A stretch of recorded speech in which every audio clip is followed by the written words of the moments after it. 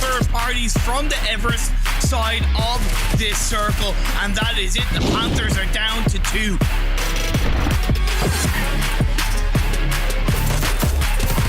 Passionfruit versus EFC for the finish. Nicely done, no mercy. Gets another knockdown onto Enigma, and now it's 1 against 3.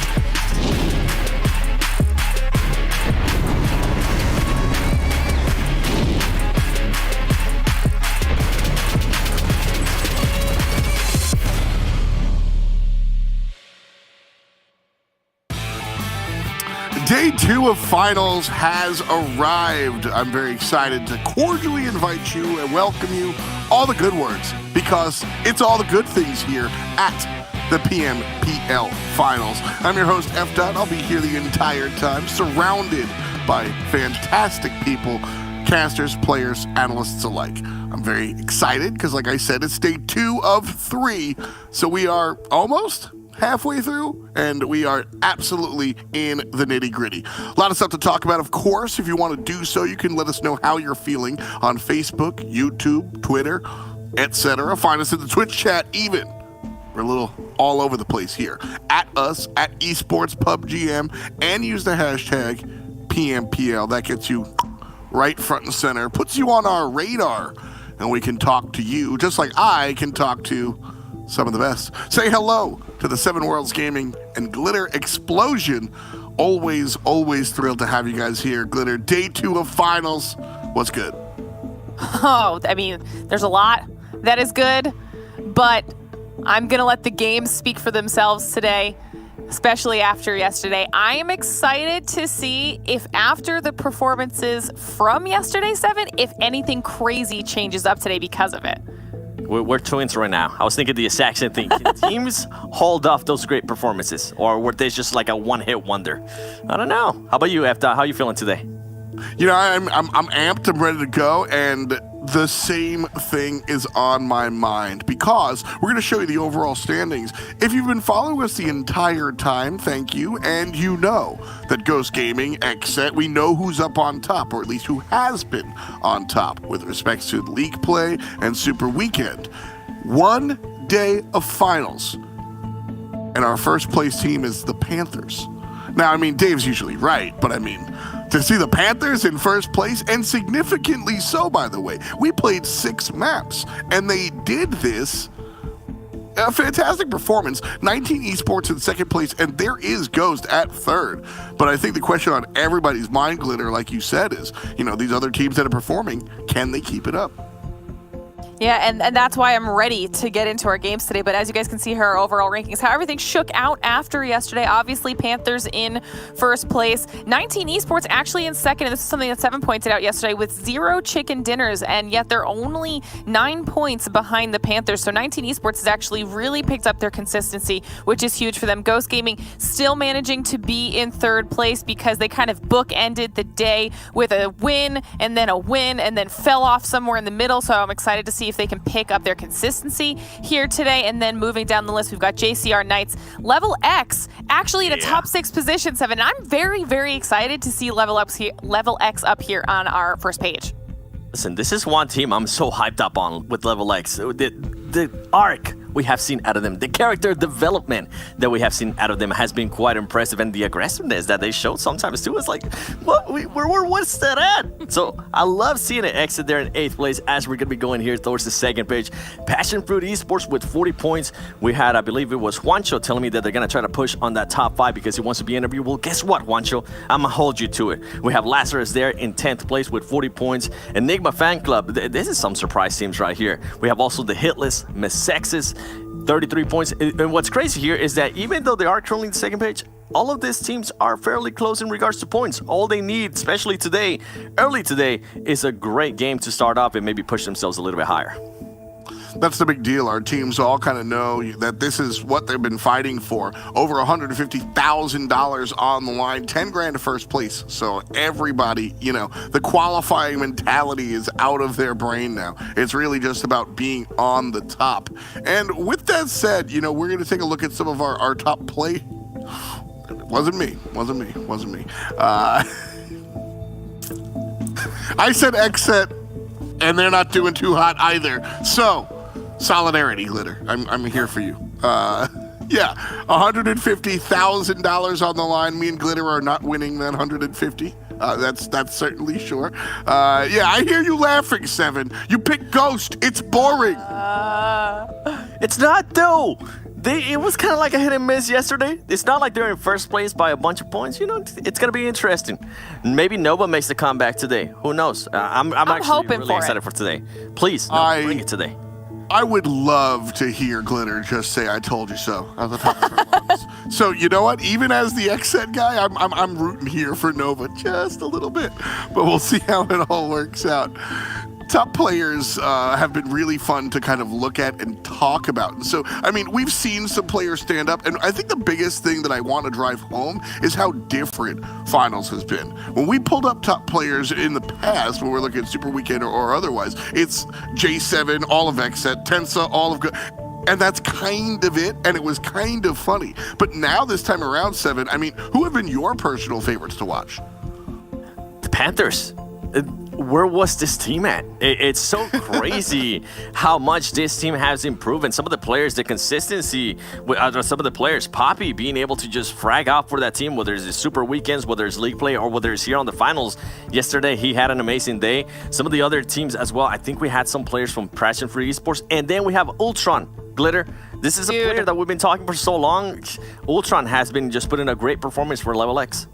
I am a big fan of Ultron, okay? He has constantly stepped up to the plate for his squad and just kind of put his performance there and then just been like, you know, whenever you guys want to help me out here, I'm ready. And then final Super Weekend, new squad. It's literally like a brand new squad. And they've carried all of that momentum into our first day of finals. I am actually so happy for and proud of LeveLx because they made changes they needed to make, and it has been working for them in their favor. It's been fun really watching the different players kind of stand up, and you know, our anecdotal, sure, we've got stats to back up how different everybody's been playing. Top 10 players as far as frags are concerned, and yeah, we see Poppy up on top with 17, his teammate there with 10 in the 4th place. A lot of Ghost, 19 esports, but I mean Jay making his way on to 7th place here. Glitter, I mean, a lot of fun to see different players stand up. Yeah, this is definitely a top 10 that looks a lot different than what we were used to seeing throughout all of League Play or any of our Super Weekends. And like you said, there's obviously some familiar names up here. Of course, we still have Spec and Tensa, Ghost players making their way up here as well. But I love seeing the likes of Ultron up here, like we were just talking about. And obviously Poppy and Xenox. Now, we've talked a lot about Xenox because not only has he just performed well in general, but then on top of that, he has these insane plays. He's clutched up so many times for his squad. So we need to give him love, but 7, Poppy has just come out of nowhere and decided to just completely blow everybody out of the water. Yeah, when you talk about a performance, this man is doing just that, and he's taking advantage of the team's great performance right now, right? He's kind of leading that charge. I've always talked about superstars, and guess what? Poppy right now is the superstar for that team. 17 kills, 2,400 damage, 50 knocks. So not only is he getting the kills, he's also looking at places to see where he can get some easy points, and I feel like that is always huge for these players. And I mean, in regards to the heals as well, obviously we've been seeing him get into more and more fights, more than Xenox. And with Xenox, this is one player that I'm going to keep my eye on. As I said, he's 16 years old, very young player, very promising player here out of NA, and I cannot wait to see what he's going to build up to. You know, Xenox and Poppy have definitely sort of put their best foot forward and have set a different tone for what they and their teams are going to do this weekend. But you don't just have to hear us talk about Poppy. He's actually going to be joining us here in studio for a conversation before the games begin. Now, Poppy, excellent player from Cuba, and he speaks Spanish. Luckily, we have our very own 7 to translate for us. So Poppy, I think, will be coming in just a matter of moments. Really excited to give talk to him real soon. And there you go. Again. There he is. Hey, hola. Hello. ¿Qué pasa? Hola. Hello. Hey, what's up, Poppy? ¿Cómo estás? ¿Me puedes escuchar? Simón, perfecto.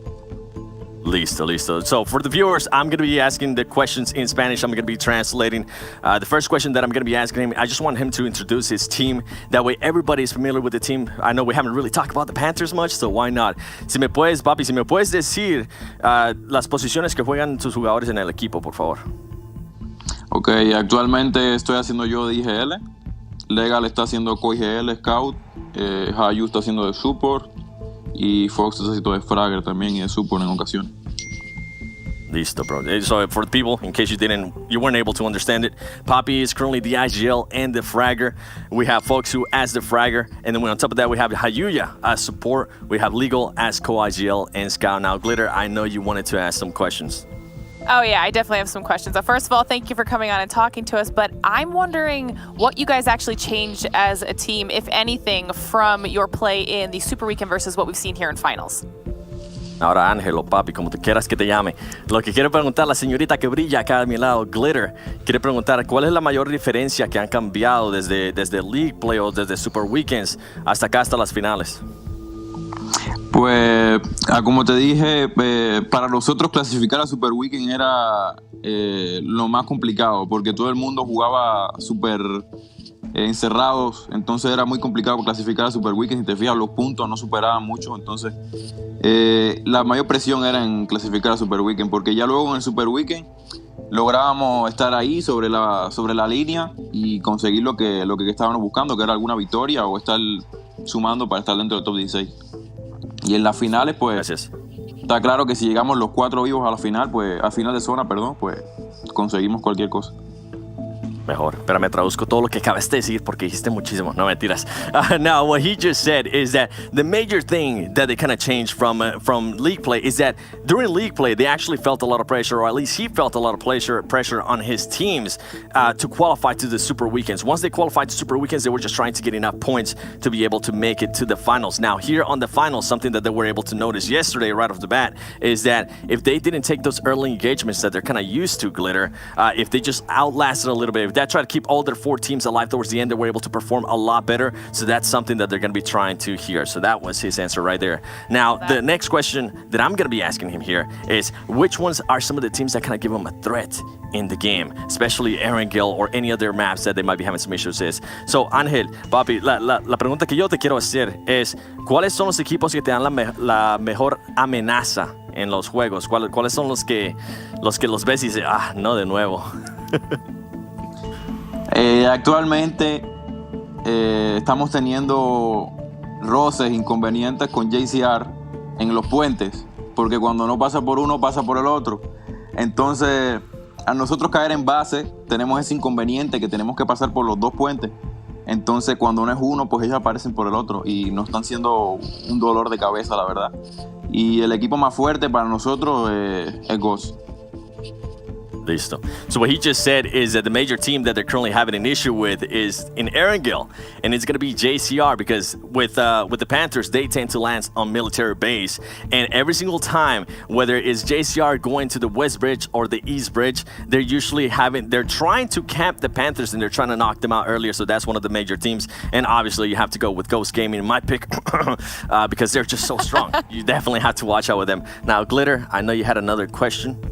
All right, it's my final question, but I just want to know if Poppy thinks that they're going to be able to maintain their top 5 position at the end of finals. Y lo que ella te está tratando de preguntar es, ¿crees que van a poder mantener, especialmente hoy, mantener esa posición que ahorita tienen de primer lugar o mantenerse al menos en los top 5?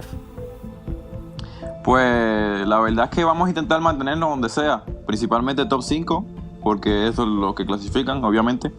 Pero si se puede, le vamos a dar con todo, top 1, obviamente. He said that they're definitely going to try to...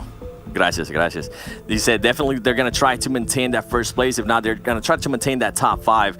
But if they see that they have the potential, they're going to definitely try to maintain that first place. Now, I'm going to be asking him that one and final question, which is going to be, Papi, ¿tienes algo que decirle a alguien o decirle hola a tu mamá o a tu papá? Any shout-outs that you have for anybody?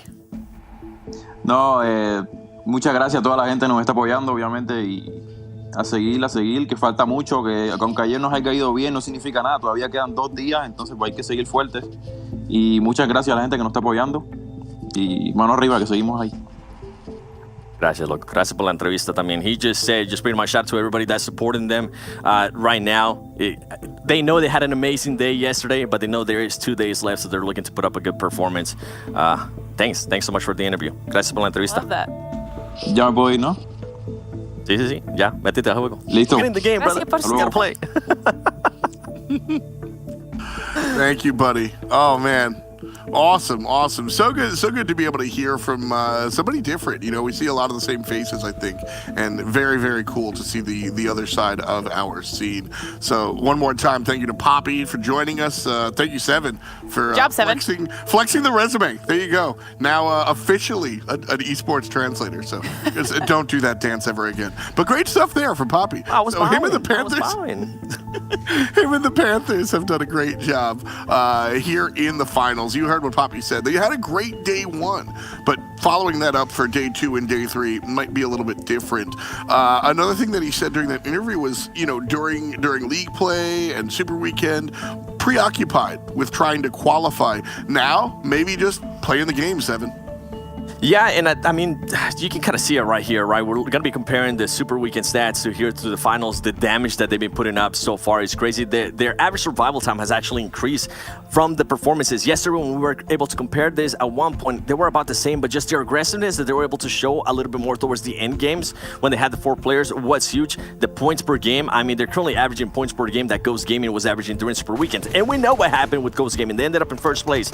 Now, something that I did wanted to highlight here, I was able to get a chance to talk to Poppy before that interview, and he told me that he was fairly new to this team. He's only been with this team for about a month and a half, and he is having to do the IGL role and also the fragger role, so that might have played into something. Now he's feeling a little bit more comfortable with that team. Now things are starting to click, and the team is not as feeling the pressure as much as they used to, just having to qualify that Super Weekend, right? As you said it, everybody's here for a reason. It is now or never, and they're just gonna take on that. Now, something that's also impressed me a lot from Poppy, especially, is that he's been a very consistent team player for this team, Glitter. He's been able to put up the kills, whether it's Super Weekend, League Play, and Finals, and I really hope they have an amazing day today.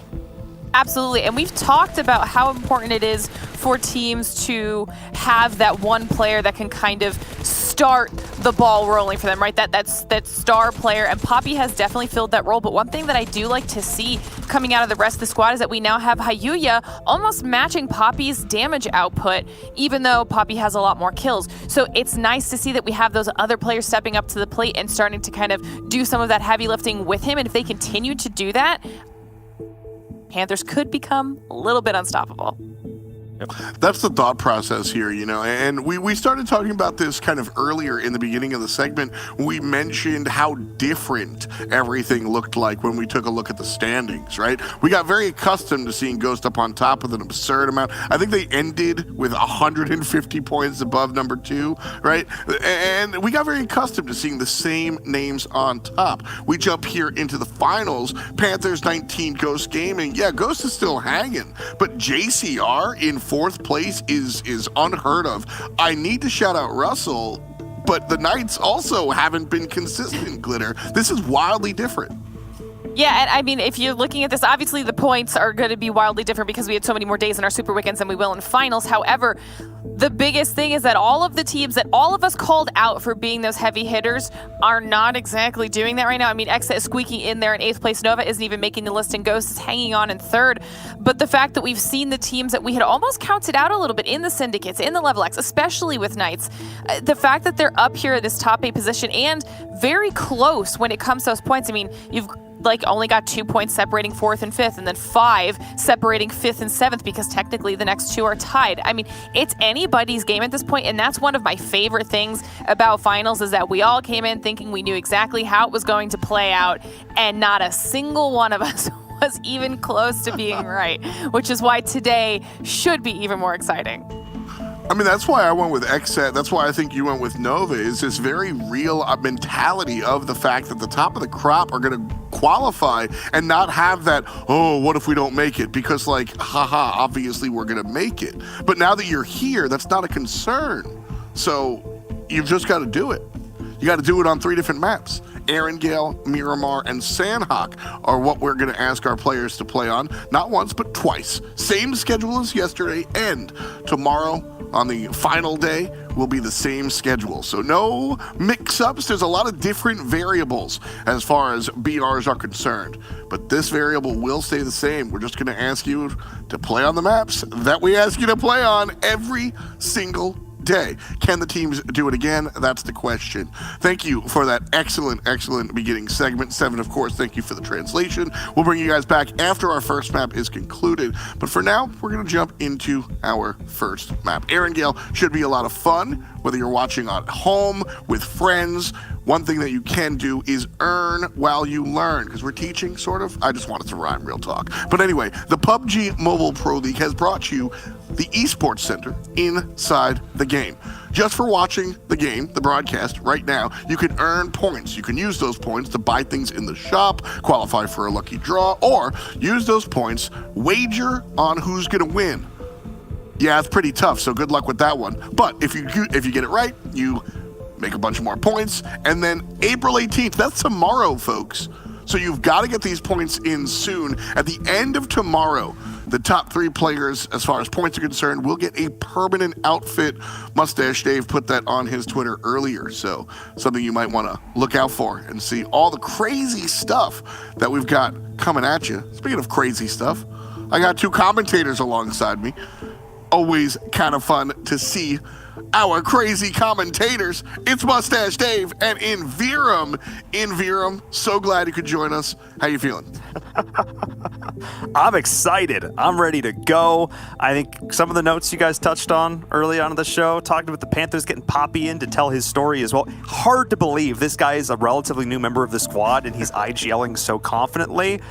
Look, all I know is 7 said like nobody was even close to their predictions. That's not true. My co-caster here, had some good predictions. The Panthers, he knows what's going on. Facts. Dave. Hey, facts, dude, facts. And one thing that interview taught me that I found extremely interesting, when I had the chance to talk to the Panthers week 1, week 2 of the league play super weekend, they did not have a IGL at the time. So now that Poppy is the IGL, very interesting little information that I learned during the interview. I love it. Yeah, that's the big change, you know, and like I said, one of the biggest things that I took away was the confirmation that, yeah, you know, these teams have tried to qualify, and that's a big deal, but now they're all here and feeling a little bit more comfortable in Virum. So I think that's a big reason why finals is so different. And I tried to articulate it yesterday. I didn't do a very good job, just what felt different about their play. And it honestly just felt like any restraint that they had is gone. And maybe that restraint was just nerves. Yeah. And they've made it now. They just get to play their game. Sure, you still have to qualify for the PMPL, you know, Americas, but that just weight off their shoulders. And you can see it, and it's so cool to watch. Other teams now need to try and step up and match them. And it feels so right. That's what the teams are saying right now. Everything feels so right. Love to see different teams up on top. I hope it continues. Our first match on the way. Erangel, boys, take us away. Thank you so much, F. Dave. We're back, day number 2. Look, expectations, they were gone day number 1. Do we start to bring it back day number 2, or we just accept that the super weekends are sort of, you know, only one part of the story, and now we're in the finals, and the finals is its own narrative? What do you think, Dave? Should we just go back to the drawing board? Is that where we're at? Finals own narrative, right there. That's what we're going with. That is what we are going with. We have, 12 more games to go. 12 more games. Top 5 PMPL Americas, baby. So a lot is on the line. These teams, though, you know what? Today's a big day. It's that halfway mark, and I was crunching the numbers. I honestly think everybody still has that shot, right? HQ8, dead last right now, only by 34 points. I think they can do it. Nova, 15th by 24 points. One chicken dinner, Paul, that could be the game changer for these teams at the bottom. So I think today is an extremely important day for those teams down there at the bottom. I don't disagree, Dave, because once we get into day number 3, and if you're still kind of down there, we've seen that, and we did see it at that last super weekend. Teams started to play a little bit desperate, tried forcing some fights that maybe they should have, put themselves in position that they maybe shouldn't have. So for these teams that are not doing so hot after day number 1, this is huge to take some of that pressure off going into day number 3 so they can play the game like they know how, because we know they can, because they made it here in the first place. Exactly, and with teams that are surprising us, you know, the Panthers, they're just going to be able to throw a wrench into those plans of teams that we would have predicted, like Nova Esports, who right now they have a lot on the line. They need to clutch it up. So with the Panthers being as free as they are, top 5 is their goal. With them playing as aggressive as they are, that opens it up a little more for them to go for those highlight plays. As we're taking a look towards this first circle, ooh, some potential action. One of the teams we highlighted actually scrambling for some vehicles. They're going to be rotating likely down towards this military base. No shots, I believe, fired, and very smart play there from the Panthers not to take any of those silly early game fights, because we know traditionally XSET been the team to come out on top during those. However, Dave, a little bit of that lackluster coming in day number 1 for XSET. They didn't look like the early game terror that we're used to. Yeah, their wings, you could say, got a little clipped yesterday, right? They're the air that really kept them up above everybody else when it comes to the early game aggression that we have came to love from XSET. Really did not play in their favor yesterday. The thing is, they had that play style during Super Weekend, and it got them here.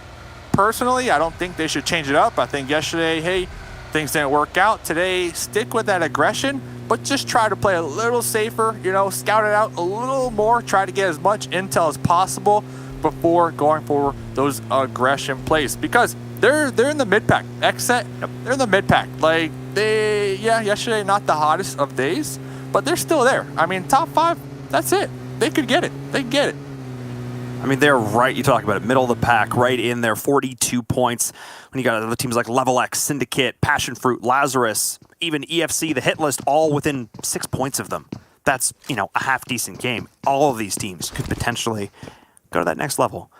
But it needs to level up here. That's the big one. LeveLx as well, a team that seemed to do that yesterday. The analyst talked about Ultron at the top of the show, and for good reason. My goodness, that player was putting up some serious numbers, and so was Xenox, who you're seeing on your screen now. 19 esports. I think they were kind of out of our minds, Dave, because they didn't qualify for that 3rd Super Weekend, but my goodness, did they come back with a vengeance. Yeah, I was watching the stream last night, and some people were talking to Carnage, and they said, hey, Carnage, that week that you had off, what did you do? Carnage was like, we studied everybody's rotation. So Carnage has got that book of their enemies, right? And they're coming into these matches and they're checking their names off one by one. If you ever doubted them before, well, they're coming for you here, Paul. They are coming. And, you know, obviously there's something to be said for being able to play in that Super Weekend. Obviously the points are, you know, very useful for overall rankings and all that kind of stuff, but well, I may have to put a pin in this thought, Dave, because it looks like already there may be some action here as Nemesis only being able to find the trade onto 1. The Hitlist able to pick up this one, no problem. And JCR, not exactly in a position to be able to back up the team there. I think they realized he was getting caught out, and they just couldn't rotate it in time. But they're still taking the fight, Dave, despite the fact they're down a player. They're going for it. G3 with the push. Yeah, trying to get up close and personal within these smokes. Now, Flash was picked up, and G3 now kind of stuck off here by themselves. I do see their squad mates right behind them, providing that cover fire. G3 swapping to the Bolty, and now on fire, trying to go for those clutch highlight plays, not paying off in their favor. SOFM up there like, dude, why'd you swap to the Bolty right there? What is going on? They're like, look, G3, I understand you're going for some fire plays. I respect it. Here, have some fire. Didn't work out quite so well, though, for G3 and JCR. I think there is a time and a place to cut your losses, and I don't think we've had a better example of one where it's like, maybe don't fight that, and that's why you don't fight that. I'm not sure what that Bolty shot was through the window still. I'm not sure what the pull push was, Dave. Look, we can talk about the Bolt action, but I don't know what the whole pull. Well, let me tell you. SOFM told me. I asked them, hey, yesterday, great day. You know, 4th place. You guys, you guys did great. And I said, how's it going today? What's the game plan? And this is all they said. We're coming in hot.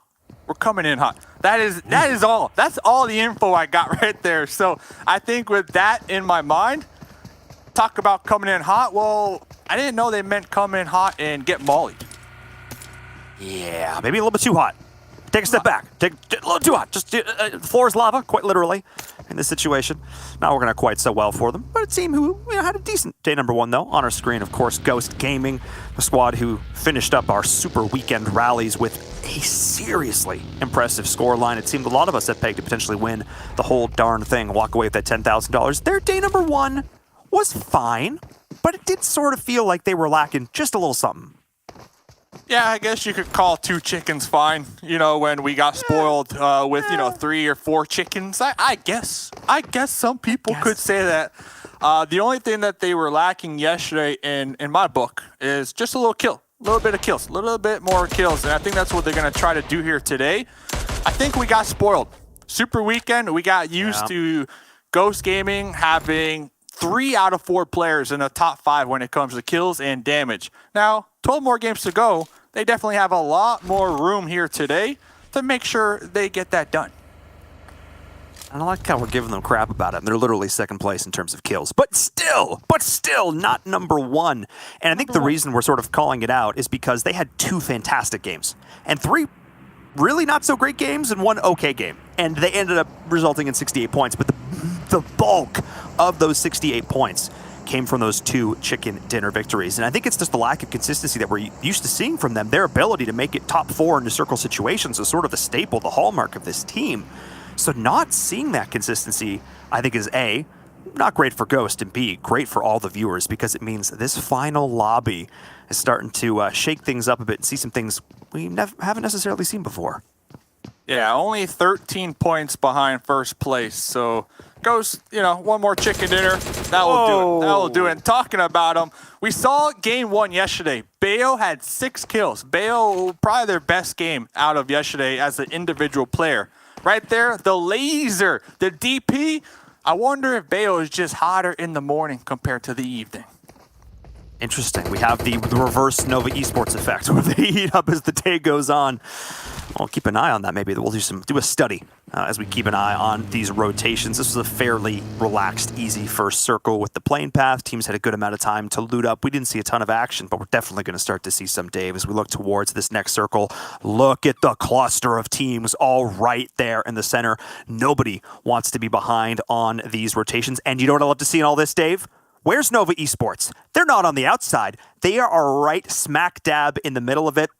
Maybe a little bit less so for the next circle, but I love the fact that they're not edge creeping like we saw on day number 1, because clearly, with only 25 points, that wasn't working. Yeah, yesterday, looking at Nova, I guess you can call it the comeback game, was when Memory clutched it out, healing on that Sanhok map, the final map for that 3rd place. That right there, that 3rd place definitely boosted them up, because the 3rd place is 10 points. So we'll see what they can do here today. A whole brand new day, brand new day. Forget about yesterday, all right? Yeah, there's a leaderboard, yeah, there's a record, but who cares? Today's a brand new day. I think if they come into today with that mindset and play their game, we could see Nova rocket ship up the leaderboard. And I want to follow up on that point, Dave, because I think it's very important. Nova Esports had 10 points going into that 6th game. They were averaging only 2 points a game at that point, so yeah, they definitely need to make a change here today. And Sleepless, a man whose nades we saw absolutely crush yesterday, is getting absolutely crushed right now. Going for the drop. Don't know how I feel about that. I'm going to be honest. Don't know how I feel. You got to go for it, man. You got to go for it, because you get the level 3 gear. The level 3 gear. It's clutch, dude. I'm telling you, it's use clutch. Level 3 gear if you're dead, Dave. You can't, but you know where that inspiration comes from when it comes to collecting the airdrops? Ghost Gaming. Ghost Gaming collected the most airdrops in Super Weekend out of everybody. And they did pretty good during the Super Weekend. So Sleepless trying to take a page at the good old-fashioned Ghost Gaming book. And look, I can't blame them, because let's be honest, getting gear is great to have. Just like all the folks who are watching in the Esports Center right now, betting, trying to get those permanent skins. I can respect the hustle, that's for sure. And speaking of hustle, what is Killswitch doing on our mini-map? So we're seeing XSET going for a wide split here, the scout play coming in, and they're getting pretty darn close to Ghost on your screen, and you can see that here. We may potentially see a scuffle. Ghost Gaming are in a compound for sure, but they are well and truly surrounded. They're trying to rep that set, man. They're trying to rep that set, come in hot, game 1, get that momentum for the rest of the day. Sam, 19E. Oh, don't get ran over. Oh, talk about loot delivery service right there. Sam, 1 point on the board. Almost got ran over. I mean, almost unintentionally. I mean, look. Almost? Yeah, almost. Yeah, it was close. He just pops up and it's like, hello, friend. And at that point, not a whole lot you can do. The scouts, these are the kind of kills that you just can't give up in a game as high stakes as this, and Sam's got to be feeling great. That's funny, because these are the two scouts that ran into one another. And you can see even how hesitant he was to go for the loot, because he knows there's the potential that the rest of the squad is now looking to try and punish him should he end up overextending just a touch here. As we take a look at this next circle, though, going to be closing in here in just a few. Most of the teams have already made it in, but a surprising amount of action considering how spread out a lot of these teams started. Let's see. That's raw skill, by the way, from Sam, because Sam could have taken those shots while that enemy is driving up on the buggy, but then you're at the risk of getting ran over. So instead, Sam hit the dirt, made sure to make him feel safe, laid out the welcome mat, said, hey, this area is nice, come over here, then popped up. Next zone goes up. This is good for the Hitlist. This is good for JCR, who lost 2 really early on. Potential fights, we're going to have a bunch of them, but I'm looking at the Panthers. I'm looking at Mezexis out there on that east side. And then you were talking about Ghost Gaming setting up in that compound. They have the ability to gatekeep multiple teams from over there as well. The Knights, 19 Esports, HQA, all potential teams going into the bloodbath that Ghost Gaming is looking to set up here, get themselves some easy and early points. XSET, they have been constantly moving all game long, already dead center. Nova Esports is there as everybody is going in potential road rage scenario as HQA is seeing 19 Esports cruising right on by, and we can see it. The slight hesitation, the slight delay here from HQA means, Dave, now they're just behind. All these other teams are already ahead of them. Yeah, I might have taken some shots right there onto 19E if I was Shiwong. They were just casually driving by. Would have been a nice opportunity to get some points. The Hitlist, though, strolling up in the lumber mill over here. XSET repositioning just a little earlier than them. Nico trying to clutch this one up right now. Ooh, Blade's doing a good job, though, getting the shots back. Jachi's already down, dodging, weaving with the leans. And the peaks. Flash is going to come out to help back them up. 1 kill already going to the way of XSET. That was, of course, in the player from Nova. Nice nade, though, from the Blade. Oh, my goodness. Cutting right through the defenses of XSET. As Kills was up here on the high ground with the Uzi. Flash is going to drop. XSET loses 1, but they want to make sure, Dave, their opponents lose more. Uzi. They call him the Blade. I call him the Grenade. The thing is, both of these squads, they need to worry because I see Nova rolling up. Nova are thirsty. They're looking to make the come up here today. The third-party potential, that could be it for Nova. Absolutely, especially considering they already lost 1 player to XSET. They don't want to make it have any more, but with the nades coming in from Juicy, the sick play on the high ground, XSET will hold on a little bit longer, but Nova Esports should know that they have taken some losses. If I'm a fan of Nova Esports, I hope they push. I hope their normally passive play doesn't kick in. They need to go hard here. They need to pick up these kills. Talk about going hard. Spring in the front, already knocked down and out. There goes another one from EFC. Killer Corn out here near prison. They are making... Oh! No! What was that? Oh, mistakes. Mistakes were made. EFC. Oh, they just got sandwiched. Lazarus third party right there. Absolutely, and again, there wasn't a ton of action to start this game off, Dave, but the second the circle came in, oh my goodness, it has not stopped. As Syndicate are getting into a fight as LeveLx as well, bouncing around. It's like we're playing ping pong, one fight after another, and the circle's only going to continue to keep the pressure up on these teams. Azen looking to take some shots with the mini, can't quite connect though, and a hard shift. We're looking at a shelter finish. That's a yoink and a half. 19E looking mighty fine right now. XSET are going to have to push into Nova. Now going to be looking right on top of them. JCR still pretty solid. They can hug that blue zone, make their way on that skinny side of the new shift, and look for those placement points. But the main story, the cluster, Mezexis, the Panthers, LeveLx, all those teams rotating south of prison. Team's trying to just make it there in one piece. HH24 almost not doing so. The vehicle did explode. He was able to jump out, hit the deck. Oh, Chiwong almost finding the shots. But the way the elevation works, HH24 is caught out. But Tensa, Big Daddy Tensa with the pickup. Beep, beep, sir. Your ride is here. What a nice squad mate right there. 2 stars on the review. What, only two? Only two because you gotta have the Capri Sun there, you know, you gotta have the snacks. You know, I'm hungry out here.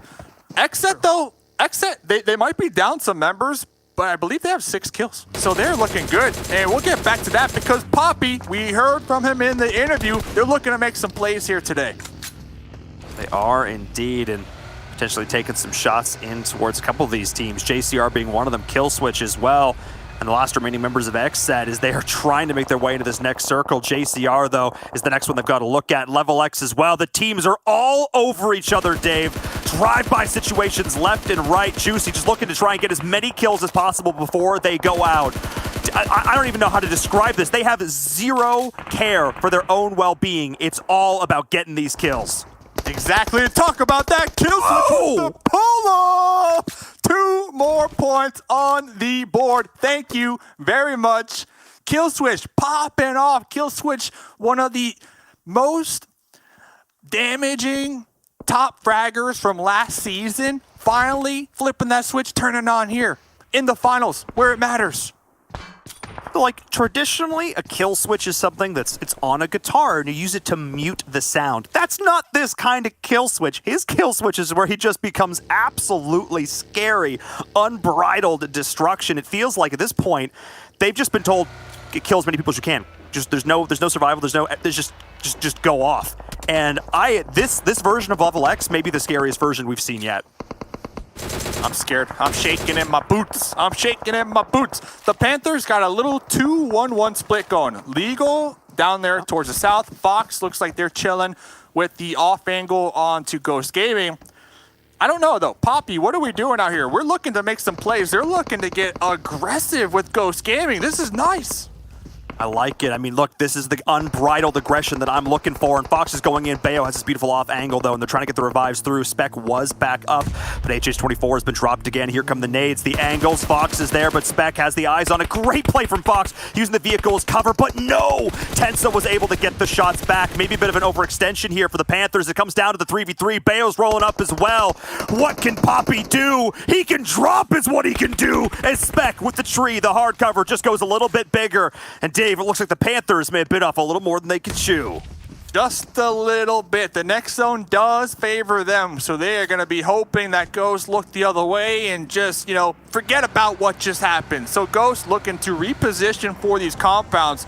The Panthers, Jay, might actually have caught a break right there. Might be able to actually pick up Poppy, but I don't know. Tensa back here is pissed off after that pull-up from the Panthers.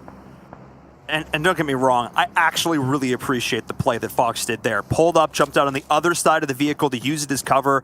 I just didn't think they anticipated the fact that they were able to get those revives off as quickly as they did. And Yuya is playing this so quiet, and Ghost not wanting to give up their position in this circle, prioritizing what they can do with this compound versus the single kill, potentially putting them out of position. We'll keep an eye on that as the rest of the teams are looking to rotate in. 19 Esports, Lazarus, Roll Kiss, rolling on in. Where are you going, buddy? I think Roll Kiss wanted to park that UAZ in the shelter, saw the smoke right there, Xenox in there. Roll Kiss talk about scouting. Well, you know what they're going to say? We got some enemies down here, boys. I can't confirm for sure. I think there might be people down there. Really? Do you think so? Confirmed. Yeah, confirmed. Absolutely confirmed. Just like JCR was confirmed.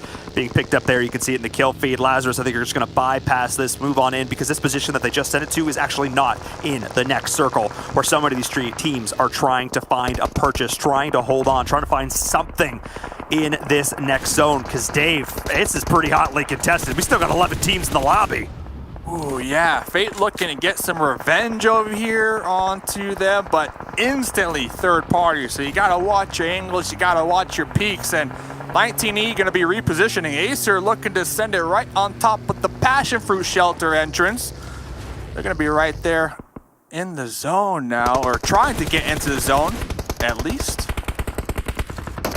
Get at least a little bit closer, leapfrog their way in. I think they're still concerned about the potential of getting shot in the back through all this backfield. Not an ideal situation. Mezexis, though, we touched on them earlier, and uh-oh, Dave, the nades from the Panthers are starting to rain on in. And now, though, Yuya, great game sense, sees the smoke behind him, knows a player is creeping up. It's one of the last remaining members of XSET as the fight continues here. Killer has no health! This man is a zombie! No health at all. That corn suit just too strong, and the Panthers, they were looking to make the push onto Mezexis, but somehow Juicy got involved in the mix from the tail end, from behind. Jaws gonna be pissed, popping up for the spray down, but Juicy score in hand, wiping out the Panthers, and you know what? You get the loot crates and you get a nice position on top of that. And the fight, I mean, I can't believe that XSET is still up and in this. They have not slowed down. They were given the command, sick 'em, boy. And that's exactly, they just have not stopped looking for these kills. As you can see now with the Panthers down and out, they were looking pretty decent there. But this gives a huge opportunity for Juicy from XSET to do work. And oh, he's got the big gun too. Panthers definitely too aggressive right there for me. So we'll see what they come back doing here in the next 4 games. And Juicy being the solo, yeah, if there was a weapon you need to wipe out a whole team, the M249, that is a fact. Now, one thing I want to point out real quick, because I got to see how it plays a role in this game. Ghost, that decision to reposition to that compound, it's still in the zone. It's still in the zone, so that might be their game-winning play right there. So yeah, maybe a lesser team may have not looked at the big picture, may have tried to thirst the kills, know they've done the damage, try and clean it up, try and take out the Panthers, the team in first place, but instead, Ghost Gaming identifying how are we going to win the game, and it's with this compound that they have since taken over. Still in the zone, at least for now. Let's see how they can hold on to it. Only 3 players to work with, so a slight disadvantage. Keep an eye on them. We'll keep an eye on all these teams who are looking to rotate in. The unnamed HQA 19 Esports, and oh my goodness, HQA is getting absolutely riddled with bullets, and 19E tried to take the push. Dave, it was a disaster. 19E wishing they had that smoke tunnel they had last night. Not going to be the case over here. Sam, see you later, son. Ghost Gaming, they are not going to allow you to breach their compound. Juicy now put under fire, trying to survive. That snake in the grass as the unnamed casually strolling up, wiping out Mezexis. Didn't even blink. They just picked up those kills like it was nothing, like they were mowing the lawn.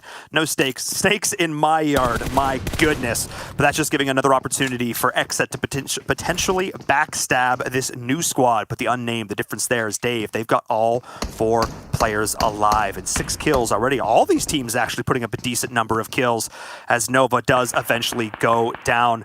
They were trying to take fights like a lot of these other squads are doing, Dave, but they just didn't seem to be having as much success with it. I like where they're going, though. I like the mindset. I think their drawing board today, it says on the top, nice, big and bold, it says get kills, win games. Easy. So we'll see what they can do. We will see. Sixless going to be out there. The solo, 6 kills onto Lazarus. We got the solo XSET as well from Juicy. And honestly, Ghost Gaming, I'm looking to see what they can do from this position. They are going to have to rotate into this next circle, but they've got a pretty decent base to do that. They can sit up on top of the roofs, have a player play anchor up on there, and lay down covering fire. But the unnamed, it seems like we either don't talk about them at all, or we only talk about them once they get into these final circle situations. They have like all 4 players alive. This team is renowned for running under the radar. Now, and a team that's just running out of time, of course. It's Lazarus. Deny the point. I mean, that's smart. That is smart because we've seen so many tournaments where literally the qualifications come down to 1 point. You either make it or you don't make it. So denying that point right there, we might laugh at it right now, but the last day, the last match, that could be the 1 point that matters. So we'll get back to that because the unnamed looking to reposition. Don't count out Juicy. Still out there with the M249. I don't think you can ever count this player out. He's been in the scene for too long, has way too much experience, is going to wait for the absolute perfect moment. Strike when they are distracted. Ran, that might be it right there. Picking up the 1 kill for sure. Still has the big clip to work with. How much more damage could he do? I don't think it'll be a whole lot. Will he deny himself to the blue as well, or will he go down swinging? But that's the opening, the opportunity that Ghost Gaming needs. He does deny himself to the zone. The perfect Apex Predator up there on the outside, and just like that, Ghost Gaming, they smell blood in the water as well. They've got those aggressive genes, and they're looking to put the pins to the Unnamed. Nice counterplay, though. We're running out in the open. This could be huge. Hang on a second, though, Dave. They're trading back and forth. This looks like it's going to be a 1v1 situation. It all comes down to this. Bucky, can he get it done? Bayo is there in the back. Tensa is there as well. And they're all going up to try and scout and get as much intel as possible. Dave, this is a 1v1. The Bucky versus Bayo here. The Bucky crawling up. Tensa has the intel. Tensa is crawling. Tensa's like, he's right here. He's right here. The grenade from the Bucky! Woo! Bucky! Oh! Your name! Tensa had the info. That was insane. 4 players were down, and they were just crawling at each other. The most aggressive, like, you know, when you go to like family, reunions and stuff, and all the kids are playing around, you have like running around with spoons or something. That's what that felt like. Everyone's like, oh, what's happening? It's chaotic. But being able to find order in the chaos was Bucky. Using the intel his team gathered. Just the perfect grenade to go in there. And I say this a lot, and Bayo, I'm looking at you. Bayo dies to grenades. I don't think he dies to bullets ever. He only dies to grenades. So Bucky, knowing that's his Achilles heel, perfection. And you have to assume, Tensa was like, he's tossing grenades. You got some grenades coming your way. They're coming. They're coming. Because Tensa is right there in the face of Bucky. And Bucky's like, Tensa, I'm not going to confirm your point because I'm going to throw this grenade and get the winner chicken dinner. Honestly, though, I like the play, though, from Ghost Gaming. They pushed out. Their timing was perfect because Juicy in the back line providing the perfect distraction. Juicy also knocking down Ran, and at the same exact time, Juicy standing back there, M249, ba ba ba ba ba ba. Ghost Gaming just pushing, trying to swarm onto the Unnamed. So that was their play, and it was clean. It was clean. But Bucky, the grenades, too strong. And again, I cannot fault Ghost Gaming at all for the play, the thought conceptually. The thought process was just perfect. But the execution lacked a little bit. One player ended up downing 2 of them. They weren't peaking and pushing together over those rises. I think they took it just a little bit too fast. Once they got that first down and they knew it was a 3v2 situation, I would have liked them to just pump the brakes just a little bit to try and ascertain what those other players were. The problem was they were soaked. They were jumping around, looking for jump shots around vehicles, maybe feeling themselves a little bit too much, and who can blame them? They do have 2 chicken dinners already.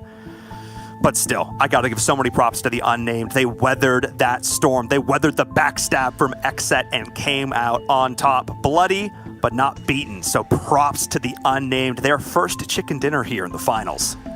Yeah, I was just looking at that. Their first chicken dinner, so that relief right there because they were like 14th position coming into today. So let us roll the clips. Let's check out how this game unfolded. Roll the tapes.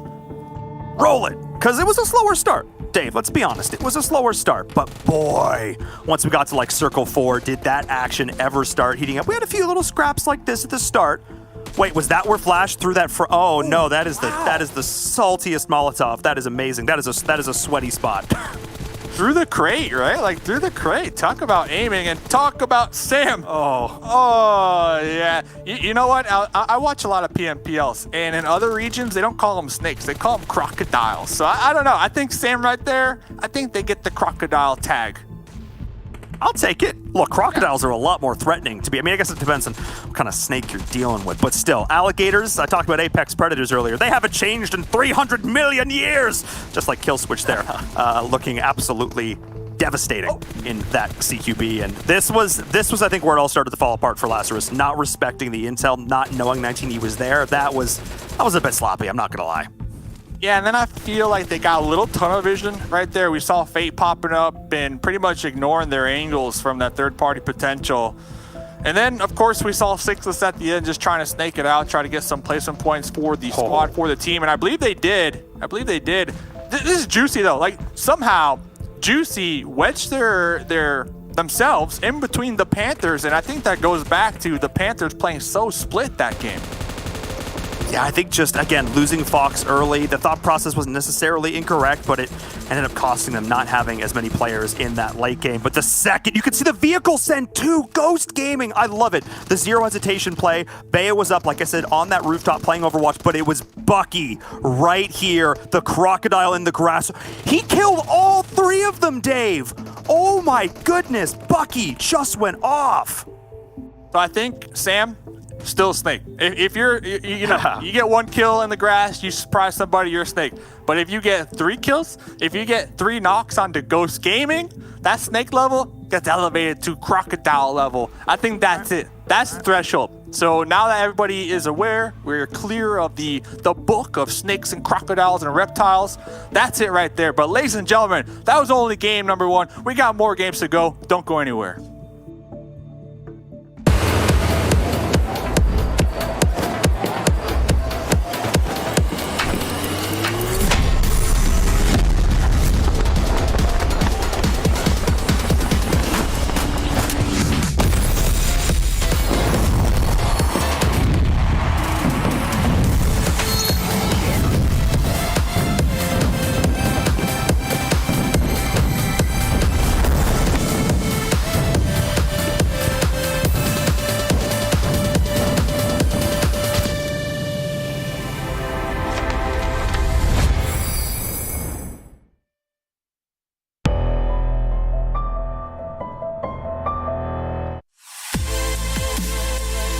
The OnePlus 9 Pro. The OnePlus 9 Pro. Oh my god, this phone feels incredible.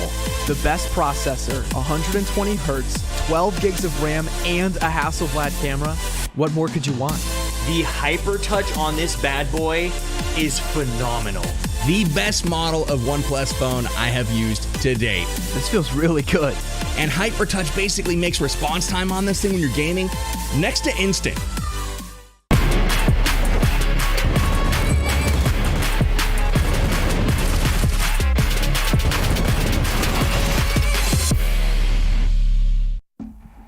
Welcome back here at the PMPL. A number of different teams standing up, making a name for themselves and looking pretty good. But the same old team doing the thing when it comes down to devices, it's OnePlus. They're up to 9, both the 9 and the 9 Pro. Fantastic for whatever you're trying to do here on a mobile device. 120 hertz refresh rate, Qualcomm Snapdragon 888 chip, and fast charging, everything in one box. That's what you're looking for when you're trying to find yourself a chicken dinner, and that's what you're looking for when you're trying to find yourself a device to take home and play your games on, like PUBG Mobile. Welcome back to the desk. It's F.7 and it's Glitter, and we have one game for day 2 in the books, and we're picking up right where we left off. A lot of stuff that nobody could predict. The Unnamed wind up taking this one. Not their first chicken dinner, but certainly a good turnaround from them. XSET in second place, but not second on the battlefield. That went to Ghost Gaming there, 7. Yeah, XSET at least being able to put up 11 kill points, I feel like that is huge for them, because this is one team that definitely needed that head start, considering at the beginning of the day, they started with only 42 points. So for them to do this, get almost half the points that they got yesterday on one game, it's going to be huge. With Ghost Gaming, I mean, yeah, hopefully they can keep kind of this consistency, right? This is where we want to see them usually within the top 3, being able to get a lot of kills, 20 points there for them. Lazarus, 6, being able to stay alive for that team, getting 14 points. I thought that was huge. We have Nova Esports there with 10 points, which is huge as well. We'll get a chance to touch on that a little bit later. Helping Quididation with 6 points. The Panthers, the team that was currently in first place coming into today, 5 points, good for them. Some unexpected stuff there that we saw, and we saw a fight there with Ghost Gaming as well, which I thought was really good. Then we have 19 Esports here on the second pitch with 3 points, Glitter, and as we go down, we have LeveLx only being able to get kill points. Yeah, definitely a little bit of a slower game for the likes of LeveLx, JCR. Even down there at the bottom, we see Knights and EFC with 0 points. So some of the squads we saw having a really strong first day, maybe starting off a little bit more slowly today, but, you know, it's just game 1. Just game 1. just game 1. 5 more matches here in front of us right now, but I want to bring up Ghost Gaming. Ghost Gaming is a team that we really wanted to stay away from because they were doing so well. Here they are getting 1,500 total damage, but they're outdone by the Unnamed. So during League Play and Super Weekend, they were just de facto numero uno, right? And now that's not really the case here, Glitter. I mean, things are a little bit different here. Yeah, and so these are the stats actually from their matches yesterday. You can see their total damage output, their chicken dinners, their points, and their kills. Now this, for Ghost, is a performance that we actually weren't used to seeing. We were used to the fact that maybe they weren't going to win all of their games, but that they were still going to do very, very well, even if they weren't pulling down the dubs. However, this time around, it was a little bit different here, Seven. I mean, we saw them, like I said earlier in the show, we saw them bookend their day with a win, but the games in the middle were not only mediocre, but some of them were just not good, and that's just not what we're accustomed to when it comes to Ghost. I mean, they had a 10th place finish and 0 kills. They had a 15th place finish, 1 kill. Those are not what the stats that are typically coming out of Ghost. I feel like the unexpected aggressiveness out of other teams is what caught them off in some of those games where they didn't perform as well. Yeah, it's kind of funny. I said, the Ghost Gaming not performing as well, and up come their stats, 5.5k damage. But trust us, they were insane during the other segments, and that's why it's a little bit of a rubber. Those stats are good. I'm not saying they're not, but look at everybody else. Specifically the Unnamed. 7, the Unnamed the Unnamed were a team during League Play and Super Weekend that we found consistently sort of in that right beneath the top shelf, so to speak. And here we compare and contrast day 1 to just one match of day 2, and this is night and day. And this is huge for them, considering the Unnamed was able to start the day in 14th place. And for them to put up such a good game is going to be big. I mean, just look at the damage they're able to do there. Almost 4 times or 3 times what they're usually able to get. The heals, they were able to finish out the fights a lot faster. Obviously, at the end, they ended up losing a player there to XSET. Juicy camping with that M249. And then the kills, 9 kills. I think that's huge. 24 points total. Average survival time definitely went up. Now, the thing is, obviously, we saw the performance they did yesterday. Can they continue on this trend? And that's what we're going to be asking all this team, especially after they have one good game. With the Unnamed, this is huge. They were in 14th place starting the day, and I feel like this is going to give them maybe a confident boost, a little bit more pressure off their shoulders, saying, oh man, that gap's getting wider and wider. So this is always good performances for this type of teams. That's what you're looking for. You're looking for the Unnamed. You're looking for these lower-end teams, or at least what seemed like lower-end teams, to kind of step up. A bunch of teams have been doing that, finding points where they haven't normally. I mean, XSET is the squad that I put my prediction on for this weekend, and they're seeing some of this as well. You know, they started off hot in week number 1 and then kind of quieted down, but here in the finals they're seemingly finding their footing, specifically last map. I mean, yeah, there you go. They either strike out or they hit blackjack. I mean, there doesn't seem to be an in-between here, Glitter. It's kind of insane. Oh, I like that comparison there, F-Dot. But no, and this is going to be huge for XSET, though. I mean, you can see the difference in the amount of points, and the reason it's going to be so big for them is because we can't forget that the teams haven't actually accrued a big point disparity yet. So when you see the likes of the Unnamed or the likes of XSET having these stellar performances, it is not only catapulting them up the list by, 1 or 2 slots. We were talking, we had teams that were separated by a point here, 2 points there. So they're leapfrogging a ton of teams in the process. So one strong performance, which is what we saw happen with Ghost. I mean, they had one strong game in the beginning and it actually carried them through until the end of the day when they had their second strong performance. It makes or breaks everything for these teams. Nova's doing the same thing there, 7. I mean, a nice turnaround for them. We've knocked Glitter a couple of times, but we got to be careful because these guys are starting to perform, and she might just get us back a little bit later. Yeah, the tides are turning here for Nova, and that's kind of why I wanted to highlight the points there. I mean, you saw yesterday, and the last game from yesterday was huge. It stopped them from being in last place. It stopped them from getting a little bit into their heads, whether they're veteran players or not. That stuff always gets into players' heads. Now, being able to put up a good performance like that, guess what? At the start of the day, the Unnamed, the team that we were talking about, they were in 14th place, and right after them, it was 15th place Nova Esports. So this is going to be great for Nova to be able to look at them and be like, hey, we're not that far off. And as Glitter mentioned, the point system allows it for not to be that separate right now. So Nova, I mean, it's going to come down to this next couple of performances. You don't want to wait until the end. You want to stay within those close to top 5.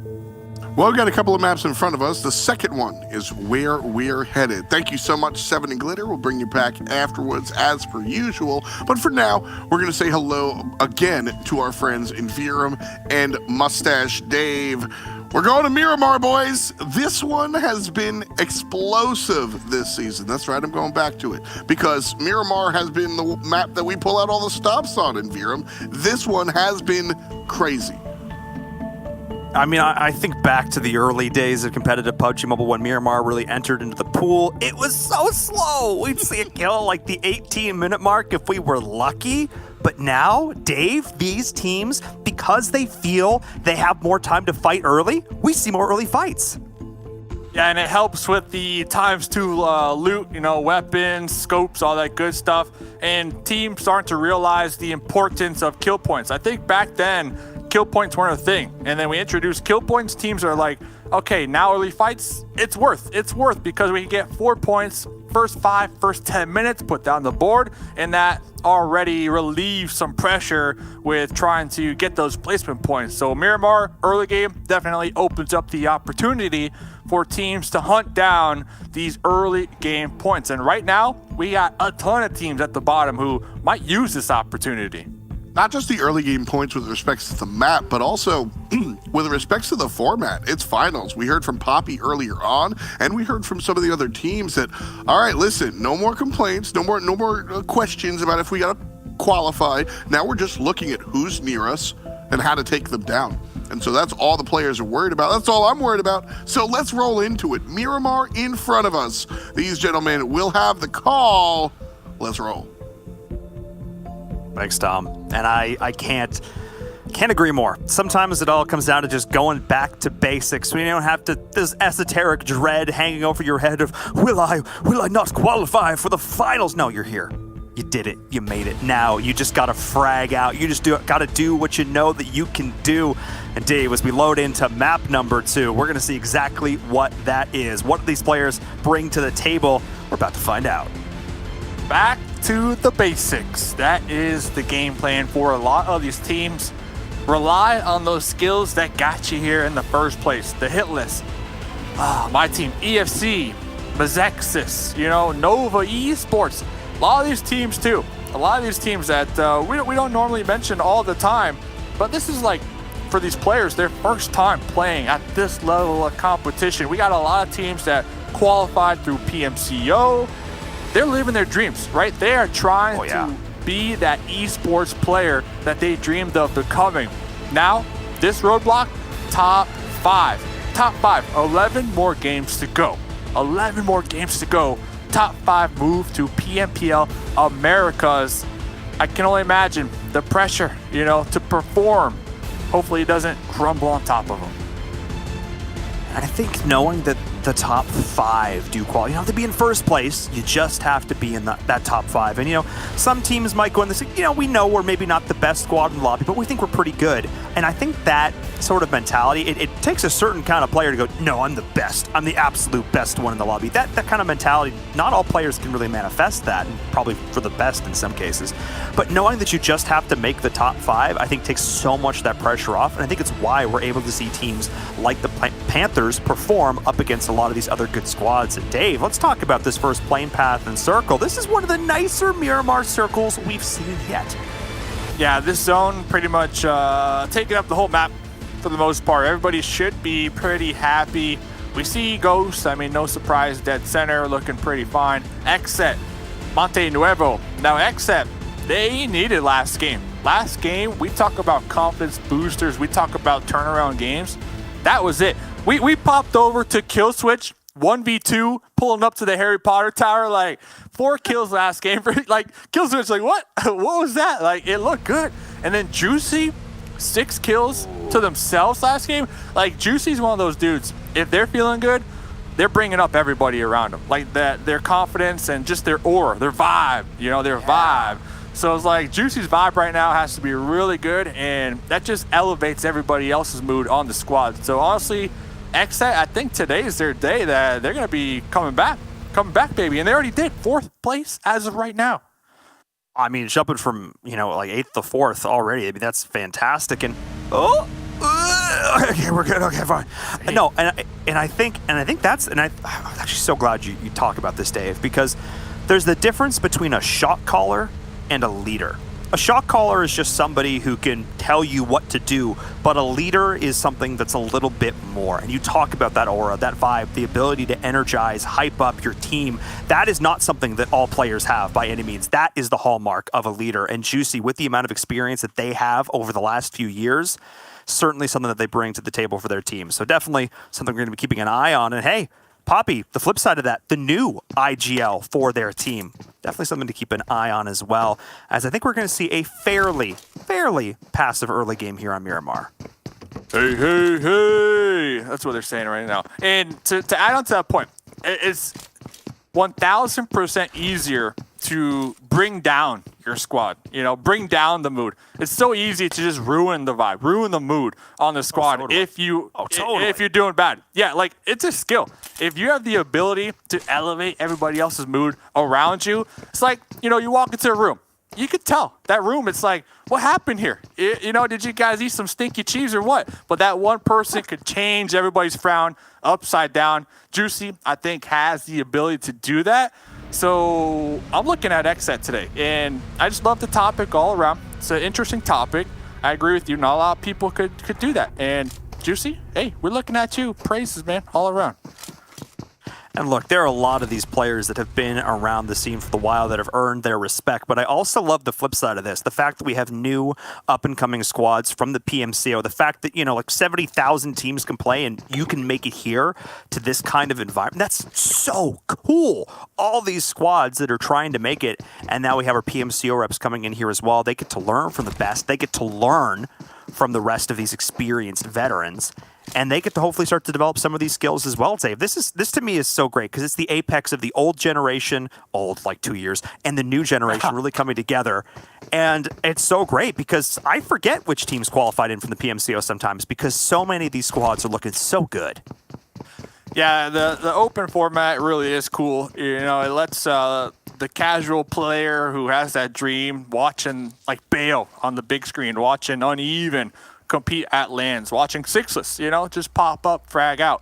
It lets them have the opportunity to throw a squad together themselves, play PMCO. By the way, the Panthers, one of those squads, they formed about 2 weeks before PMCO. So that is a brand new team, right? This is a brand new team to me. That's amazing. Exactly. They got Poppy experience, Respect Esports, you know, that was their last squad. But it is a brand new team, and they're able to be in this lobby right now, 2nd place in a finals amongst Ghost Gaming with some of the top players in NA. Like, it's just, you know, to add to your story, PMCO, PMPL, the whole ecosystem. It's a beautiful place. Absolutely, but this map may not be beautiful for long. It's been quiet. It's been tranquil, even, as the players have been happily rotating on their own, and now finally starting to see some shots ring out here across the plains of Miramar. And again, I predicted looking at this circle, the playing path, it was going to be a relatively quiet start. But my question is, Dave, looking towards this mid-game, if a team gets a knock, do they get aggressive and follow up, or do they just let the players reset, go on their way? Because my gut's leaning towards the former. I think teams are going to start to get just a little bit more aggressive.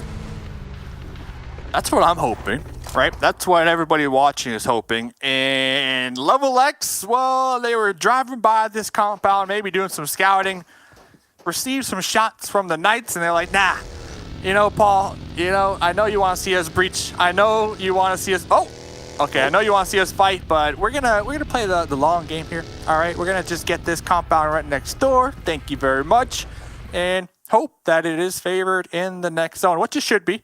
This is gonna be north of Los Leones, so they're looking pretty solid right here. So if I was to say any team that might get into a fight, it has to be the Unnamed. It has to be Mezexis and El Pozo. That is not in the zone.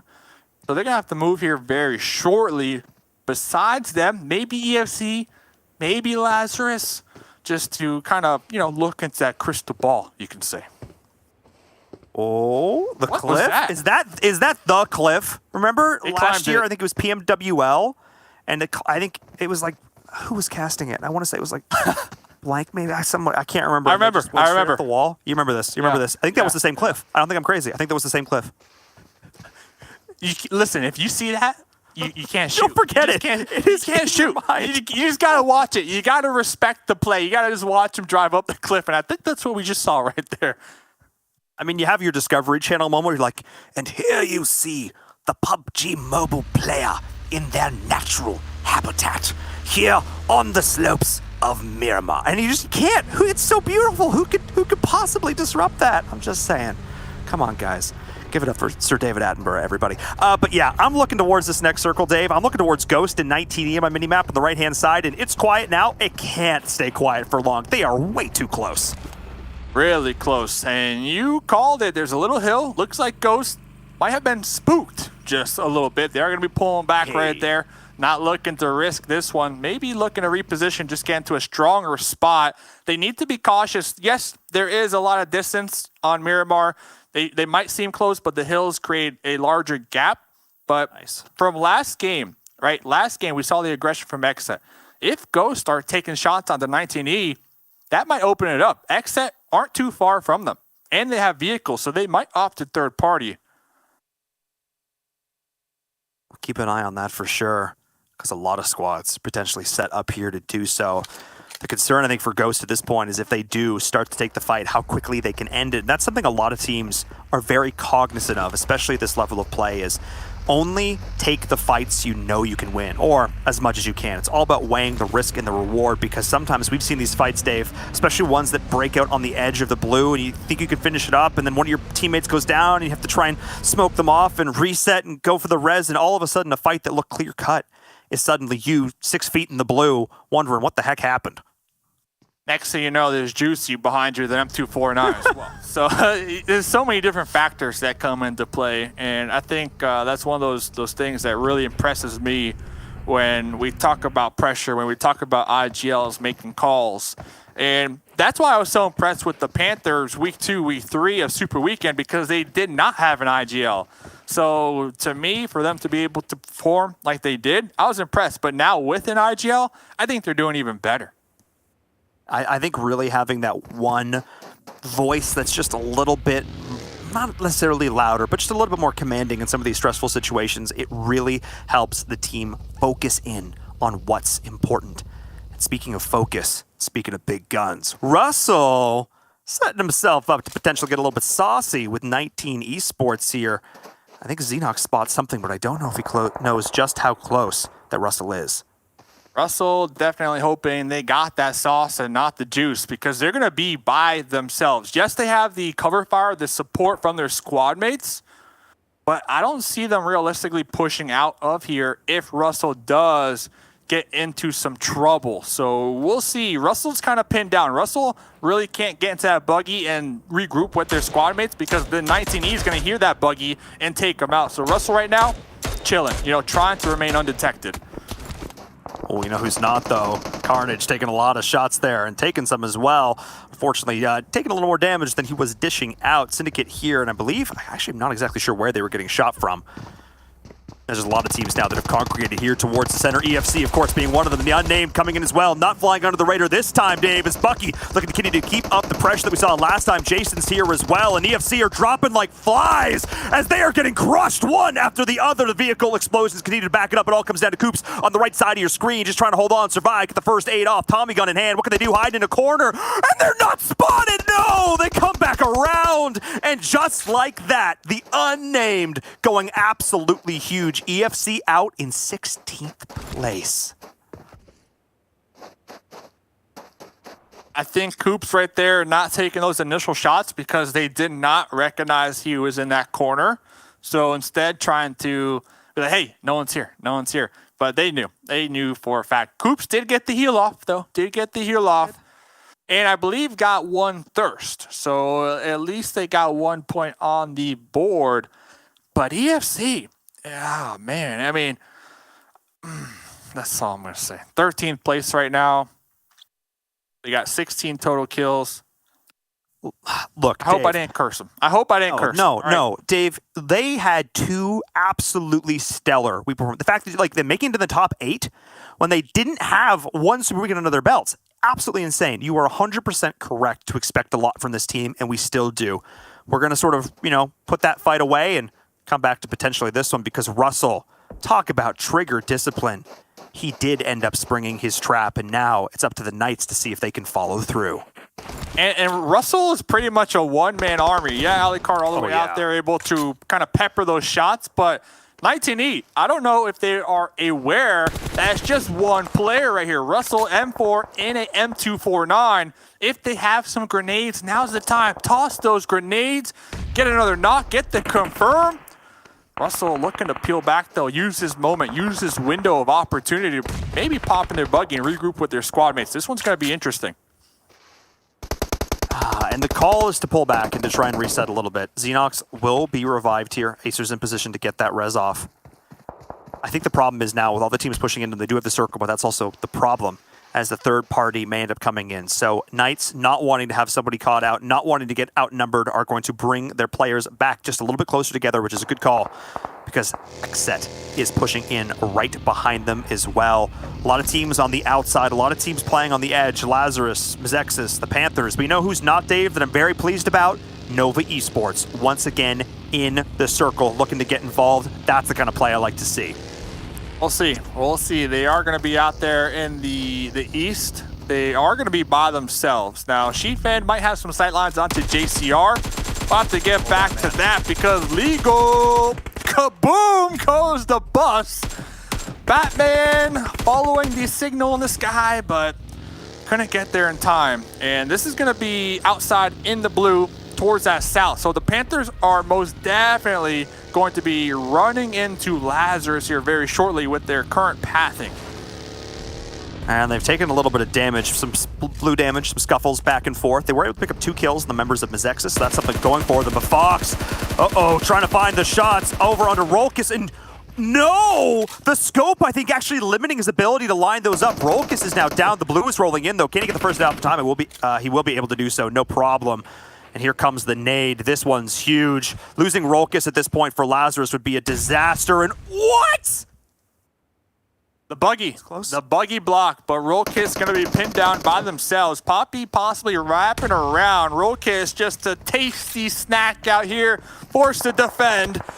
And is shot from behind.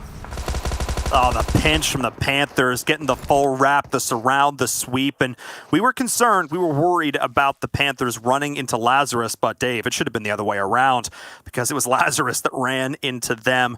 Ayuya taking a decent amount of damage. Looks like the vehicle may be burned out. Fate as well, getting a little bit chunked. Both of these teams, the battle on the road. I talk about Mad Max looking like Fury Road at this point, but at least this circle is relatively close. So much so, Lazarus already in.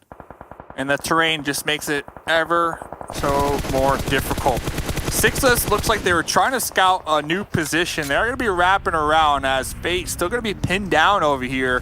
Fate separated from their squad mates who are currently in the zone with some hard cover, but Legal stuck in their own fight with JCR. I mean, this is crazy. I mean, taking one fight after another. The Panthers, though, handling it with grace. Great opening knock. Pappy comes in as well. The drive-by. Oh, my goodness. Where was this team, Dave? Where was this team the last 3 weeks? Oh, they're so fun to watch. They're here now. And we heard in the interview, Poppy said, JCR, we're coming for you. Erangel, we don't like your drop spot. We don't like that you contest us on our bridge. And they're getting the payback. Fate, Lazarus by themselves, stuck behind a tree. Oh, these could be more points on the side of the Panthers. I just feel like whatever was holding them back, whatever that thing was, whether it was nerves, whether it was a game plan, a thought process, it's gone. These players have all been unleashed. The movement, the lack of hesitation, in fact, the proactive nature of it, it's negative hesitation. They are actively seeking out engagements and are taking them so well. And just the fact that they're able to keep track of all these different teams around them, I don't have enough good things to say. But of course, they're not the only team still up. We still have 15 squads to contend with. And Dave, we're looking towards circle number 5 here in just a few. Yeah, we are in this position right here. I really like it. They got the high ground, but it is not in the next zone. So looks like the Panthers are going to have a little 2-2 split. Legal Fox looking to reposition, find themselves a spot in the new circle. The other duo trying to spend a little more time over here because they know for a fact Fate is behind that tree. The question is, how much time do they want to devote to that 1 point, or do they want to look ahead, big picture? And it looks like they're going to be devoting some time because Fate is still stuck, but they weren't able to connect those shots. Yeah, they tried, you know. Oh, but hold up, Fate went down. Oh, Pappy not letting him get out of there so easy. Wait, did he get sniped? Sniped? HH? Sniped? Yoink! Stole the point! Stole the point! After all that, what a meanie. All that work. What a meanie. As we're seeing Legal getting into a bit of a scrap out there as well. We'll get revived with the Hitlist and HQA are going toe-to-toe. Two teams that need to have some absolutely massive games. HQA squeaking in, well, yeah, by the skin of their teeth. Let's put it that way. We're going to look to try and clean up some of these kills as best they can here. Blade looking over the top. Oh, no, the long-range shot. What are these third parties, Dave? Range means nothing. These players are lasers. So Ghost and 19E, they're stuck in a standoff pretty much. But meanwhile, in that standoff, they're making sure to snipe everybody else on the outskirts to try to get some kills. Right now, Syndicate, big brain, looking to pull up on HQA. And the shots are ringing out. Shiwong able to find one, gets dropped instantly in response. Crosses there at the back, using this tiny little piece of dirt as cover.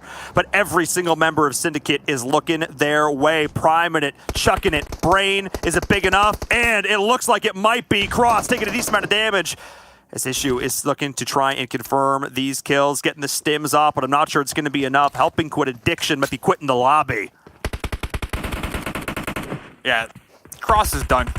Cross is done. Syndicate, though, the timing on point because the blue zone now going to be pushing over here in the north. They clean that one up just as quick as XSET cleaned this one up.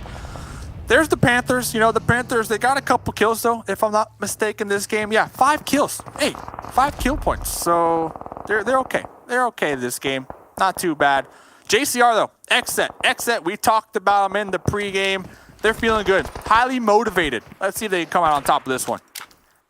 I would say probably the two most aggressive teams in the lobby just clashed into one another, and it was fireworks, to say the least. Lightning in a bottle. This time, XSET came out on top. Maybe some of those day one jitters put aside.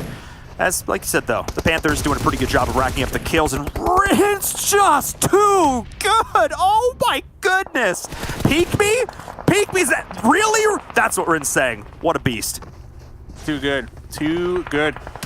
Also has the highest average survival time out of Super Weekend. So Rin definitely one of these star players for me from Nova. Nova, they need to push into this next circle.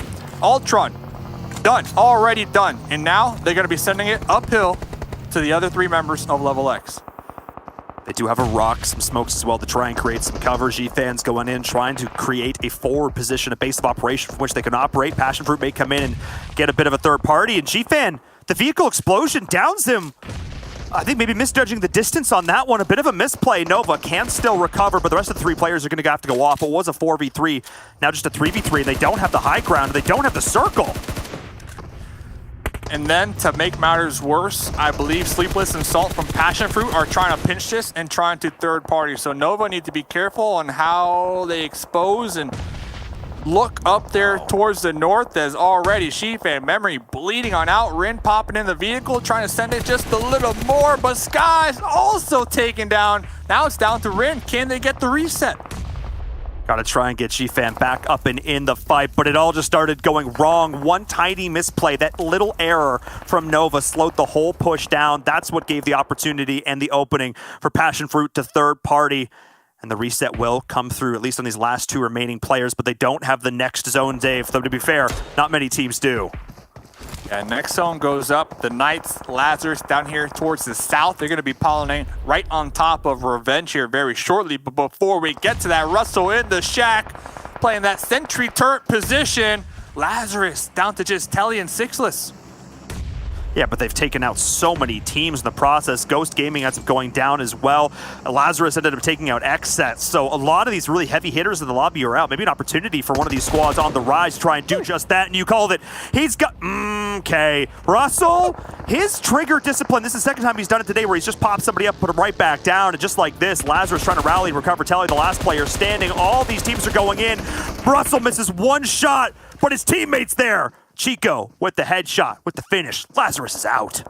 I call them the sentry turret because of the M249, and right there looking beautiful. Now they can take the fight with LeveLx. This is a blessing for Nova. They can get the reset. They have options to backstab or try to snake it out and survive.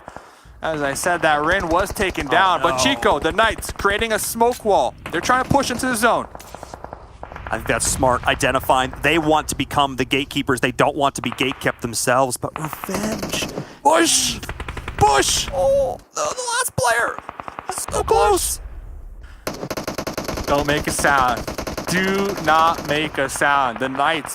I mean, think about this. You're playing. It's late game. There's a bush in front of you. You're not going to suspect that there's somebody in that bush, Paul. Let's just be real. All I know is looking at this, holy crap. I mean, Revenge has nerves of steel. Chico is a stone's throw away. And the Knights are continuing to rack up the kills as LeveLx goes down. The Knights are actually in a fantastic position to look to continue this, but 19E is here as well. Revenge, though, like Juicy in that last game, could be the X factor to usurp a potential chicken dinner from the Knights. I have my fingers crossed that the next zone goes south just so Revenge can stay in that bush and continue to allow the Knights be their bodyguard this game. Be their bodyguard. Passionfruit still 4 up. Late game looking pretty solid. Syndicate up there to the north and 19E as well. Oh, 19 Esports. Oh, the next circle though. Knights really got to move. Syndicate gets the most of it, but this is just sort of down in the open. The way this rise goes down, the teams at the top, what felt like a great position to be in, is suddenly going to become completely exposed as Syndicate can now play around the low ground, use the TPP to their advantage, and suddenly the high ground, Dave, what was a blessing, now might be a bit of a curse. This could be Syndicate's game to win. We got Brain trying to hold off the western flank from 19E, and then the other three members looking right on top of Passionfruit. So the Knights and Passionfruit, they're going to clash here very shortly. Revenge, if they start to see some knocks from the Knights, they could pop up from behind and backstab. That's what we're looking for here. We saw it in the last game, how impactful it almost was. The Syndicate taking that initial knock, Passionfruit getting involved, third parties coming in left and right, the laser with the Tommy gun going back and forth as Bishop is looking to get involved in the action as well, trying to find a bit of a reset, but Alucard up on the high ground, being like the devil of Miramar, trying to land those shots and trying to create a moment to rest, to take a break, to breathe, but they will not have it as Revenge comes in to try and get just that. Picks up one kill, I believe, before going down, but Dave, the damage is done. Yeah, the flick from Bishop, instant. Alucard probably gonna get confirmed. Bishop trying to pick up Russell, trying to at least have a duo here for this late game. Salt looting some crates still. Passionfruit, one kill. The potential is there. They got 3 up, but Syndicate starting to sandwich them from behind. This is huge. Syndicate trying to keep all 4 players up. This is instrumental through all of it. 19E only has 3 as Passionfruit starting to lose a couple players as well. But so many of these squads with 3 or 4 players left alive. This is huge here, Dave, because it gives teams opportunities to execute some team strats, laying down smokes, creating lanes of fire, off angles, opportunities. Jay is just trying to stay alive as I pontificate about potential playmaking ability. He's just got to try and live, and not going to be the case as Passionfruit is taken out 4th place. Done and dusted. 3 teams to go. Knights are popping off. 11 kill points right now. 11 kill points from the Knights. Rad trying to help out the Knights just a little bit. Let them survive just a little longer. Lean peeking over here. Aiming right on top of 19E. Almost connecting on the head.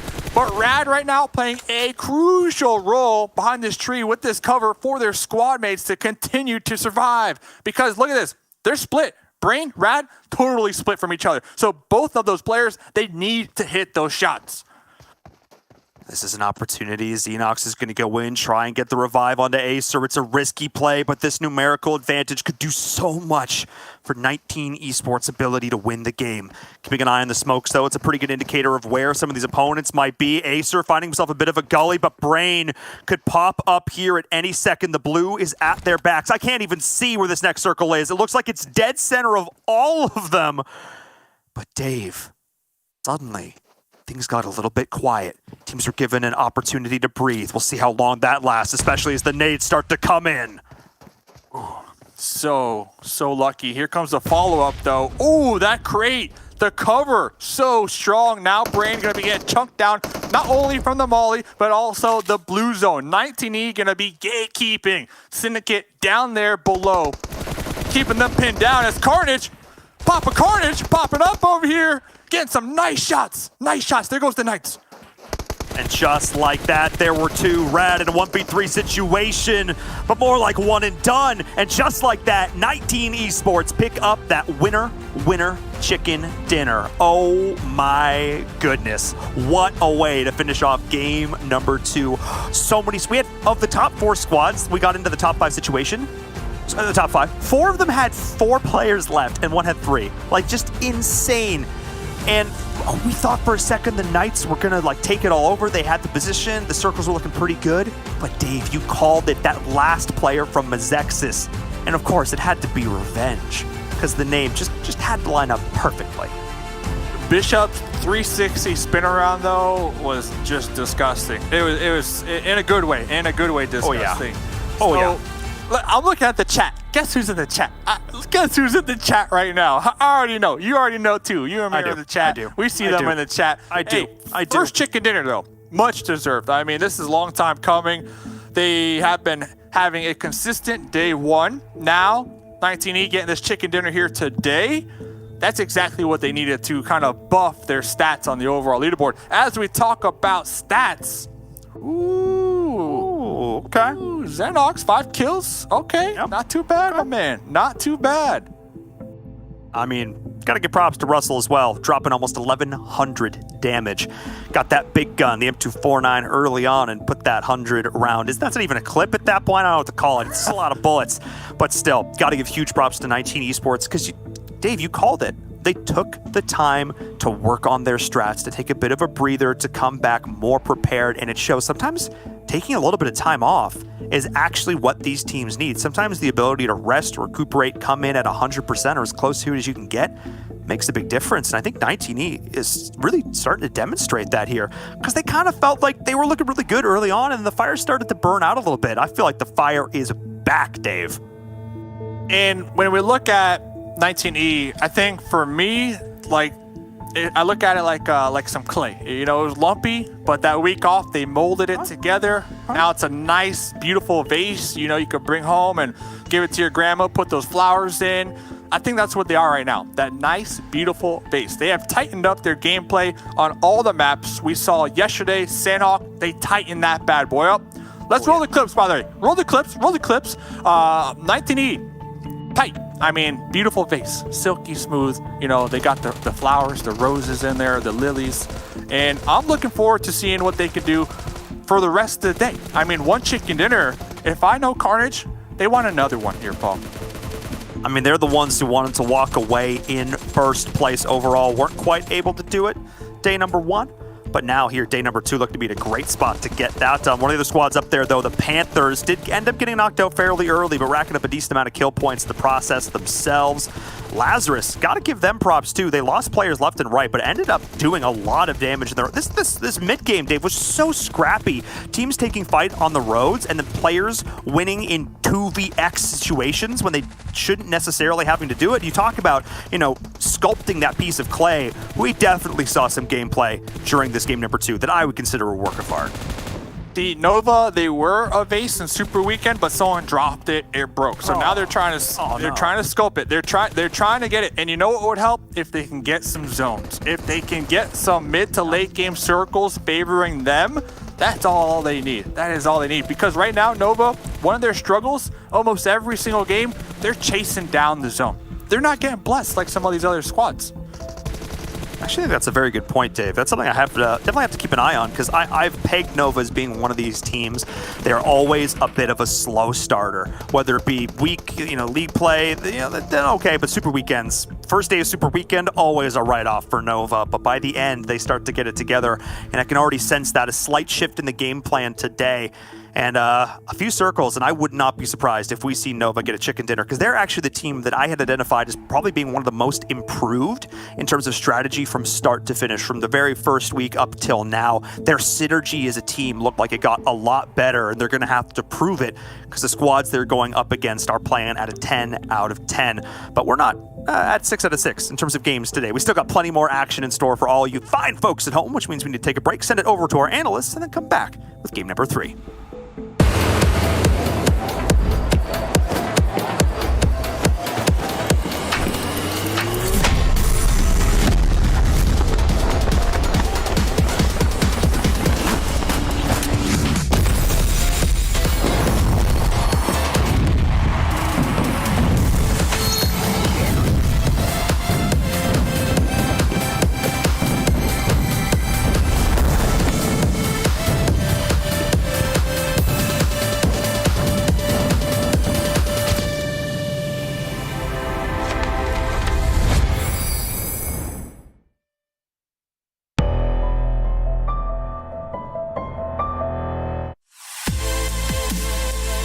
The OnePlus 9 Pro. The OnePlus 9 Pro. Oh my god, this phone feels incredible.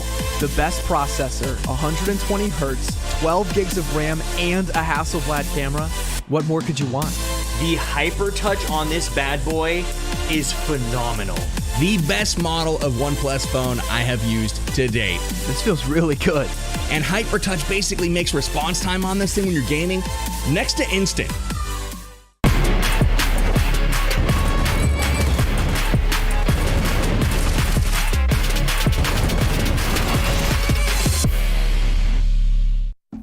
Wake up, PUBG Mobile Nation. Number 2 was a blast. As we continue to blast through this one, this is what we're talking about. Some of the good teams that we expect to be up there on top continue to give us question marks, and I love it. I couldn't be more excited to see different stuff happening here at PMPL. It's F-Dot, it's 7, that is Glitter Explosion. And as I said, we are 2 maps, which is 1/3 of the way through this one. And as we take a look at our map ranking here, Glitter, I think the crazy thing is that we talked to Poppy earlier, and he said some of our squad members aren't as worried about qualifying now. And that's not just the same for the Panthers. I mean, 19, sure, we recognize them as a top-end squad most of the time, but don't forget, they missed a Super Weekend. Same thing with the Knights. Inconsistent teams now standing up. Yeah, I mean, apparently that missed Super Weekend is in no way hindering 19 Esports here in our finals, because this is yet another strong performance from them coming into today as our second place team. 27 points on the board for them. I mean, what else can I really say about that? But like you were saying, Knights stepping it up again, and they're kind of a little bit of a yo-yo team right now, where they have strong performances and then they fall off a little bit, then they bounce back. But this is definitely their strongest in finals to date, so maybe they're going to start picking it up from here. Then moving down the list, Syndicate again having a strong first Miramar of the day match, because they did the same thing yesterday where they were able to have a second place 13 kill finish themselves. So maybe they just like that first Miramar map of the day, 7? I don't know. What is that first page, though? I honestly feel like we've been trolled. Helping Connection here with 4 points on the second page. The Unnamed as well with 4 points. Nova Esports being able to clutch out at least 3 points there for them. That's huge. Lazarus with 3, and we go down the list. Enigma Fan Club, Ghost Gaming with 2, Enigma Fan Club with 1. Oh man, I really hope that you didn't actually call it the 100% glitter in regards to Ghost winning the first game and then winning the last game and then just kind of just not doing so well in the middle section. I hope that doesn't happen. Well, that's what happened yesterday, so history repeat itself, etc. Top damage here, Pittsburgh Knights 2,400. Nice job from them. And you know, that's the thing, is that when we see teams step up, like you can kind of like farmers your way to the top, you know what I mean? That's not what Pittsburgh did here, though. That's not what the Knights did here. They really brought this home, Seven. Seven, were you looking at Nova? Yes. Yes. I knew it. I was like, Ethan, I know you want to talk about this, but Nova, they have 1,200 damage and only 1 kill. That's a good sign. Honestly, I will take any sign you throw at us, especially my partner here. It's a good sign. They're finally starting to be a little bit more aggressive. This is one team that's been lacking aggressiveness. They only focus about the placement points, and I feel like that just doesn't work anymore. So hopefully in the future they're able to just convert those damage into more kills, please. Hopefully, you know, I think we are almost at the point where it is too late to be sitting in the laboratory, frankly speaking. I think we've got, like I said, we've got a couple more maps maybe. Tomorrow's it. We have 6 matches tomorrow, 3 more in front of us, you know, so there's something to be said about time running out. 19 Esports, as we mentioned, struggled in one of their super weekends. They didn't make it. But here, they're kind of stepping forward. They seem to kind of understand what's going on here, Seven. And I think 19 Esports are a team. None of us picked them. And I think they might feel some type of way about that. Yeah, I feel like especially with 19 Esports, it was that big question mark with them with missing the final super weekend, how they were going to be able to perform. And guess what? This team has stepped it up. My boy Syndicate being able to put up 18 kills, average survival time. Now he's the longest average survival time player for that team, which I feel like that's huge considering he's the main fragger too. And you know what's another surprise here for me? Obviously, you got Grandma Carnage right there with 6 kills, Sam L with 9 kills, Acer. This is one player that I felt has been super quiet throughout the whole tournament for me. Carnage did tell me that Acer's getting more comfortable as well, and it's starting to show. 12 kills, 2,800 damage. He currently has the most damage out of the whole team. I feel like it's huge, and I feel it's even bigger if Acer and Syndicate can maintain those performances, because it's going to step up Samel and Carnage's performance as well.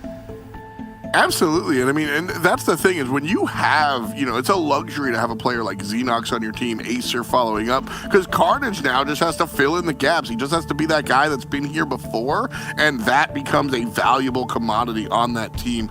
Won't wind up on the stat sheet, by the way, but that sort of veterancy is a big deal. And that might be, I don't know, the Knights here, they've been kind of, what did you say before, Glitter? A yo-yo team? I like that a lot, because that's really what's been going on. Super weekend, some struggles, but some great performances, and here in the finals, feels like the same old song and dance.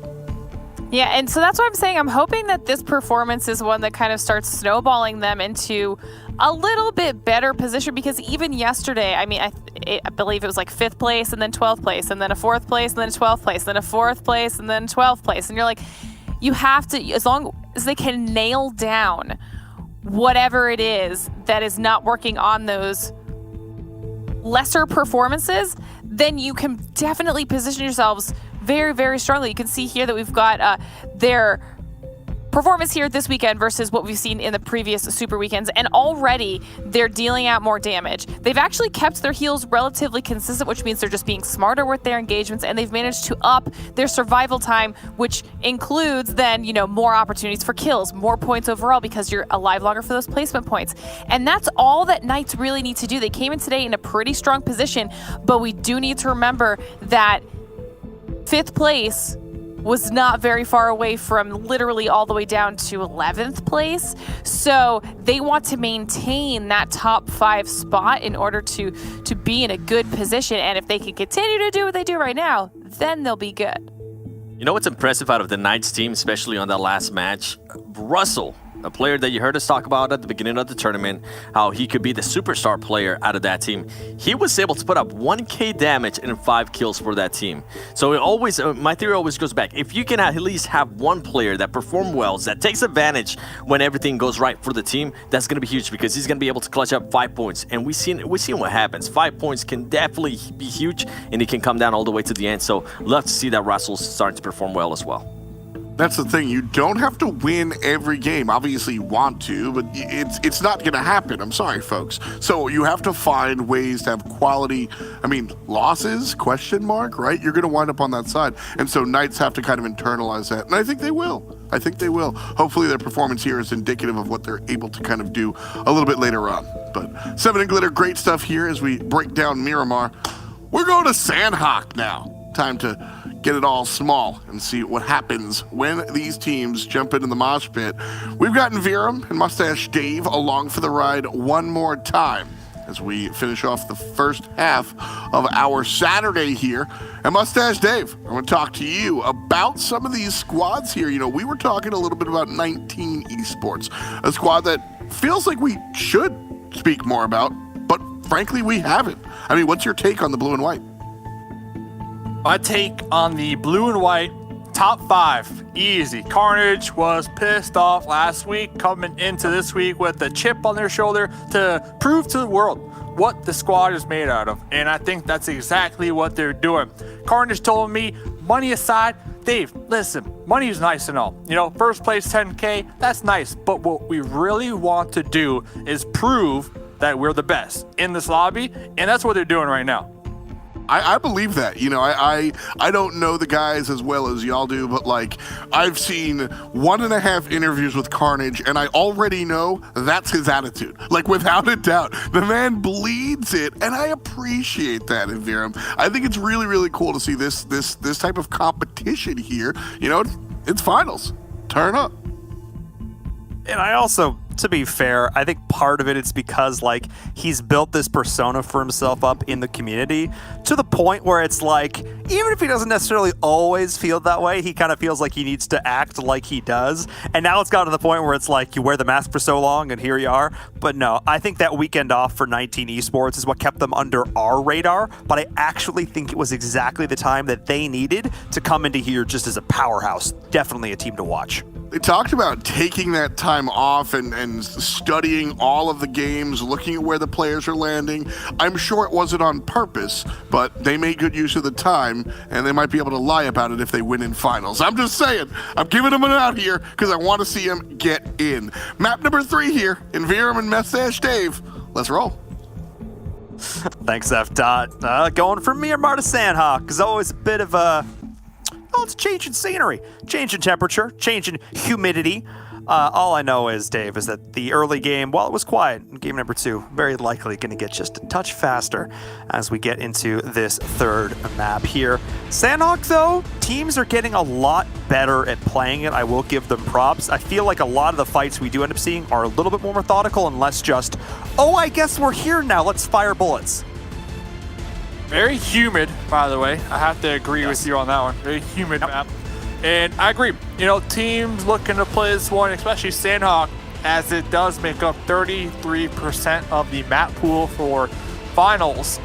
They're looking to play it a lot more slower and playing it out a lot more and not leave it to chance when it comes to just blind rotates, blind pushes. And even, you know, before league play, Sanhok, you see a squad, you might take the fight. If you get third party, well, that's just Sanhok. That was the mentality. But finals, I don't think that could be the mentality, especially when we look at it early game. We see some enemies. Do we want to take the fight or do we not? I think teams are starting to second guess, like, okay, if we take this fight, where does that put us? Where does that lead us? Will we beat third party? Is that potential there? And will we get taken out in 15th position with only 4 points? So I think they're starting to plan this one out a lot more, and that's what you need to do with Sanhok.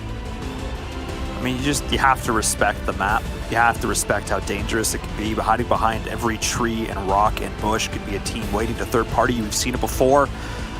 We're seeing it again. Nova, one of the squads that's known for doing that memory, often the split drop for this squad, the one who goes for the meds, the one who really, I think, bring this strategy in from the east and really sort of proliferating it here in our lobby.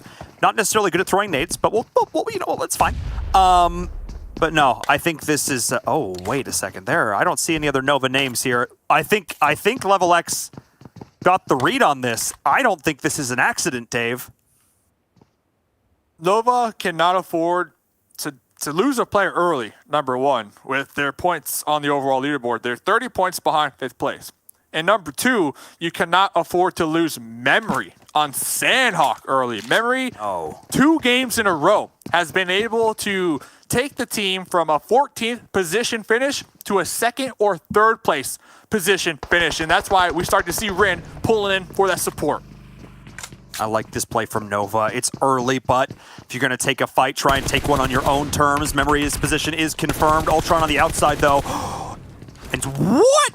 Memory? Okay. Able to find those M4 shots. I can't believe it. Ultron drops. And this is the opening, the opportunity. The rest of Nova are rotating in. They have themselves a bite. They're trying to take the outside. Beast could be the one to set it all on fire as he peeks over. He's got to get involved in the fight, Dave. He's got to get involved because Nova are just steamrolling LeveLx. So good. That's what they need. That is what they need. Carnage, Double E though, connecting on the Sheepman, trying to get that confirm with the barrel. Rin really low in the health department. And you have to remember, this is early game. The med situation, the armor, everything is going to be trash. So Carnage, Double E looking to pull up, square up with Memory right now. Memory is standing guard, letting the rest of the team try and reset here. Running through the doorways, a bit of a choke. LeveLx taking advantage of it for now. Nova and crew are weak. They're damaged and taken out. Beast finally gets into the fight and may have been a little too late to save his teammates, but not too late to get the kills. 3-4-2 trade. Okay? 3-4-2 trade. LeveLx, mid-pack. 10th place. Nova, 15th place. Skies right now needs to channel their inner memory and just survive. Take the squad from a potential 16th place finish, which is 0 points, the goose egg, and bring them home, baby. Bring them to that 3rd place. Bring them to that 2nd place, even that 4th place. Memory's going to be helping you from the sidelines. You know, whispering in your ear. Hit the heal now. Hit the heal now. Go loot this. Go loot that. You need more first aids. So hopefully with that experience from Memory, Skies can pull out that clutch card this game. It's only happened a few times, Dave, over the last, I would say, 3 weeks. I would say even 2 weeks competition. Didn't really happen early on at all. That I would say we saw a very concerted effort by a team to try and hot drop an opponent. We haven't even used the term hot drop a lot over the last bit, but we can see it here. And I mean, obviously Nova was able to rally, come in, pick up a couple kills themselves, but the fact that Memory was picked up like this was not an accident. LeveLx, they were hunting for him. And Beast right there, able to get that one trade, that one knock was really the turning, the table turning on to Nova, who were honestly coming out on top of that fight. And once that knock was done, the duo from LeveLx instantly push. Now, they could have tried to get that confirmed. They could have pulled off and went their separate ways, but they were pissed. They already lost 2 members, and they said, why not risk it? And in their case, it paid off. Their gun skills just coming out on top.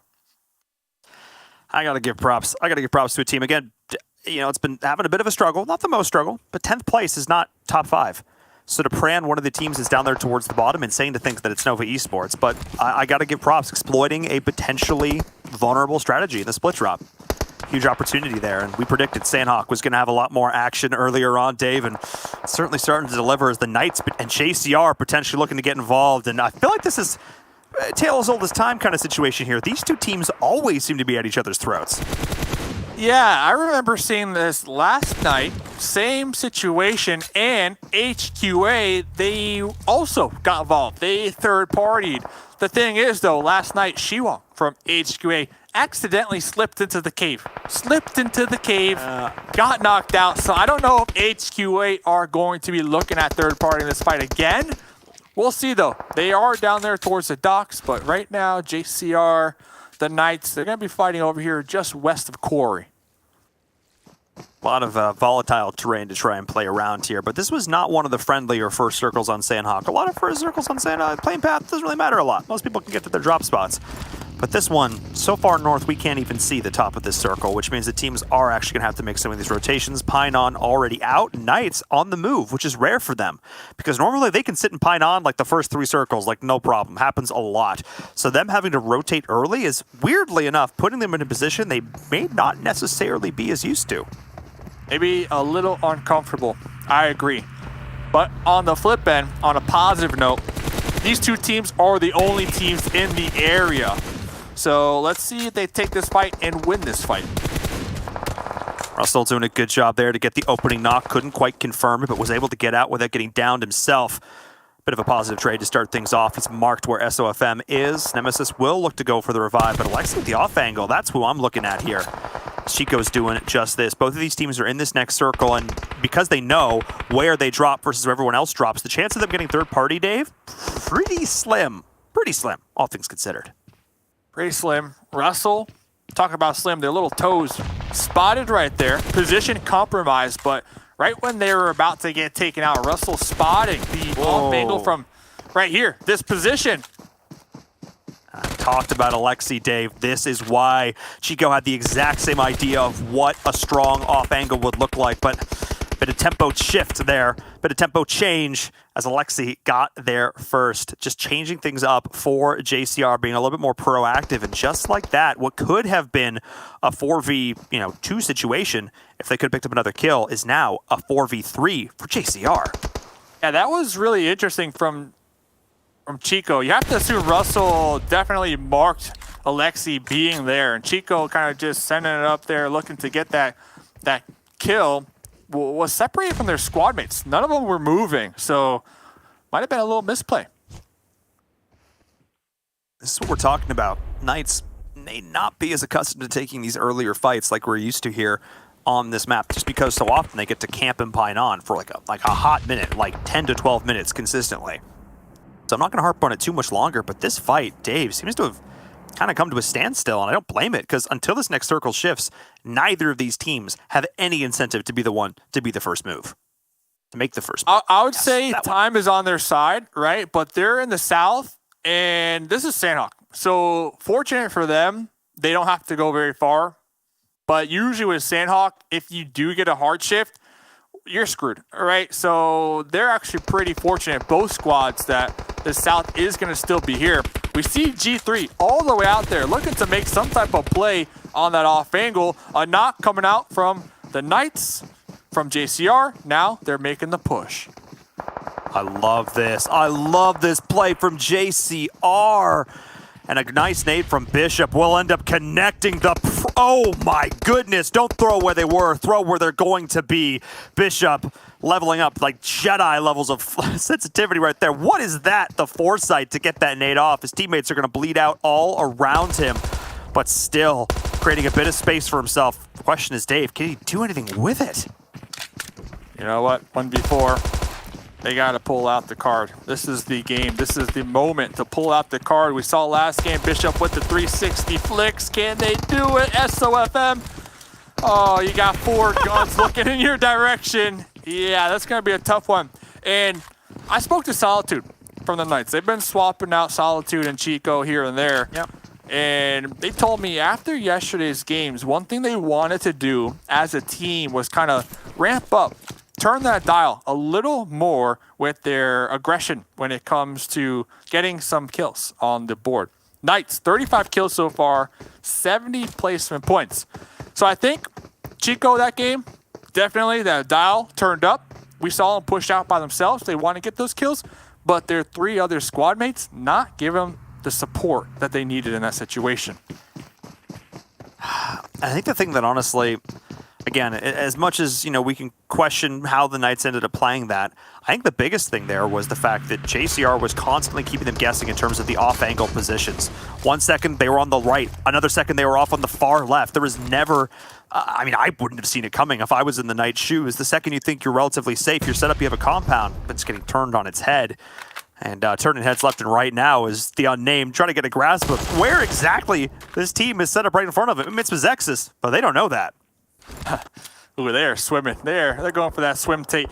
Yeah, JCR though, G3 definitely pulling that Houdini right there and coming out clutch. So one story I want to follow. Skies, Nova, still alive, all right? Yep. Healing up, trying to channel their inner memory. I'm just letting the viewers, letting everybody know so we can pay attention to the teams alive to see how many placement points they get. And they're way out, way out by Ruins at this point, not even towards Painan yet. So Skies definitely has their work cut out for them, trying to get all those meds together. But I would prefer to even see, try and edge. You still have a little more room in these circles. I would have liked to see a bit of an edge creep play, try and work up. And there's a lot of areas to hide around that boot camp zone. A lot of small compounds the teams might not necessarily be in. So. Yeah, we'll see how long Skies lasts out there as both LeveLx. LeveLx is doing the same thing, I should add. Beast and Carnage, Double E, have been looting this entire time. I would, looking like the merchant from Legend of Zelda, backpacks 10 feet tall, just piled up with med kits at this point. So definitely something to keep an eye on as this next circle will continue to shift. If it goes up towards the north, this could get very, very interesting. We got the Unnamed, we got Lazarus, we got EFC all stacked on top of one another. Lazarus already opting to go for that swim, but Spring, Sixless, the spotty sense is going off right there. Spring is looking, Spring is waiting, Spring is going to be spotted. Oh, caught out between a rock and a hard place, quite literally. Fate gets dropped as well, but that is a huge opening knock for the side of Lazarus. That's the opportunity that Sixless needs to get back across the shore. And as the rest of the squad is trying to pin down the Unnamed, that is how you get back into the action. Great little play there. If they can get Fate back up in it, that would be huge. Rolkis needs to not go down. He's the linchpin. He's the player right in the middle. As both these teams are taking the fight in the blue. Dave, nobody wins here. Let's be honest. And after this fight is all said and done, they're going to have to roll right into either the Unnamed or who we're looking at right now, Mezexis, who are actually in the next zone. Going to be playing that gatekeeping role. So both of these squads, all three of these squads, have your fun in the blue. That's exactly what Mezexis is saying. Because what they want is for these teams to show up in the blue, hurt, beat down, battered and bruised, and all it takes is one or two bullets, bam, point on the side of Mezexis. That's what they're hoping here. They're looking to just be the cleanup crew, put themselves in a position where they can be safe.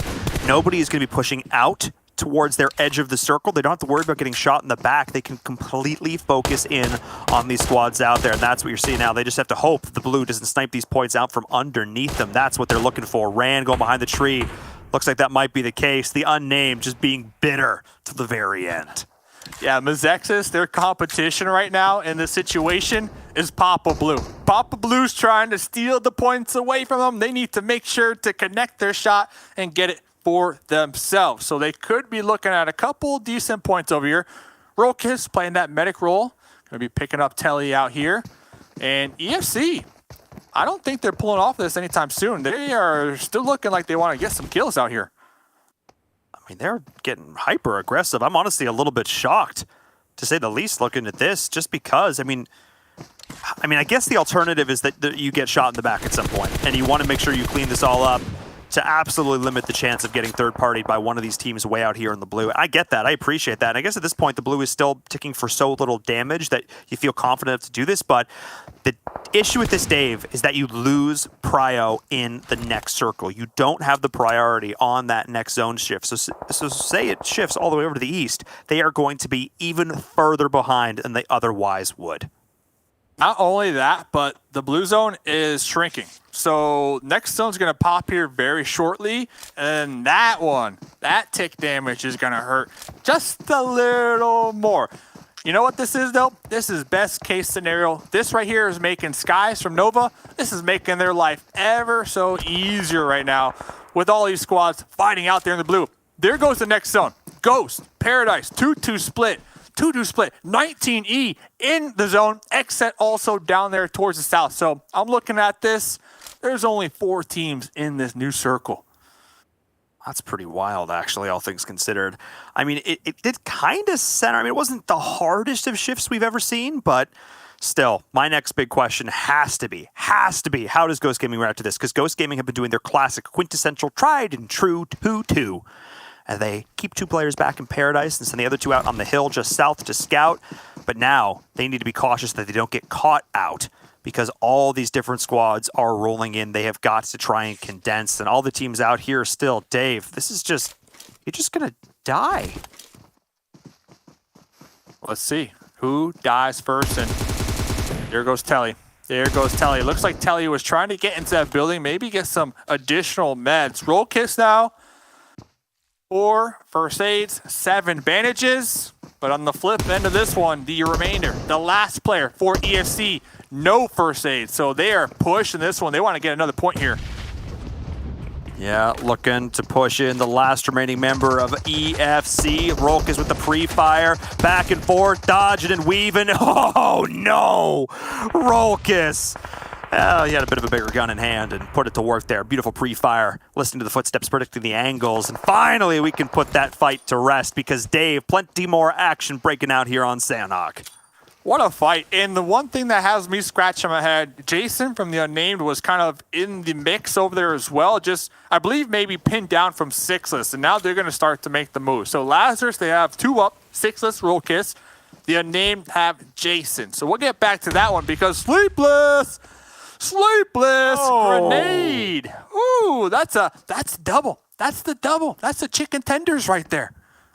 Oh my goodness, absolutely delicious. It's not the full dinner, but is it on its way? And just like that, the Panthers out, and our analysts asked them the question, Dave, and they acknowledged that they had a particularly hot day number 1. The question was, could they continue to keep it up here in day number 2? So far, we've seen some flashes of it, but they haven't been able to make the consistent play, and trying to make that right now is HQA. Can they breach this compound? Flash because the heel's on in. Yazui is going, can find the first down. Nice double peek, Trickster's here as well, but beautiful crossfire from the outside to Hitlist, given an opportunity to try and stabilize. The rest of the squad looking to try and crash on in, but Luis is getting dropped, a potential third party as well. It all comes down to Chiwong, just like this, Dave. HQA with the bold play, getting ripped apart in an instant.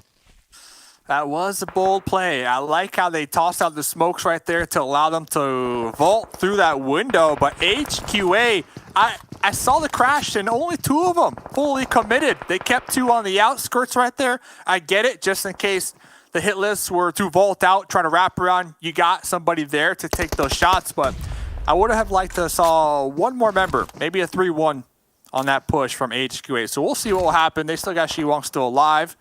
Gonna try to just survive now as JCR, 6 kills. 6 kills. They are in a nice position. Okay, yeah, okay. 4 up. They're looking pretty good this game here.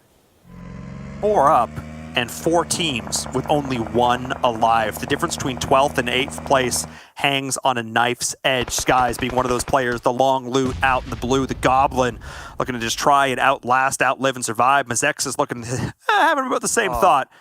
Batman off the tree. Oh. I like the thought process. Nico also has information onto Sky. So 16 first aids. Okay, good. Hey, this boulder, chill. You know what? Because Skies has the advantage.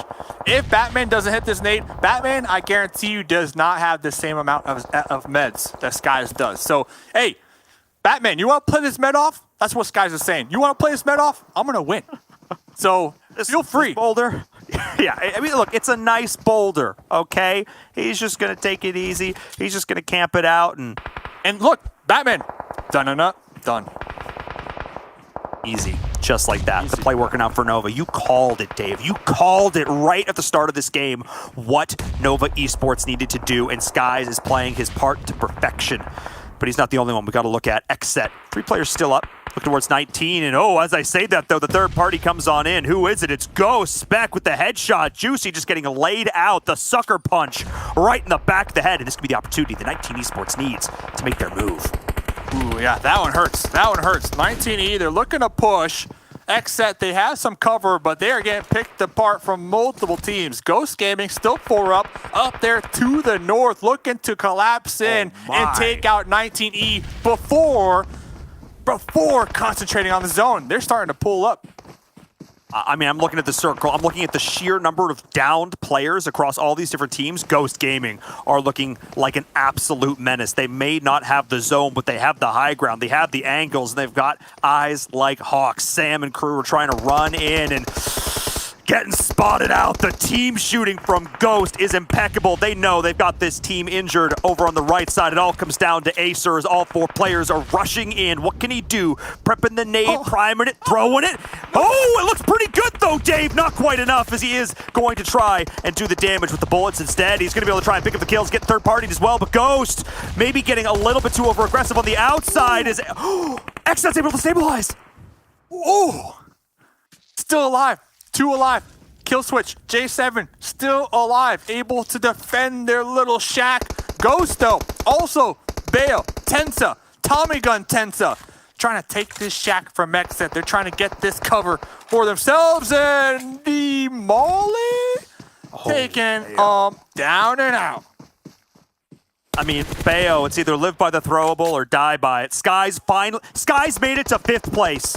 He was a solo from the 3rd minute into the game, and he makes it to 5th place. Passionfruit just barely going to be able to outlive on the outside. Alexi, the off-angle king. JCR still getting involved. Jat G, one of the last remaining solos to boot. Still just trying to snake their way in. 5 first aids. So Jay, there's a good chance he could outlive a few more. That's what the hope is. That is what the hope is. And ooh, Jat G spotting out Nemesis, going for the second one, but the third party from Tensa from downtown. A hit list is here. JCR is out, and just like that, there were 3. I said Jay might be able to outlast a few more, and Dave, it was more than a few. All 3 players that he had to contend with, and we called Ghost Gaming's position. We said they had the high ground, the angle, the impetus, the shots, and oh boy, did they deliver. Ghost Gaming didn't have a chicken dinner quite yet so far on the day, Dave. They got pretty close, but let's make it 3. The first team to 3, chicken dinner to Ghost Gaming. We saw the same thing last night in Sanhok as well. It's like, heal to 2nd place. That's the dream. That is a dream. 2nd place, 12 points. Now, Nova, Skies, almost could have been taken out. 16th position. That's 0 points. But going out when they did, 6 points. And that's what they need. Consistent points every single game. That is how you will find yourself in that top 5. Or if you're not in that top 5, close enough for it to come down to that one match, that final match. So, great game. Great game. Oh, man. Okay, so who won again? Ghost? 3rd chicken dinner? Yeah? 3rd chicken? Hello? Got a little hectic there at the end. But Dave, it's so interesting to me that, like, all the squads we're seeing up near the top consistently are the squads that I had my eyes out for when we first started. Back in week number 1, back in league play. The Ghost Gamings, the 19 Esports, the Lazaruses, the Novas, the XSETs, all squads of hyper veteran players, a couple of young guns coming up as well in their midst. But when I think about North American PUBG Mobile, these are the names that always come to mind. And I don't think it's an accident. I don't think it's a coincidence that now here in the finals, we're consistently seeing them in some of these final circle situations. Wow. Who was that, by the way? It was someone from, what, was it Acer? Acer almost getting a grenade, though. Oh, yeah. Acer saw 3 Ghost members grouped up, all running out there. You saw Acer like, boop, boop, boop, boop, trying to lock that missile on.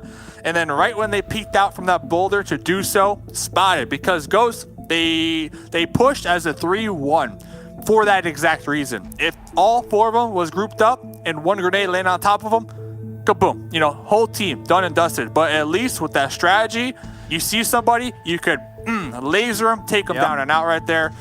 Ghosts they're on another level, right? And I think the stats prove that. 3 chicken dinners out of everybody else here in the finals, it proves that they are on another level. So let's run the tapes, let's run the clips, let's check out this Sanhok game because I know there's a lot of spicy action there. We know, absolutely. It started the first few minutes of this game as we take a look back at the highlights. Thanks so much to OnePlus for helping to bring you these moments of the match. And look, Memory stabilized for a second. Nova came in, looked pretty good. But these last 2 players on the outside, Carnage with 2 E's, able to hit a couple of 6 shots, but it was also the opening. I mean, this was just massive, and Beast was there as well. There's no chance for Nova to recover. They just didn't have the space, the time, the meds, guns, anything. They had none of it. I love how we gotta say Carnage with 2 E's and then the regular Carnage. Like, I just love how that became a thing. So SOFM, we saw right there, Tommy gun in hand, able to get a couple clutch points in. This fight, these players. This wasn't a fight, Dave. This wasn't a fight. This? What would you call this? This was a disaster. This was just a mess. This was 3 squads not wanting to get shot in the back in 5 minutes that maybe could have just run in and got placement points, but instead decided to throw it all away. I mean, Lazarus didn't really have a choice. The Unnamed had a choice. They were the ones closest to the next circle. They could have not done this. EFC, Lazarus, their fate was sealed.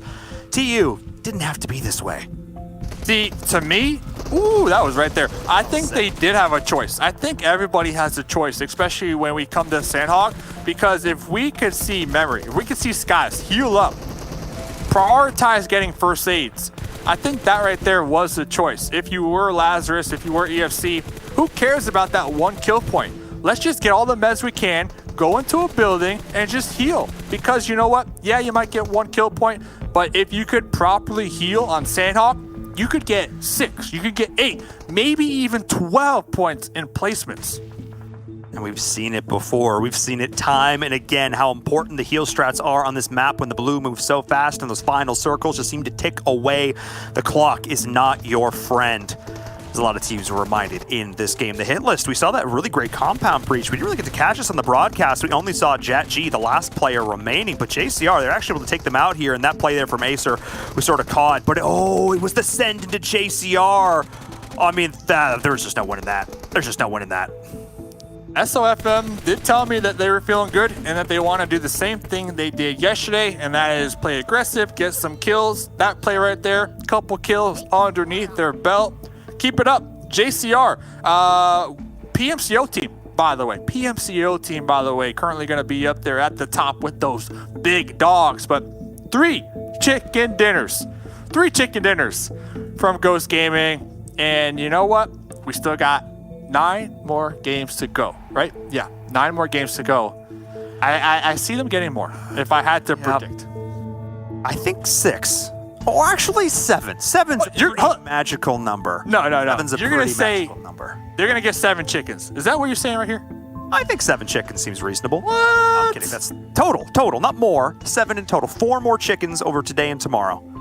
That seems like a lot now that I'm saying it out loud, but I'm committed. Hey, you committed. I only had a minor head injury today, okay? It's fine. It's fine. We're going to head to a short break, though, and when we come back, our analysts are going to break down that game. Zute and Jukes are back to see you through the last 3 matches, so don't go anywhere.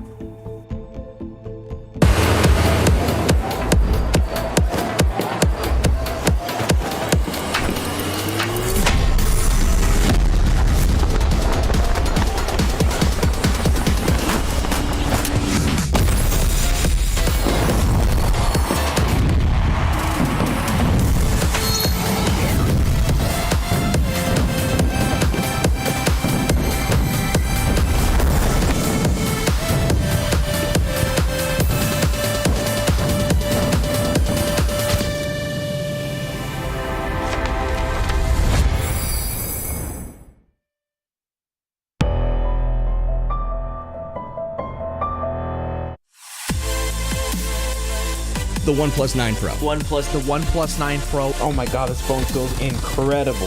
The best processor, 120 hertz, 12 gigs of RAM, and a Hasselblad camera.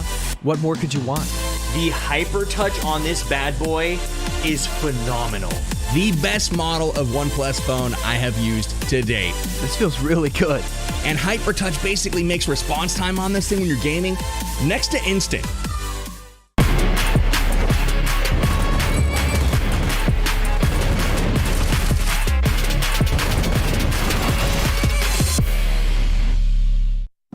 Halfway through the day so far, you might need to get charged up, but if you got a OnePlus, it doesn't take that long. Just 15 minutes gives you an entire day's charge, thanks to some fantastic technology they got going on behind the scenes. 65-watt warp charging I mean, heck, you can even do it wirelessly. Warp Charge Wireless 50 if you've got the 9 Pro. So, I mean, OnePlus continuing to do what they've always done. Fun fact, I had the original OnePlus, the very first one, and now we're here at 9 and 9 Pro, so they don't settle, neither should you. The desk pushes on. Welcome back to the PMPL. I'm F. That's the 7 Worlds Gaming, and that is Glitter Explosion. And I'm glad they're with me because we have to break down a Sanhok map that was pretty interesting. At the end of the day, Ghost Gaming do wind up on top, which might seem like business as usual, but at the end of the day, you know, it's how everybody else has kind of played around them, 7, that I think makes this still worth talking about. I think I know exactly who you're talking about. Passionfruit Esports being able to catch up that second place, Jay, with 32 first aids. Damn, man, you were healing the whole match. But good for them because they were able to clutch up 17 points. Ghost Gaming with 25 points. That is going to be huge for him. This one of the main questions that we had at the start of the day.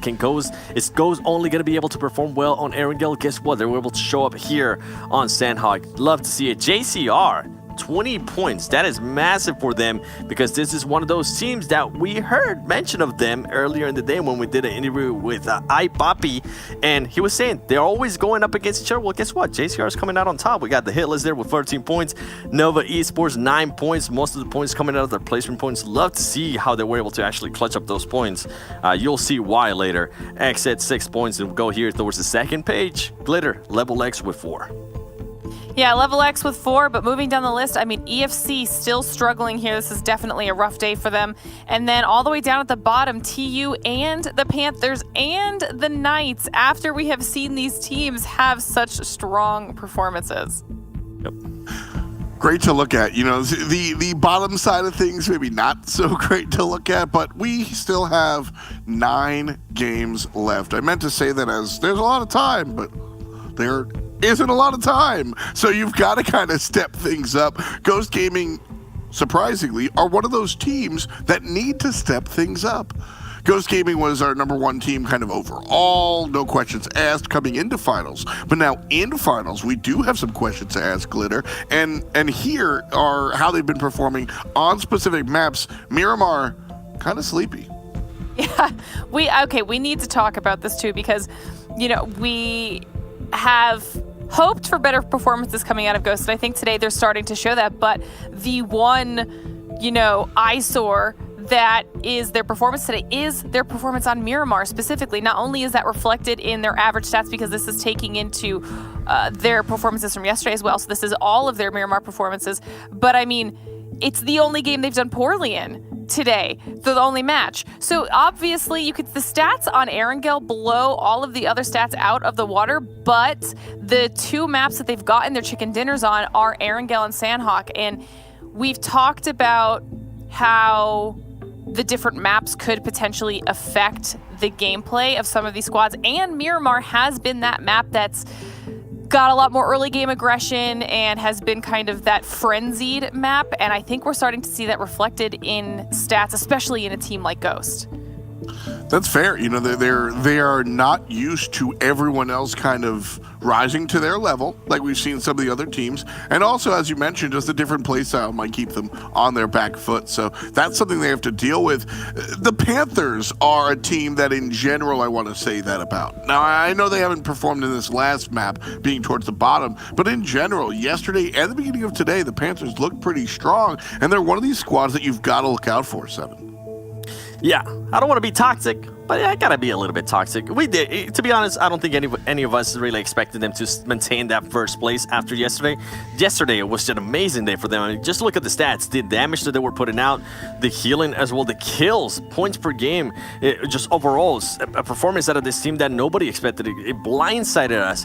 But so far, hey, they're still able to put up damage. They are able to still get kills, which is huge. Remember, one of the things that Poppy said is that they want to at least try to maintain themselves within those top 5. And with this performances here, they are going to be able to. Now, the thing that I think they're going to be looking at more is they are being followed in the overall leaderboards by JCR. And this one team where they've been saying they can get into engagements early in the match. So I wonder if one of those teams is going to decide to just back off and not take those engagements. As we're going to be seeing here, the points on a line graph for the Panthers, and you're gonna see most of them, at least most of them that we've seen, is just mostly for kills. Look at that. You see a downward spiral. That's just not good to see. Glitter, we hate to see that when this happens to teams, especially on a team that was first place. Yeah, I mean, hopefully they're going to be able to kind of pick themselves up. There's still a little bit time left in today and obviously a full day tomorrow, so they can turn it around. We've seen them turn it around before, so maybe they just need a little bit of time. It's possible. You know, we've seen some teams turn it around before. Panthers themselves being one of them. JCR has popped up to the top.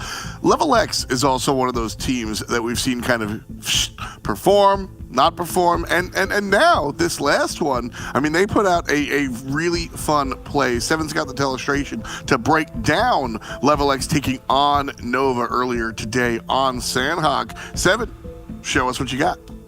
I'm gonna call this illustration the throw, because that's pretty much one that ended up happening here. Now, the reason why I say that is because you're gonna see you got two players from Nova, and then pretty soon you're gonna see Shifan, like he got a text message saying that the parents aren't home. He's gonna be able to just fly in through. Now, Memory is able to get the first knock there on Ultron, and then we have Shanu. Something interesting is I noticed Beast decides not to push up or even try to get an angle. Usually you expect the player to just try to get an angle, whether it's from there or just from the other side, and see if you can wrap around, especially with Ren being right here. He decides to wait it, and you're gonna see exactly why he decides to wait it. We start with the engagement there. There you go. Shifan coming in super hot. Shonu trying to figure out what's going on. There's just so many players for him to handle, and he's gonna be able to get the kill. I mean, he's gonna get knocked, and he's also gonna be able to get finished as well. Now, something that's interesting, remember, level B's was by himself here. Well, guess what? Now he does have a partner right there with him, and it's gonna be Carnage. Now, at this point, Nova does end up getting knocked by Carnage. Shifan gets knocked by Carnage. Rin does get damaged as well. Something that it's interesting here for me is that Memory decides to push between these two buildings to the other building, knowing that they just got shot from this angle. Not sure what was going on. You can see right there, half of his health is gone, and he is going to be forced to push back. I think that right there, it's pretty much what lost him. And then something else to point out here, Glitter, is that Sky is absolutely nowhere to be seen here. Yeah, Sky's, you can see in the bottom left corner, he is so far away from his squad right now.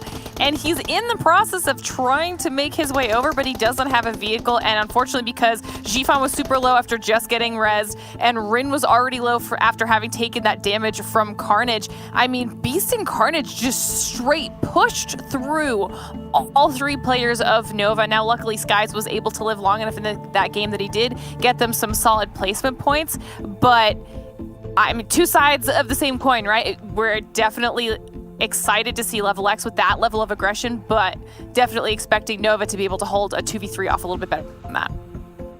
Great job, guys. We're here at the halfway point, and so we've got to do Erangel, Miramar, and Sanhok one more time. I got to say goodbye to you guys one more time, and I got to say hello to my casters. For the first time, though, we've got a new squad in.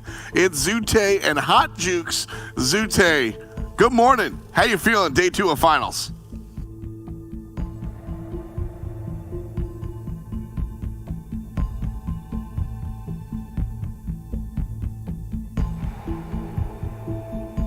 Yeah, and as dude, inconsistent consistency. That's what Zute just said. I can see him right over here, you know? And that's what it is. That's what it is. So, I mean, looking to see where Ghost is gonna end up, because they are crushing it so far. Oh, man. Zute. Yeah. Yeah, there he is. Okay, good. I'm just making sure. Test. I'm just making sure. Okay.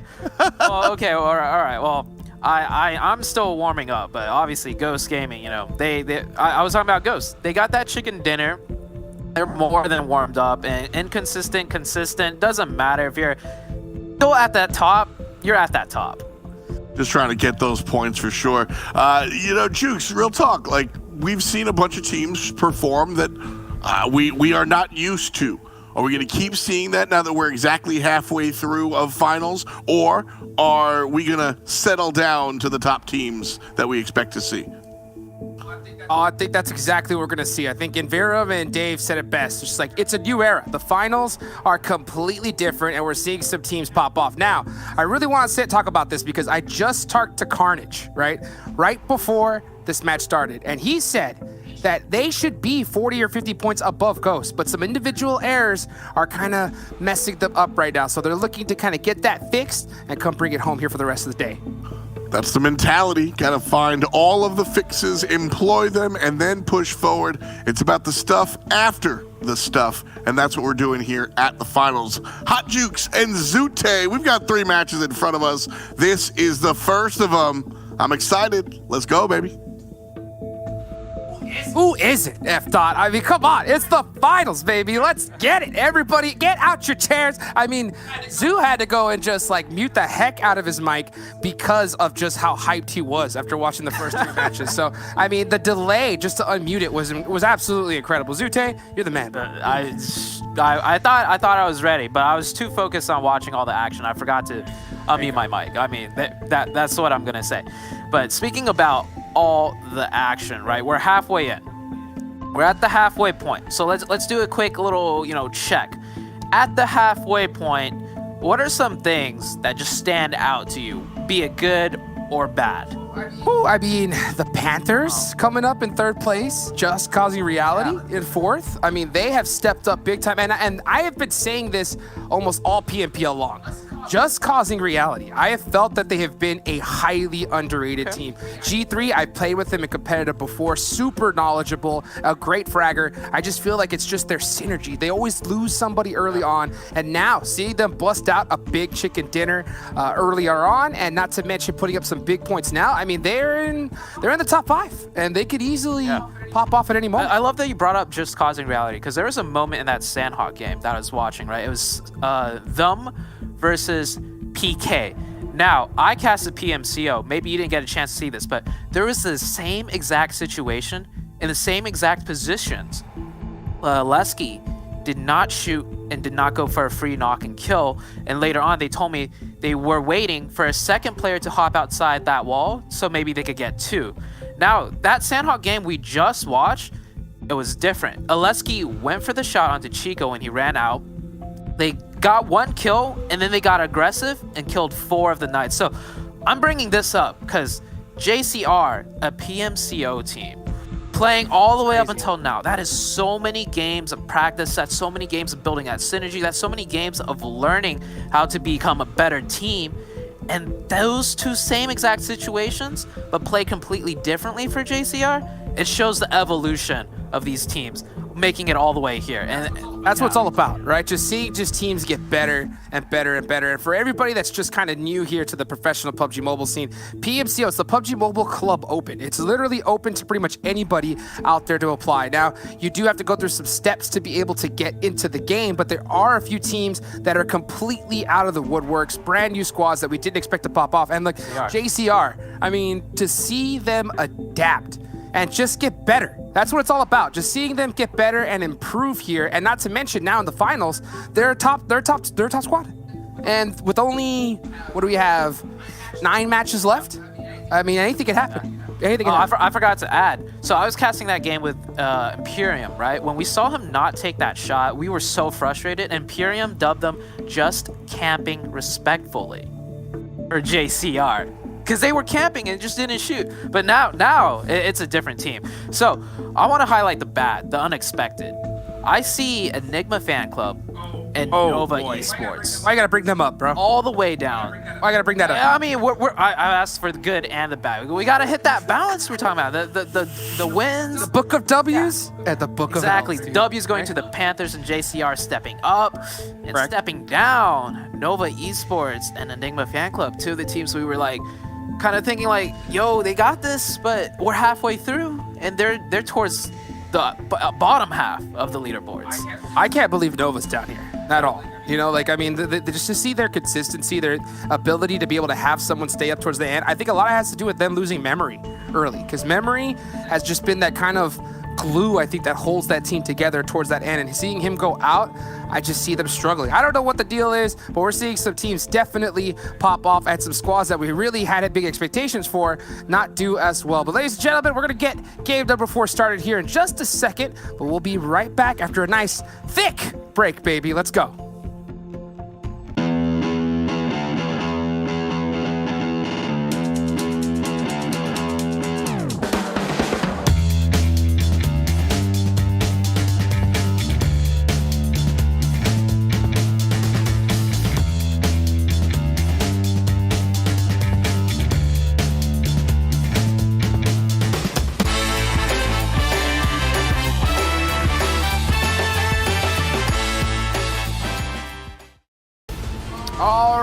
Ladies and gentlemen, we are back here. Match number 4 has begun. Of course, this is myself, Hot Jukes, here with the man, the myth, the legend, Zute. Brother. No. Ready to get this one going? I'm ready, but are the players ready? Because that's the question. The playing path isn't looking too player friendly right now. We got one stretching from military base to South George Pool, a hard diagonal playing path from the south to the northwest. A lot of the loop areas are on the northeast side of this map, which is kind of a far stretch for this plane path. Yeah, we're gonna have to see, like, if the circle decides to go towards your house now. I think that's the worst case scenario, right? If it goes that kind of crazy hard shift, if it does land on this Pachinki area, I don't think it's gonna be too bad. But of course, you know, XSET team that likes to drop mill to a farm area, they're gonna have to do a little bit of a stretch here. But so far, we don't see too many teams landing near each other. We have 3 teams on military base. That's unorthodox, I would say. I think mostly due to the plane path Passionfruit doing kind of a split drop in between the Panthers and the Mezexis. Now, yeah, you brought up the circle. Depending on the circle, there might be a potential bridge camp. Oh, baby. That circle hard to the northwest. I mean, it kind of works out for most of the teams because the plane path is stretched that way. But man, look at those parachutes coming out. Everybody is still in the process of trying to land and drop for vehicles. This is kind of, I think, a tough circle for all these teams, considering that wherever they drop, it's going to be hard to see them rotating out from their position. Like, you have the Unnamed just sitting dead center already. Like, yeah, they have to go and try to find some extra loot and maybe surrounding buildings, but since the plane path was on this direction, they have to know that everything's taken. Right. Like, if they try to go north to South George, anywhere else to try to get loot, all of it's already gone. Right. So they're going to be pretty, I think they would have to favor position here and just kind of hold down some light loot for the rest of the game. What do you think? Oh, 100% agree with you. As a competitive player, I've done split drops, right? On where we drop late off plane path. And okay, well, here we go. We have something else coming up. EFC, one with the UMP. Oh, I love this play. Slicky going into the water to spot out the swimmer, and he's able to ping it for his teammate Coops where the enemy is, but not able to get the shots down, and Russell just laying down quiet. I was about to say, as a competitive player, what do you think about this split drop right here, huh? You like that one? I mean, it's the plane path. EFC got the better end of it. They have a gun and vehicle, right? So they're able to leave. It depends, though, how long are they going to commit to try and kill this one player in the water swimming? If Chico plays this right, I mean, they're not going to be able to get it. Okay, I spoke to. If Chico plays it right, you know, he played it right into Coop's hands. Right into Coop's hands. And just like that last game on Sanhok, Chico played it right into JCR hands. Like, going down first on the team, back-to-back. Not a good start for the Knights. And now EFC, they're ready to chill and dip out. Yeah, they're going to take that point and run. I don't think they're going to catch Russell here, but this is already pretty devastating, I think, for the Knights, because not only did they lose, you know, Chico early, but Russell's going to be super behind on loot now. And with this zone, considering that pretty much almost every major team is already in it, not the best case scenario here for PK. Now, the Knights are currently sitting in 7th place. Yep. So they're at the middle of the pack. You know that they want to go for top 5. And the crazy part is the difference between 7th and 4th, 5 points. So that is not a big point gap at all. So pretty much 4th place is up for grabs from any of these teams. Now the Panthers have created themselves a little bit of a nice little point gap. Yeah, a little cushion. At the same time, rest of the squads are going to have to step up. Yeah, so Knights going down one player with such a small point gap, it's bittersweet, right? It's like, okay, we lost one player early, but it's not like we have to get that many points. But then on the opposite end, it's like, oh, we only need a few points. Imagine if we were 4-man instead. Right. So it's a bit bittersweet for the Knights. And so far, that's the only casualty. We're well within close to 5 minutes of the game. That plane path only spelling, you know, a little bit of trouble between the Knights and EFC. But otherwise, everyone's looking pretty chill. And I didn't get to finish what I was saying earlier because I didn't expect that. Go ahead. I didn't expect that little scrap fight. So, bring it back. As a competitive player, when we do a late split drop loop and the first circle pops and we're dead in the center because plane path flew right over it, it's tricky because you don't want to take too long split looting like you usually would, because some teams would rotate really fast to go center and you don't usually have the first circle center position. So what I'm worried about now is that we'll get all these teams rotating center and there'll be some players that still like looting here and there due to plane path split looting, and we might see some earlier deaths even there. Totally possible. Totally possible. One team that we know that loves to go center early on, Ghost. And I mean, it's kind of crazy because you've seen Ghost be able to go center even in late game, which is nuts. I think if we had a stat that showed how many times a team has gone from edge to like dead center open compound for free, Ghost has to be number one, like without a doubt. Like somehow they always get that good insight and are able to take that spot. So the unnamed, the hit list, all these squads. Yeah, look at this. Ghost already centering up right here on this hill, right behind that shack. That's a really good position. So they're gonna be really set up on this entire mountainside because everything below them is all open range. Look at that. I love this position. From a competitive standpoint, the option plays from just controlling that area it's way bigger than you think. Sure, it's just one wizard tower. It's not like a giant compound, but it's just the sight lines and the control and the rotation options. I mean, there's a reason why Ghost is taking this spot for the first position. But they already got eyes on the hit list. You called it out perfect. They already headed dead center really quickly from Pachinki, and now they're just kind of keeping an eye on everybody. So the hit lists are going to go ahead and put themselves right here. Ghost is going to put that in a little notebook for the rest of the game. Now we're seeing other teams, just nice and slow, taking it easy. And I think that's what they have to do, considering that this is the finals. You have 3 more matches left today. I mean, obviously including this one. And then 6 tomorrow. That's it. So every single point is just absolutely crucial. You're going to have to go for a top 5 finish here. So I'm not surprised at all to see these teams that, tread extra careful. Yeah, it's extra careful, but when the aggression's flipped on, it's extra aggressive, like calculated aggression, right? Right now, like at this level, you need coin flips of both sides. Either you're extra careful or you recognize you have that advantage and you go extra aggressive and you push it all the way through, make sure there's no mistakes. And right now, teams are starting to fill up towards the center. We have 19E, PU, the hit list, and Ghost Gaming right now kind of set up towards the center. There's still a lot of teams that still have yet to make their rotation because of that plane path. Remember, it was a far western stretch, and so all the teams that usually loot on the east side, they're still making their way in.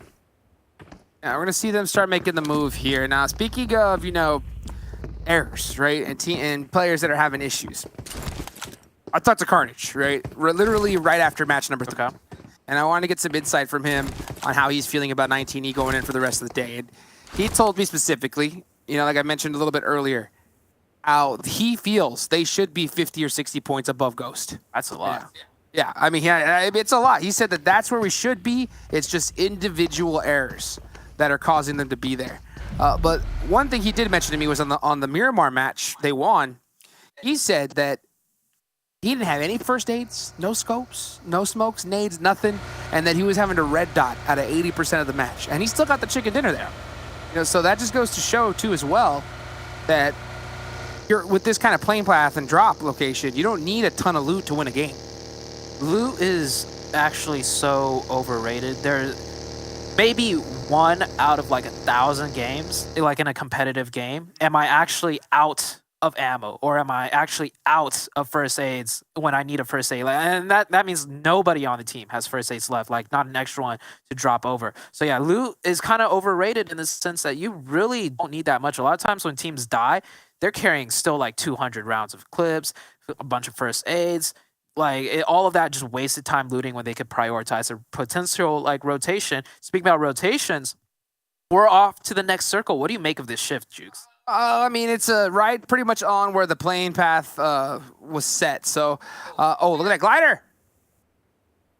Hey, just passing that up, man. Would you like to see that? Hop in that? Heck no, he passed up that thing real quick. Said, not an Erangel. Maybe a Miramar. We can get away playing with a glider, but not today here. You can see Asan trying to pop some shots off on these rotation teams. So that's just basically it. I mean, there's a lot of cover in this side of the map.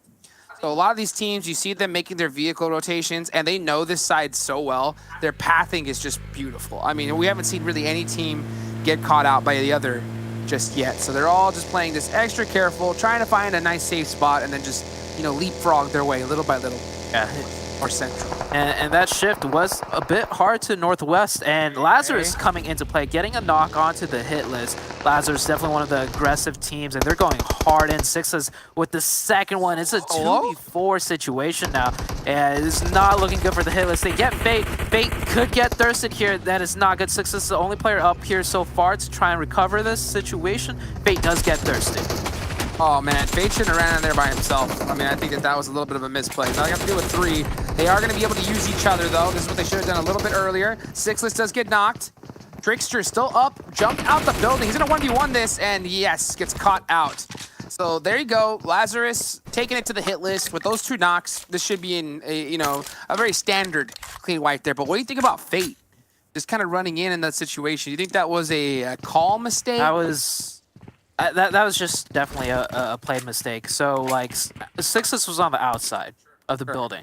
So all he needs to do is play on the outside just as well, right? Sure, running inside, you feel safer, air quotes, safer, because you're inside the cover, but your team's coming from the outside on the side that he was at, where the way Sixless played it, so to say. Right. So a slight mess up, but those could come in huge late game, right? When you're down to 4, or from 4 to 3 players, and you go into the late game situation, and you get the zone, and you can't hold that defense properly because you're down 3, or you can't do the push properly because you're down 3, it could come in huge later on.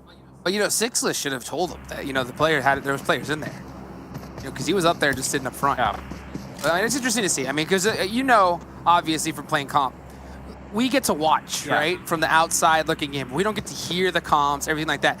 Sixless, for all we know, could have called for push. Right. And Fate said, I'm pushing in. And then Sixless just stood outside. I just watched him get baited, and just laughed and just wiped the rest of the team afterwards. I mean, I'm not saying that that's what happened, but, it's totally possible. So, everybody that's listening to this, we're definitely, speculating here. But once you get in the game, and I highly suggest anybody watching, you have to play, if you love PUBG Mobile, you have to play in competitive match at least one time in your life. I mean, we all know that the next PMCO is coming out. I know I'm foreshadowing a little bit, but definitely make sure you get your squads, registered. There's a lot of open sign-up stuff.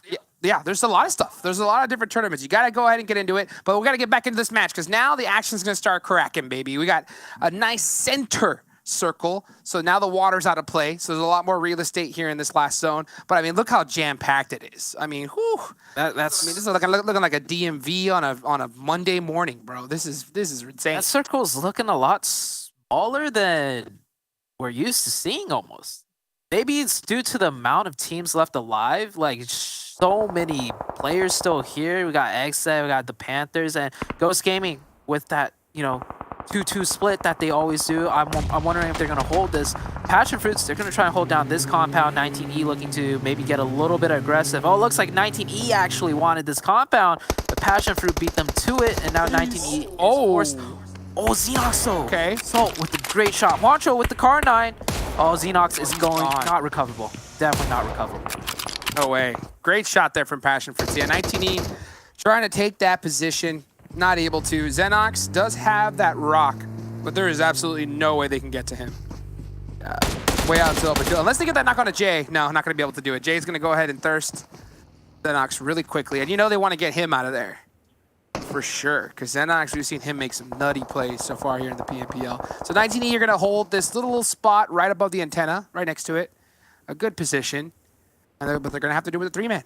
Just like that, losing 1. And we have multiple teams on the south, not yet in the circle, so they're still trying to fight their way in. Switch! Oh, Pappy Pappy, yo, I know you're the man. But that Papa. was a little overzealous there, that vehicle switch. I mean, if you did it, that's a highlight clip. And we still have Calmate, JCR. papi, calmate. You know, calm down a little bit, dude. That was, I mean, I saw that nice little switch, but I mean, maybe a little switch jump out would have been a little the play. Who knows? Not as fancy. But let's put it that way. Yeah, no, you're right. Not as beautiful. But guess what, man? Use your team. You know what I'm saying? I know you're feeling yourself. You had the interview. You know, come on, papa. Just chill out just a little bit. Now the Panthers are gonna have to do a nice little retreat here. Still 3 up left to go. And the Panthers, I mean, they've crushed this tournament so far.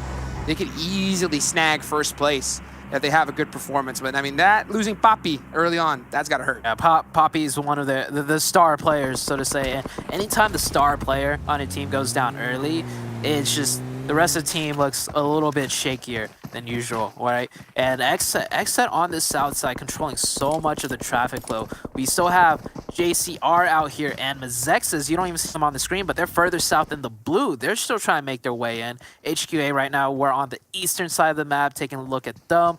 Everybody's pretty much positioned well enough, but circle's changing. Circle's changing right here, and you can see that the next zone's about to go on up. Where's it gonna go? Okay, all right, to the northwest. Sorry, northeast. I gotta get my left and rights, you know, picked out. Yeah, nice hard shift here. So you can see JCR still have the full squad, but they are way out of position. They have to get this reset and start pushing through XSET immediately. So this hard shift, I want to see what the Ghost Gaming does. Are they going to go center on that hard shift? We keep talking about Ghost. They just keep going center. But we're still got to fight between JCR and XSET. XSET, they can leave this fight whenever they want. Right now, they're just gatekeeping to see if they could get some more openings, to get some kill points. But otherwise, they have priority on the circle, and they can disengage if it gets too tricky for them. Yeah, but is that the play, though? I mean, this is that kind of trick, you know, coin flip decision. Do you stay for kills, or do you go for position? And yeah, I think after that, Juicy said, time's up, man. We got to get moving. Lazarus! Okay, the antenna into play. They're trying to make some plays as well. You can see Alucard, he's got the Groza. Doing some nice little pre-fires. Can he catch Telly in this 1v1? Has his lay down. Okay, Telly's just like head on a swivel right now, but surrounded. He is completely surrounded.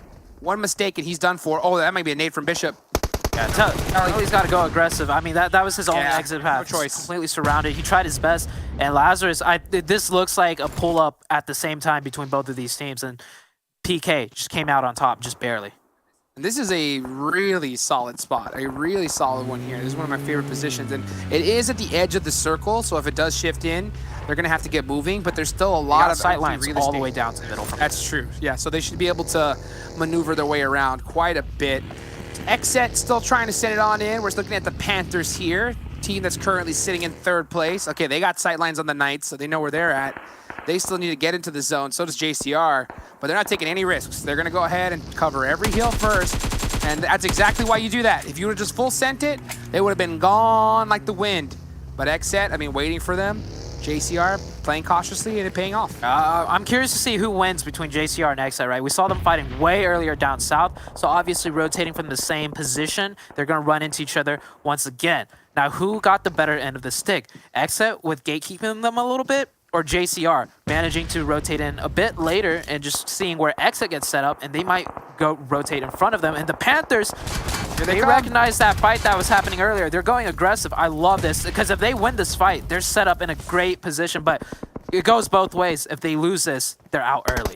Yeah, the big issue, though, is that they are getting shot from both sides. You got XSET from the back, putting all kinds of pressure, but that's going to stop the pressure. Alucard kind of helping them out a little bit.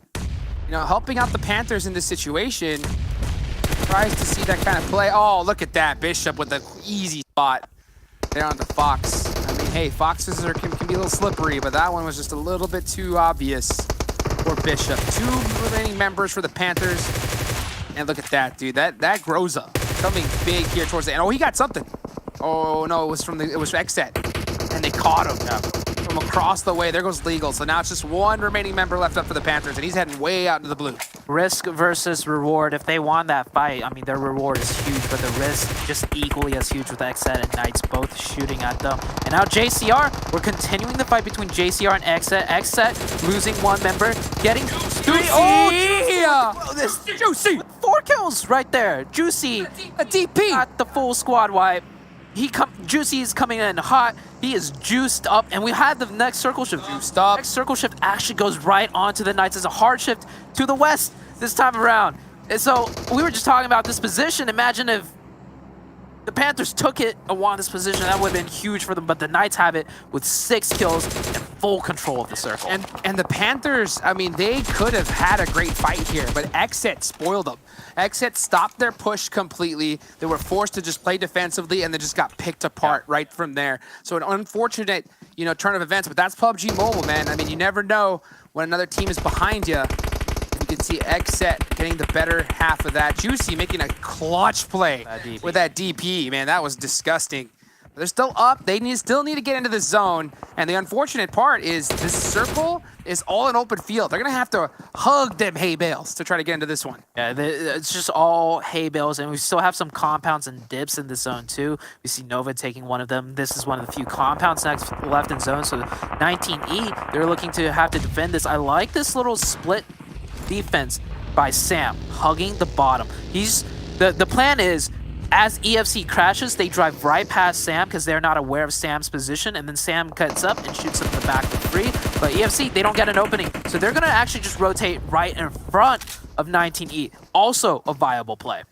And 19E, they just don't want to give up this position. They just don't want them to push up on for free. So they're doing a great job of peeking these windows and putting suppressive fire. And that's not easy to do because when you're inside of a house defending like that, every player knows you're going to peek from a window. Yeah, it's literally just which one. So, I mean, to see Carnage instantly, even though he popped a few shots, duck, because he knew that those shots were coming right back. That shows the experience right there in the battlefield. And working out Salt. Oh, baby, still a full squad of Passionfruits laying down inside of this zone. So they're in a really good spot, right? This is a beautiful dip. Ghost made it to these buildings here. They're going to have to take this dip away from Passionfruit. Exactly. And good luck with that. I mean, we saw them throwing nades, no openings. They have a very solid idea of what their next play is. And I love this play out of Ghost. It's proactive. Like, they have zone. They could have sat in the back and just chilled. But they know if they want to win the rest of this match, they got to go aggressive. Now, Passionfruits with a great defense, grenade back. It's a knock on each side. It's a full-out push. Beowulf goes down. Passionfruits going down, too. It's a mess. It's down to HH and Spec, and it's just Juancho up, and they get that wipe. Ghost Gaming. That's that flip. That was disgusting. From super passive throwing nades from a distance to a full-out switch, but the aggression doesn't stop. See you later, Ghost. EU coming in for the third party. Good luck with this one, Ghost, because, oh, man, yeah, you did a great play on the Passionfruit. Spec says, I'm out of here, bro. I'm trying to make anything happen. But, man, it is not looking good. So Spec trying to survive. Now the Unnamed, they want this position. I mean, especially the next circle comes right here. So this is a prime location. This is prime real estate. And both XSET and the Unnamed, let's put it this way, their eviction letters are signed and ready to get Spec out of there at any moment's notice. No 30-day notice at all. No, this is like 30 seconds. TU, one of the teams that we were talking about, they're sometimes really quiet. We don't really get to see them too much. Oh, is that a pre-nade that Spec just threw out? No, it's smoke. Imagine if that was a pre-nade, but 4v1 situation. Spec cooking that nade. Did not know he's there? They know. They're looking for him. They have an idea, but they just can't find him. Still, I don't think Spec's got this 4v1. Ooh, he gets one. A headshot. Oh, and the other players aren't ready. Oh, when he has a smoke, he's going to have to drop it down. They're going to come in 2v1. Oh, yeah, here they go, all at one time. That smoke is going to give him a little bit of help, but it's not going to be enough. Yeah, the Unnamed, overwhelming pressure. You know that he was begging for one more nade in his pocket, but it doesn't look like he happened to have it. The Unnamed are going to take the position, so that's going to be really huge. XSET are going to probably try and challenge for it soon. Okay, here comes Nova. Oh, did you see that? That was gross. Nova has been chilling in those smokes the whole entire time, so when that team pulled up, they didn't even know, and they just popped out and just completely double-pieced them. Syndicate now down to 2. What Nova's so good at. I mean, this is where the Nova we've been waiting to see. Memory already out, and that is not a good sign as Shifan goes out there. One remaining member, nope, none remaining members left for Nova. They go out in 7th place. Not good. Believe that that's only a couple of placement points. here at this stage. 20, almost 24 minutes in the match. Still 6 teams remaining. 6 teams remaining. I'm taking a look at which teams are 4-man up, though, because those are the dangerous squads. And we see 19E here, but we don't see EFC. So 19E managed to win that fight with EFC. We didn't see it on camera, but well done to 19E. So the only 4-man team here is TU. TU with 4, the others with only 3 at most. And you can see the rest of these players trying to survive. Syndicate, LeveLx, both rocking solo players. And you can see LeveLx, I mean, he's got it bad. I mean, the only cover he's got is that thick bush right there, baby. And he ain't moving a muscle. Backpack off, just playing this so silent. And you can see that eyeball. Yeah, he's got the eyes on Carnage. Will he decide to shoot here? What time? That trigger discipline. Coming in big. It's so hard to decide when you need to shoot. And look at how quiet he's playing. He's not even healing up. He's just... Another placement point. Oh, XSET goes out to the Knights. So the Knights, you know, using that high ground position, identifying which side of the circle they want to press, and they press XSET. XSET goes out. Knights, they do drop one player. One player is knocked for taking out that team, but Russell, he could potentially get revived, and the circle shifts right onto the Knights. TU's going to get aggressive off that knock. Yeah, they're going to have to go ahead and clear this side out. If they're able to do that right now, they're going to be at a huge advantage. 19E is wrapping around the top as well, so they're going to be coming behind the Knights in just a few seconds. The Unnamed looking to press this. Now they can't get a little bit too cocky because there's a lot of open field.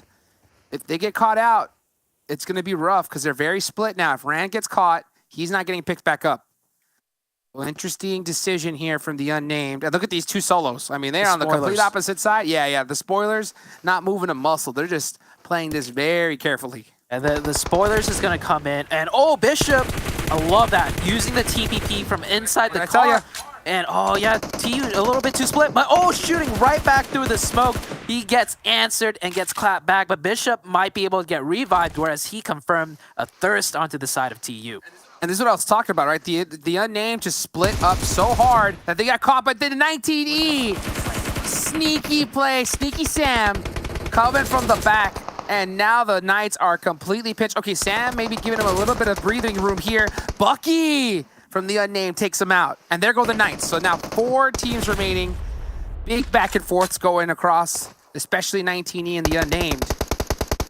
And he's going to go ahead and blow up that vehicle. Yeah, so just get that little extra cover. And the 2 solos. Spoilers are still in. That just goes to show you just how that trigger discipline from LeveLx worked out perfectly. At least a top 4 finish. And this is where you start getting the big placement points. Yeah, and each spoiler right now looking at the respective third place, at least? That's 3rd place. And now it's down to 19E, LeveLx, and the Unnamed. Now Chuno, oh, he's forced to shoot at that point. Go for that thirst. A little bit to the left, and there we go. Not placement point, but a kill point. And it comes down to these 3 teams. TU versus 19E. 19E, is it just a solo? It's 2 solos, Chuno and he got Carnage. He saw him earlier, took his sweet time, and now he's going to go out. So he gets the placement point, but also gets 10 placement points and the kill as well. Now, oh my goodness, Jason just running straight in. It's Acer with the Uzi. Acer can do this. Oh, he can. Oh, the panic. Here comes that Uzi. Panic out of TU. They're panicking right now. Oh, he has to switch to the M16. The M16 ain't going to do it for Acer. Oh, man. I don't wonder if he just ran out of 9mm at that point or just said, you know what? I got to go for this reset. It's just not going to work out. But what a finish there from these squads. Beautiful performance overall. I mean, that's how it's done right there. The Unnamed. Yeah. Clutching it up. But TU, that they're trying to fight their way back in. Right, they're kind of a bit lower on the leaderboards. Well, I mean, they were 5th. They were 5th going into that. They were 5th going into that. Oh, okay. Well, that's why they're the Unnamed, baby. Like, for some reason, every single time, I mean, it's literally like that. We're like, okay, where did the Unnamed come from? Right. All of a sudden, I mean, after that chicken dinner, I mean, we could be looking at a top 4 team here. I could have sworn I was looking at that list and I did not see them in the top 5, but I mean, they are definitely in the top 5 after that chicken dinner. But 19E, right? Another solid performance. 19E didn't make the last Super Weekend, and Carnage said, like, yo, just wait, just watch finals. And he's keeping true to his word. I mean, they're doing something.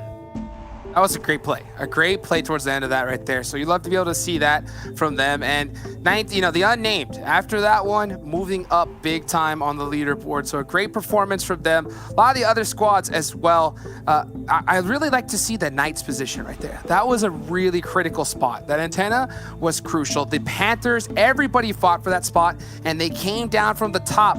But with that shift, the Unnamed from that bottom hill, oh man, they had all the cover in the world there. Yeah, the Knights, I think they weren't expecting that wide wrapping flank. If it wasn't for that flank, they would have been chilling. And if anything, I feel like they were a little bit too focused on TU, because here's the thing. TU was already in zone, right? So if you leave them alone, they'll probably leave you alone. Who's not in zone though? 19E. Right? So turn your attention around, focus out of zone. It happens so much in competitive. You get too focused in zone. It's so tough. It's so tough. I mean, you gotta be looking in every single direction. But I'll tell you what we're gonna look at right now is the moments, baby. Let's go ahead and recap. Look at some of the best plays we saw here in this match. And as we can see here, we're gonna go ahead and start off with this play from Coops, right? Right off the bat. Saw him get caught out. Sixless pushing in. They lost Fate early on. It makes me really think, what if they had that full squad towards the end? Yeah, one member can make a huge difference. And here's that XSET great keeping JCR. It worked out for them. XSET managed to get ahead of JCR and win that fight. Juicy with that 4-piece, right? And here's the Knights and Laz fight. You're absolutely right. If Lazarus had a 4th player in that fight, it was a 1v2 for Telly, right? Imagine if they had that 4th player. At worst, it's a 2v2, but if they started off that fight with that extra player, they might have gotten an extra knock from Fate during that engagement, and it might have been a 2v1, and then a full reset, and then it could have been them. So yeah, that one knock. That juicy play though. Sorry, that was just beautiful. That juicy play was gross. And that's so true though. I mean, that goes to show that these little micro plays can make such a massive difference in the long run. Because if they just said, hey, I'll wait for my team and we'll just go and clear them out a little later, then they have 4 up. But I mean, who knows exactly how that ended up playing out. This ended up playing out pretty beautifully. Ghost took it really quick, but the Unnamed, they just said, you know what, third party, we're coming in for the 4th, and took that dominant position to win the game. Classic Unnamed, right? Just laying low, laying quiet, and then they come in later when all the action's erupting. I like that decisive decision though from Ghost Gaming. That's what I like to see. That makes you think, like, if Ghosts would have won that, they probably would have won the game. But the Unnamed, because that was the spot that really did it. But the Unnamed took away from him at the right time. So that was beautiful. Nice play there from Jason. Chanu from LeveLx. What a clutch play. I mean, that trigger discipline. He saw Carnage in the bush. Could have killed them way earlier. He just put a little stamp on Carnage's forehead and say, you know what? I'll see you later. I'll see you later. Put a little BRB right there. And then, what do you know? Ends up snaking himself up to 3rd place. That's 10 placement points. A big, huge performance there from Chanu and LeveLx. Yeah, the almost 1v3 too for Acer at that end. I was starting to believe in it because you saw the 2 other players of TU pushing up, and that pre-fire cover, it looked a little panicky. He was going left and right. He's not sure which way Acer was going to peek from, so I had a gut feeling Acer could win this, but it looked like it. It looked like he was. Yeah, they came out at the perfect time because you're right. I mean, you could see them just almost looking like they're going to push in one by one. But at the end, finally just say, hey, let's push together as a team and take this chicken dinner. That's exactly what they did, everybody. Still 2 more matches left to go, so don't go anywhere. Myself, Zute, we'll catch you right after this break.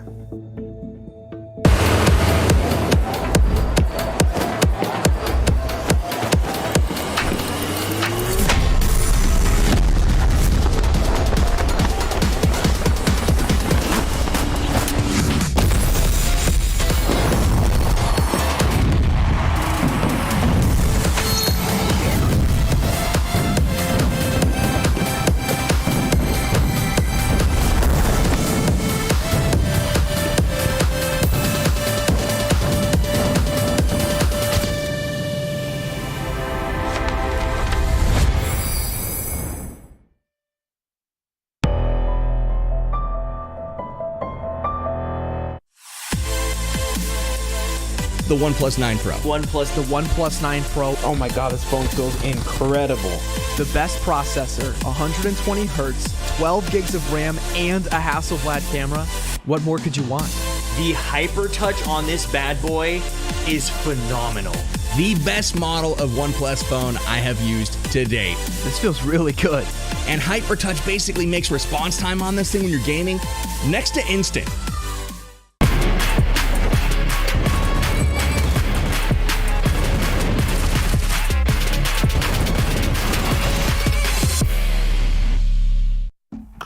Fantastic play out of all of our teams here today, and fantastic play coming out from OnePlus as well. The 9 and the 9 Pro is another part of their excellent story where they continue to put together top-of-the-line devices. If you want to win a chicken dinner, looking towards the OnePlus is a good idea. It provides you all the HyperTouch technology you need to sync 6 times faster. That reduces display time, plus you've got the 120 Hz refresh rate, everything you need to wind up on top of the crop. Hashtag never settle.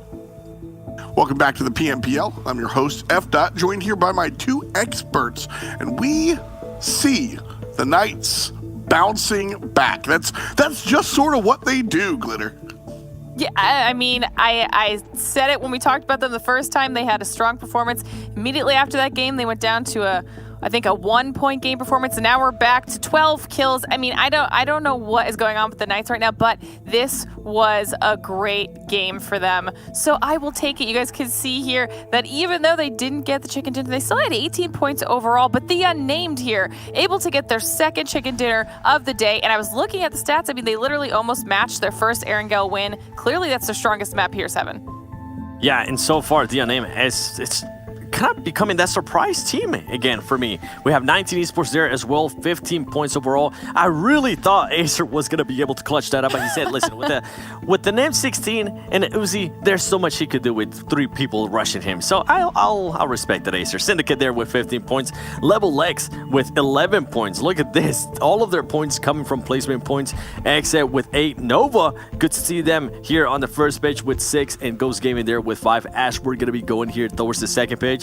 And XSET, I think Juicy, you need to start using more light machine guns because, man, M249, you destroy people. DP23, you destroy people. So, yeah, just keep them with you. Here on the second page, we got 9th place, JCR with 4 points, Lazarus with 4. We got to just keep going down that list. Enigma Fan Club, not their best performance here. Not sure what's going on with that team. And as we go down even more, our first place team at the start of the day, the Panthers, not sure what's happening today, but not able to kind of perform the way we saw them yesterday. Yeah, they're having trouble bouncing back, unfortunately. You know, seeing them a little bit here and there, but not as much as we've seen the Knights kind of turn up. So small picture, we see them bouncing back in individual matches, but big picture, we also see them kind of bouncing back with respects to the whole thing. Top damage here, 2020, that was last year, but they're doing it this year. 12 kills off of that amount of damage, though, there, 7. Yeah, and with Syndicate, 7 kills there, 1,300 damage. The Unnamed, 10 kills, 1,300 damage, and then we go down the list a little bit more. Ghosts, 4 kills there with 1,000 damage. Overall, though, Knights, man, Knights is such an interesting case. They're giving me like different vibes of what Ghost Gaming was giving us. Remember yesterday, Ghost Gaming, the first game they won, the last game they won. Here with Knights, so far, I'm getting like a roller coaster vibe. Well, I mean, that's the first thing that Glitter said. And before we dive into the graphics, you know, Glitter, I want your ascertain, like, which is the real Knights? Is it this overperforming one, or is it what I don't even want to say what we got used to? Is it the good or the bad Knights? I don't know. You know, we saw, even during the league play, the Super Weekend portions, we saw this same type of play where, you know, they were either struggling or having really strong performances. And we've talked about this across the board for all of our teams. The one way to be, you know, the best team in this league is to nail down your consistency. You can see here yesterday versus today for the Knights, they've obviously started to pick up a lot of things. And even though it's in a little bit less of an average survival time, they've decided to be a little bit more aggressive, which is starting to work in their favor. I just want to see it happen in back-to-back games. And I don't even need a win. I just want to see... I feel that. a strong performance in back-to-back games as opposed to the up and down. Only because, like, you know, I'm going to keep saying this, looking forward, into some of the future seasons, they won't be able to do that. Seb, what's your take on that last graphic, looking at the comparison from today and yesterday? What's up with the Knights? It's going to come down to 1 star, all right? 1 star is starting to shine again.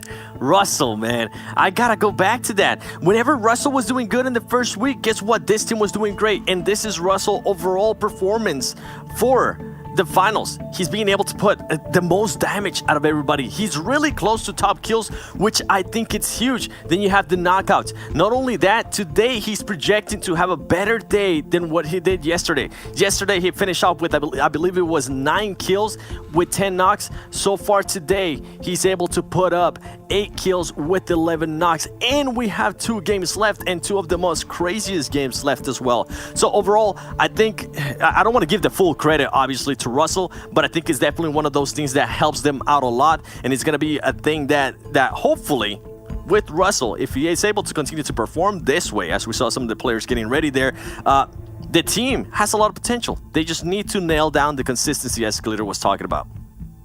We're going to go back to that consistency. You know, if we can, when it comes down to the numbers that the Knights have been able to put out, you know, they're able to have rounds like this where they get a ton of kills. And then they have rounds where they just don't. And to further illustrate that point, Glitter, you know, kills, I think, are the big thing. Because placement, that sort of luck of the circle that we talk about, right? So you can put it in your favorite, but you can always go for kills. And I think the Knights have looked towards that to try and climb their overall markings. But let's take a look at where everybody stands here as far as our finals are concerned. We've got 2 more maps today and then 6 tomorrow, and then nope, that's it. That's all. Just 8 matches to go. And so as it stands, 19 Esports with 122, that's my birthday, up on top. Ghost Gaming with 120 in second place, and Glitter, the Panthers in third. Yeah, definitely some changes here to our overall rankings. 19 Esports and Ghost Gaming significantly closer than I was initially anticipating. They're only 2 points behind each other, so Ghost Gaming is definitely propelling themselves back up into that potential first place position that they became very accustomed with during our Super Weekend. But then moving down the list, the Knights are actually in a solid 4th place position and the only team in a top 5 that has 0 chicken dinners to their name. So excited to see if they can maybe nail one of those down before the weekend is out. And then moving on down the list, we've got TU holding on to 5th, Syndicate right behind them, literally only 1 point behind. 4 points behind is XSET, 5, I mean, like the top, and this is something we're probably going to be watching, 5 through 8 once again separated by not a whole lot of points, 7. Yeah, and I'm so glad you mentioned that. 5th place all the way down to 11th place. The only difference is going to be 20 points, which we've seen teams being able to get that or more in just one match. As we do have here the second page, LeveLx 69 points, Lazarus there with 67, Passionfruit with 71, Nova being able to step it up. This is good. They're currently not at the end. Enigma Fan Club did decide to take that spot for them. Something that was really impressive of the first page was 19 Esports, the consistency that they've been able to show up, even though they only have 1 chicken dinner in comparison to the 3 of Ghost Gaming, they're able to get that first spot. I was thinking Carnage was a little bit crazy in regards to saying they're gonna be 60 points ahead of Ghost Gaming if they didn't mess up certain things. I mean, he might not be wrong, Mr. Carnage. Yeah, I'm thinking. I'm not gonna say what I'm thinking, but I think we all know what I'm thinking. Right now, I'm thinking we got to move on to our next map. Thank you so much, homies. You guys continue to crush it as we continue to roll on in our finals. We've got a Miramar map in front of us, and we've got 2 of the best of the biz. It's Hot Jukes. It's Zute. Man, Zute, it's been an absolute pleasure kind of having you around. First of all, you're kind of killing this whole casting thing, but I don't want to say it too much. Thank you. I don't want to get your head too big. But in all honesty, your insight has been fantastic. And so we're here past the halfway point of finals. Is this where things start to settle into place? Well, it's hard to say settle into place. Maybe the top 2 teams, because they have a big point lead, like we'll see them kind of settle into place, get that like top 3 battle going on. But as far as the middle of the pack, like from 3rd down to like 9th, it is going to be a constant just scramble back and forth every game by game. We're going to see jumps up and down, and that area you can't feel settled in, because one game is going to change the difference where you're placing by like maybe up to 4 to 5 positions. Jukes, different style question for you. 19 Esports, yes or no? Yes, obviously yes. I mean, they're in first place now. Carnage said, and by the way, you need to say it, F. Dot, whatever you were going to say earlier. I want to hear you say it. Fine. Carnage single E. Telling the truth. Come on, tell me. What'd you say? Maybe we should have picked 19 Esports. There, I said it. Oh, baby!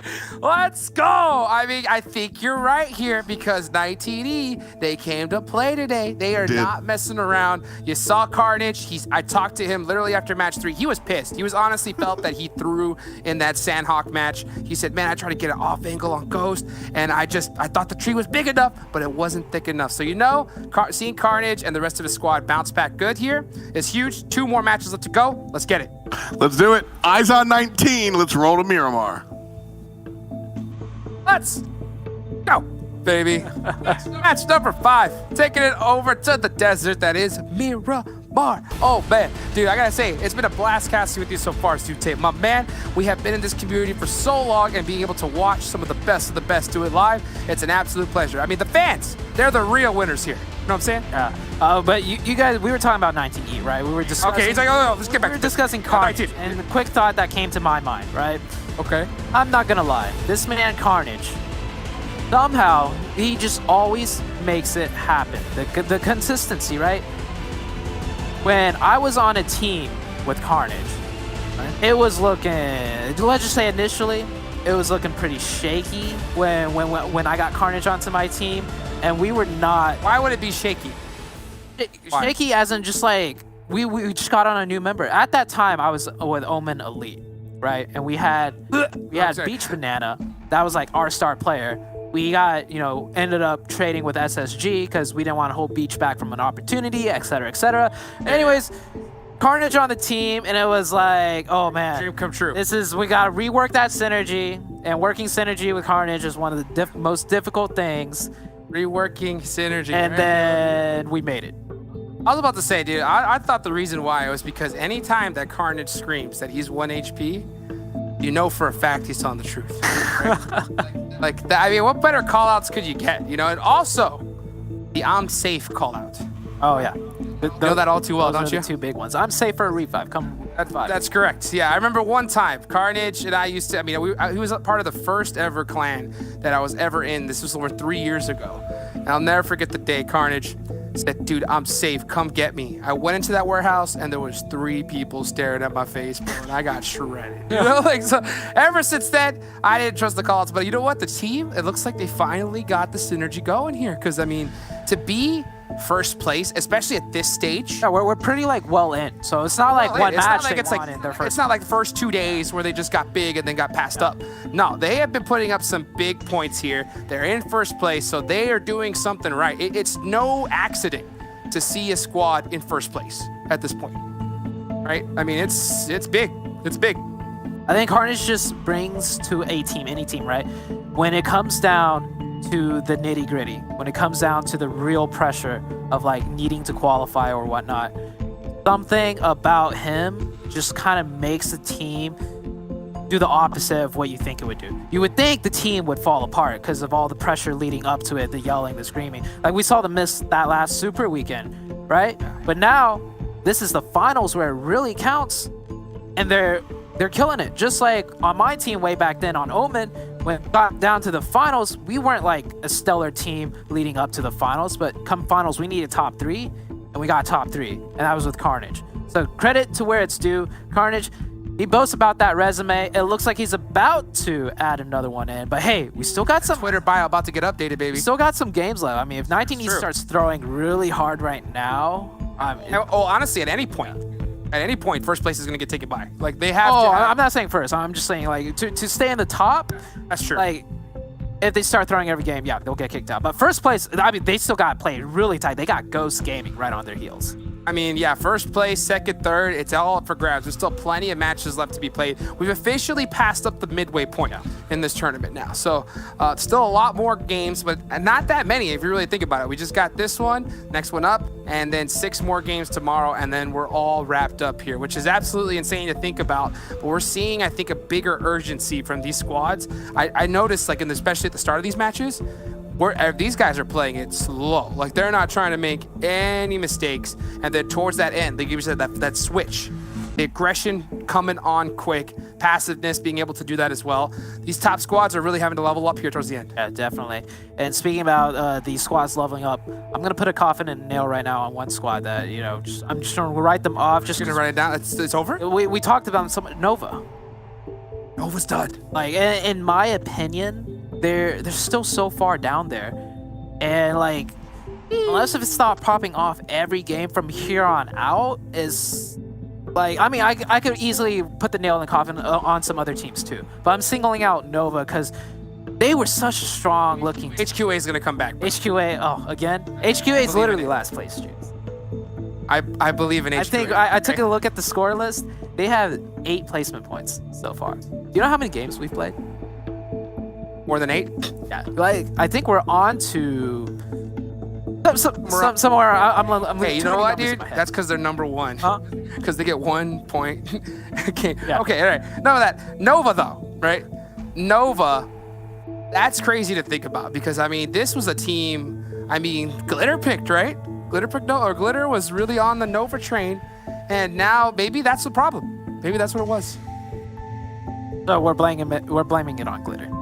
I think so. I think that's what we all should do right now. So let's get some boo glitters. I'm just kidding. All right, let's get some woo for Glitter and the rest of the squad here because everybody watching the team has just been able to do all kinds of great things here. And it's so insane to see that after all the games played, we still got so much more left to go. And the leaderboard can change any moment's notice. Any moment. So okay, out of all the squads, what is one team do you think that's going to upset, right? Oh, like if there's any team that's gonna pass up 19E, now let's stay away from like Ghost, the obvious answer, right? Like let's pick a squad that you think that's like could come out of nowhere. Would the Panthers be? Would they count? They're not really out of nowhere because we saw the brilliance they had on the first day. I mean, if they win first place, I think that's out of nowhere overall, the whole tournament. If it's, I'll just say this: an underdog team that we're not expecting would be the Panthers because the way they played day 1. Right, if they could just kind of get that back going into these last 2 games and then carry that momentum into day number 3, they could easily be that first place team that we see out of nowhere. And then same with JCR. JCR's having some shines of brilliance too, not as flashy as, you know, the Panthers, I would say, but both these teams could do it. And Knights, they're also stepping back up. They're playing, you know, and Russell, we were talking about it earlier, or 7 was, right? When Russell does well, the Knights does well. So all of these teams, like, I could throw in another team if I wanted to. I'll say this, right? You said those squads. The team that I'm gonna pick, it's got to be the Unnamed. Right? Oh, I forgot about that. That's why. Again, oh my gosh. You know, the Unnamed, right? I mean, this is a squad that just won the last match, so they're going to come with that, you know, that mentality of, all right, we're good, we're solid, we could take out some of the top squads. They took out Ghost, you know, they took out 19E, so that's going to be good for their mentality overall. And they have showed that they can be consistent. I think the Panthers have shown that as well. I think JCR have shown those signs of it, but have yet to really prove that, hey, we can go and be consistent every single game. So having said that, here we go, baby. Match number 5. You know, welcome, of course, everybody to the Hot Jiu-Jitsu Tape podcast. You know, that was absolutely wonderful. But we got this match all locked and loaded, and we're heading on over. It's one of my favorite maps to watch. I know it's one of yours as well. Miramar. Let's go. Miramar by far has become my most favorite map to watch just because of the well-paced action from beginning to end. And before that remake, we had a really bad plane path. It was like super south from west to east, and the player's a bit happier after, you know, we got a new plane path. Still not that great though, from the south to north, hard, focused more so on the west side. It's a little bit better, but this is one of those plane paths that we are just setting up for another crazy, hectic, chaotic Miramar. All I gotta say is, I can't stand these southern zones, Miramar. What do you think about them? I mean, they're fun to watch. I mean, they are fun to watch. I mean, but I mean, I can just feel the pain in the players having to drive across all that hill, crazy rocky terrain. It's so difficult to move in that. But you're right, it is fun to watch because you definitely see some crazy, you know, rotational kills. So hopefully, though, I think that a lot of these players are going to be hoping for a much more central or maybe northern zone here. It could pop at any moment's notice anywhere, though. Okay, all right. Elpoza, That's a pretty good one. a pretty good central one. And Elpoza, Mezexis Esports, they have been dropping there. And they're going to have it all to themselves, very central, and they're going to be looted to the T. And real quick, I know that we talked about, you said the importance of loot, how it could be a little bit, overrated. I think that is true, except for on Miramar. Considering that if you have an early position like this, you're going to need like quite a few rounds because you want to be able to just spray like crazy and do crazy pre-fires on vehicles. I think that helps out big time. Now Sanhok, I would only say that's true for meds, just for like the meds strat. But here in Miramar, because if you're able to just put on crazy shots down the way, it puts a ton of pressure on teams. It doesn't allow them to move anywhere close. What do you think? That's true, but the first step to making that happen is getting the circle. That's true. Yeah. And so like if we're gonna say that, then I mean, what we should be focusing on is just if these teams are gonna get circle RNG'd or not. Well, if they get that circle RNG, sure, 300 rounds, perfect. But when do we ever see a team hold a strong position and if circle keeps closing in on that one position over and over and over again? It's usually we always see a shift of some sort where they have to move, and then during that moving process, it doesn't matter if you have 300 rounds, 5 first aid kits, 6 grenades. You could easily die just pushing into the next. That's true. And speaking about dying, JCR, they already lost one player, and I think it's due to the Panthers. Okay, so looks like right off the rip, we're gonna see. This is what I was talking about, consistency, right? JCR. That's what I think the one thing that they've been lacking is they constantly lose somebody early on. I'm not sure what the problem is, whether they need to go back to the drawing board on their drops or what. But yeah, this seems to be a consistent issue, and now they have to deal with a 3-man for the rest of the match. Right, a 3-man on Miramar. This is really rough. But the toughest map. Yeah, and with this map in particular, I think the fact that it's just so much open terrain, it's so much easier to lay shots on people. As opposed to like Sanhok, Erangel, I think you're depending more on maybe wiping a squad to get some. Right. But here in Miramar, it could be the same strategy. We saw Carnage say that they won that last Miramar, and he had to pretty much red dot 80% of the match. Exactly. If you're able to go and take out a team out of vehicle, take their loot, I mean, that's the way to do it. Let's do it. Yeah, and so with this circle, right, we're not going to see too much action, honestly. This is probably the fairest Miramar circle. In fact, we might actually not see action at all until circle 2. I'll tell you what. And that's crazy to say. I love to see this map. I'll say that right now. I've been looking at it for quite a long time, and so far we're seeing some movement. Yeah, we are seeing some movement on this map, and not a lot, and I can't blame them because this is what we're talking about here. The start of the match. You know what we're seeing right now? We are seeing from a coach analyst point of view what they're staring at. That's right. All day long, because this is what. So right now, I'm a player. Yeah, I'm taking notes on the team rotation. But I'm currently also a player for a Japan team. Okay, yeah, I also coach. So this is literally what I'm staring at all day long. So for the viewers, it's not that exciting, but I want you to notice all the rotations on these teams, which spots they're going to, their pathing, all of that. Because if you're interested in competitive, even to like a small degree, the first step to any player wanting to enter into the competitive scene, it's all about the rotations and knowing where to go. So this is what you would want to stare at, like for the entirety of the map. And then you break down into the, okay, how does a team push? You would take a look at... Well, speaking of that, before you go into that, right? Out of all the teams, and this is from your experience, because I know that you literally every morning, you're up super early coaching, right? Which team that you're looking at right now, just by looking at the map, if you could be any team where they've landed or where they're at, which team would you be? Okay, great question. So with Miramar in particular, I personally don't say you want dead center, because when you get hard shifted off dead center, usually it's so hard to move out because teams are just all around you. So you want a position like off center. For me, I would say something like Ghost Gaming, right? So if the circle goes more center, they could press in from their position. If the circle hard shifts somewhere else, they could wrap and loop around because they didn't put themselves in a sticky center position. But speaking of which, we're finally into the game. Let's go.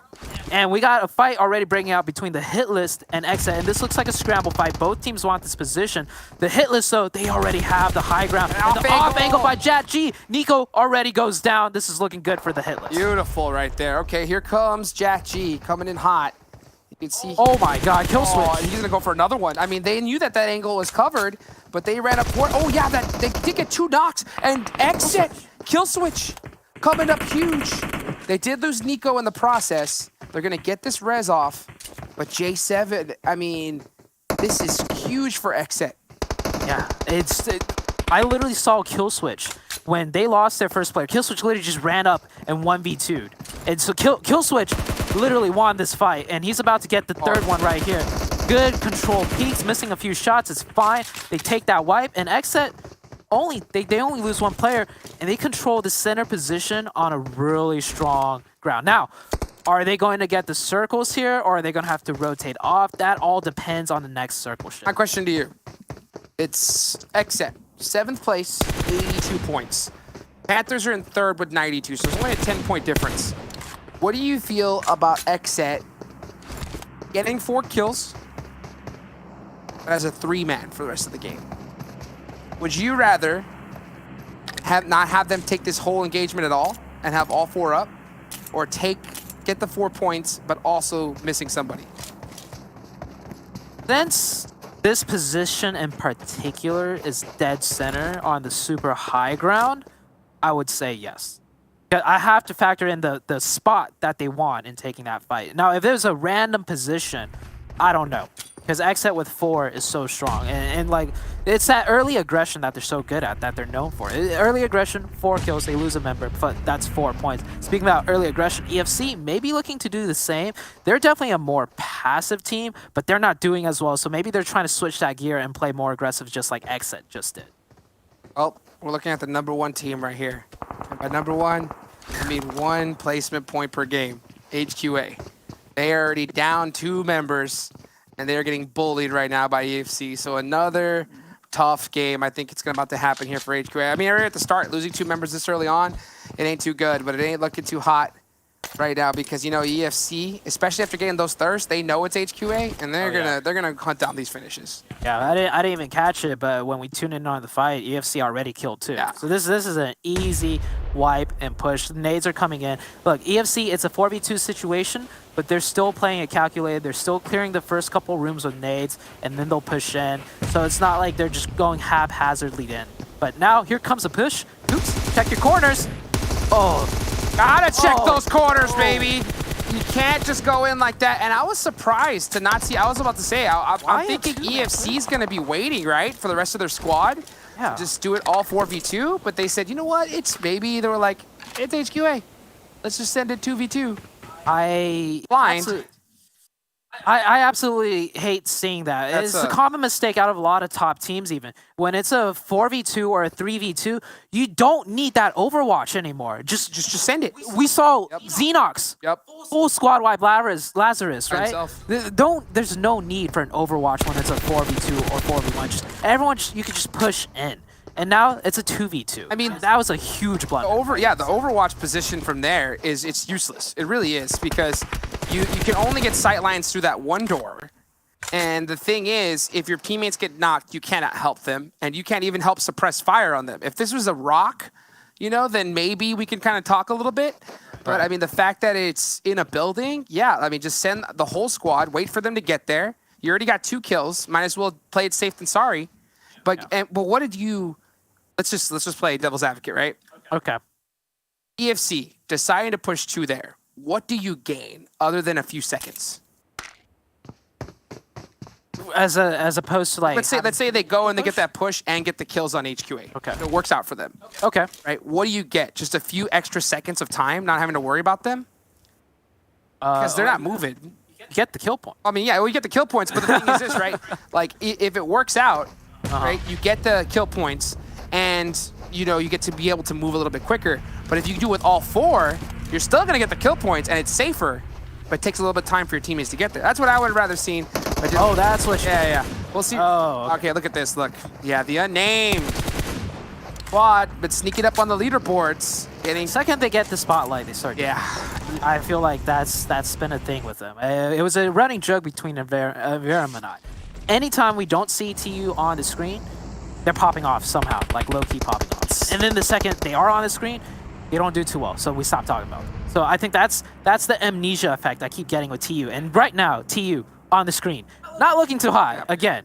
Yeah, I mean, you gotta save TU, I think, for the late game, right? Yeah. So they're gonna be talking to the broadcasters and saying, like, hey guys, dude, don't look at us. Let us do our own thing here. Let's keep our own little secret sauce. And in all honesty, I think not having a lot of screen time can assist you in a way, right? Only in the grounds that teams that are obviously, like you mentioned, like yourself, right, coaches watching. Yeah. If you're not seeing that team, you're not thinking about them, you're worried about Ghost, right? 100%. You're worried about 19E, and you're studying every pattern that they make. Well, you got the Unnamed just creeping on in and moving themselves up the leaderboards little by little. Oh, but we saw that was a double. Yeah, Rokiss and Fate knocked from the Unnamed in return. Oh, Exxon goes up, Centers up on Monte Nuevo, but that's the real story right there. I mean, who's going to win that fight? Yeah, but okay, circle shifts. XSET dead center, Mezexis, good position. Bucky, okay. He got them both?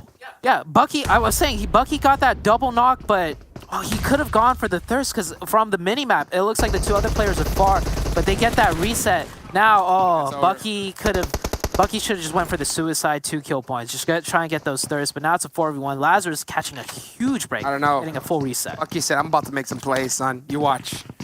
He said, I got this Uzi. I'll let them go back up again. I'll wipe them one more time. Six is on the hunt, though, trying to find those angles. He's going to go 1v1 him right here.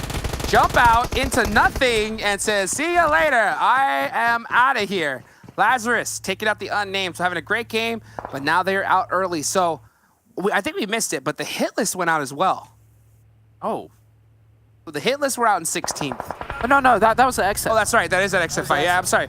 Like, that happened so early on. It's so crazy you don't really think about these. It's that Miramar effect. Yeah. We just have so much action. It's hard to keep track. Speaking about action, 19E and Ghost Gaming. They're not going to like to take this fight, though. 19E is going to try and circumvent them and just rotate down and take that lower ridge ground side. I've seen teams coexist here a lot. They need to be careful, though. If they keep going, they're going to run into LeveLx at the compound further down south. Well, we'll see right now how this is going to end up playing out for 19E. 19E currently in first place, and they've done it with 1 chicken dinner. Ghost have 3 chicken dinners under their belt, and they're holding second. So that goes to show that, you know what? Consistency, absolutely. And that means that, and what's crazy about it is 19E has more placement points than Ghost.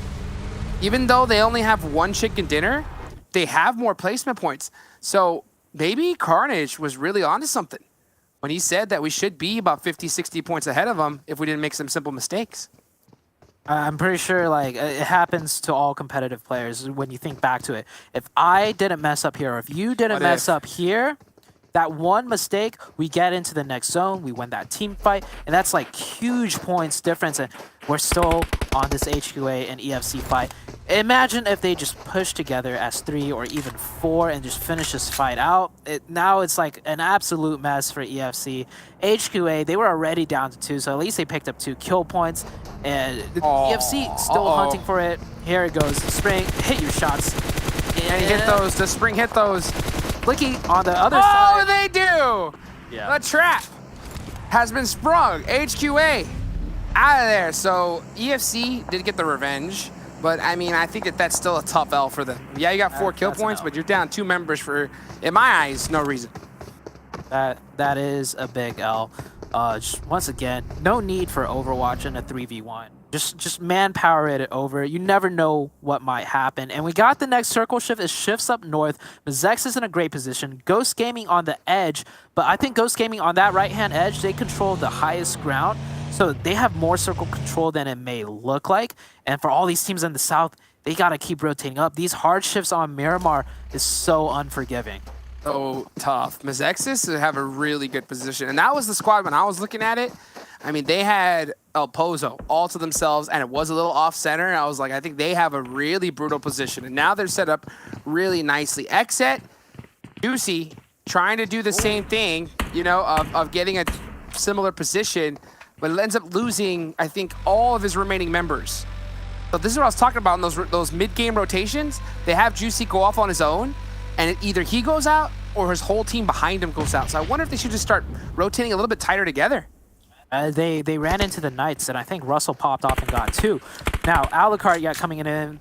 J7 kill switch finished off in that kill feed right now. And now it's once again 19E and Ghost Gaming. And 19E! Oh my god, Ghost Gaming! This bull! You remember this bull, right? Where teams just got pressed and just surrounded and got killed. 19E definitely with the advantage here. Ghost Gaming, they have a tough defense to mount. Yep, remember it was XSET that held this position before, and they ended up getting clapped out of it. Ghost trying to make it this useful. That was a good nade. Acer's really lit up. He's gonna buy some time. 19E, this is a big battle. This is between first and second place. And now you got LeveLx. They heard those shots on the side, and they're coming to spoil this. And that could definitely cause a whole bunch of trouble. You got EFC on the bottom as well. So this is an intense fight between all these squads. And 19E really needs to hit those nades. This should be a not easy, but a more advantageous position for them to nade in. But they're not getting any of the nades. Just got Butterfingers. Ghost Gaming. Look at their HP bars.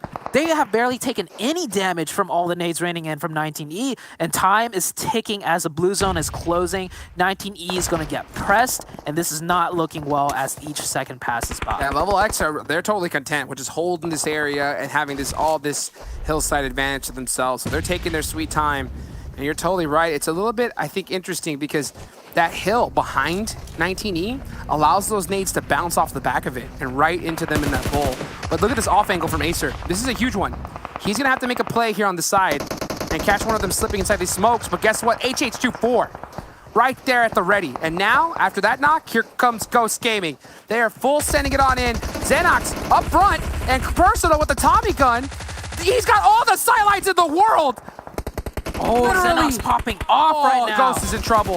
1v1 Xenox all day. Oh wait, long. It's not over. The third party from LeveLx, they heard the commotion. They're coming in on this. I love this. A team like LeveLx, they're taking advantage of that third party, and they get shot from elsewhere. And that's not it. The circle's closing, got fights everywhere else. Syndicate taking a fight with the Panthers. The Panthers getting slapped up right now. Down 2 members. Syndicate with 4 up with only 1 knocked in that fight between LeveLx and 19E. The first place team getting picked apart. There's teams going out all over the place here. What is going on? I mean, we're still early in this game. I mean, if you really think about it, but with this position and all this open field, so many teams are just getting pieced up. There's still 12 squads remaining. You go out right now, that's 1 placement point. That's absolute insanity. And look at this. Here comes Lazarus. Now taking out Passionfruit Esports. Now down to 11 teams. And they have 4 up. And not to mention 4 up and 8 kills. So this is a big game. Big step up chance here for Lazarus. And to be honest, if they want to be one of the top squads leaving it, it had to happen right now.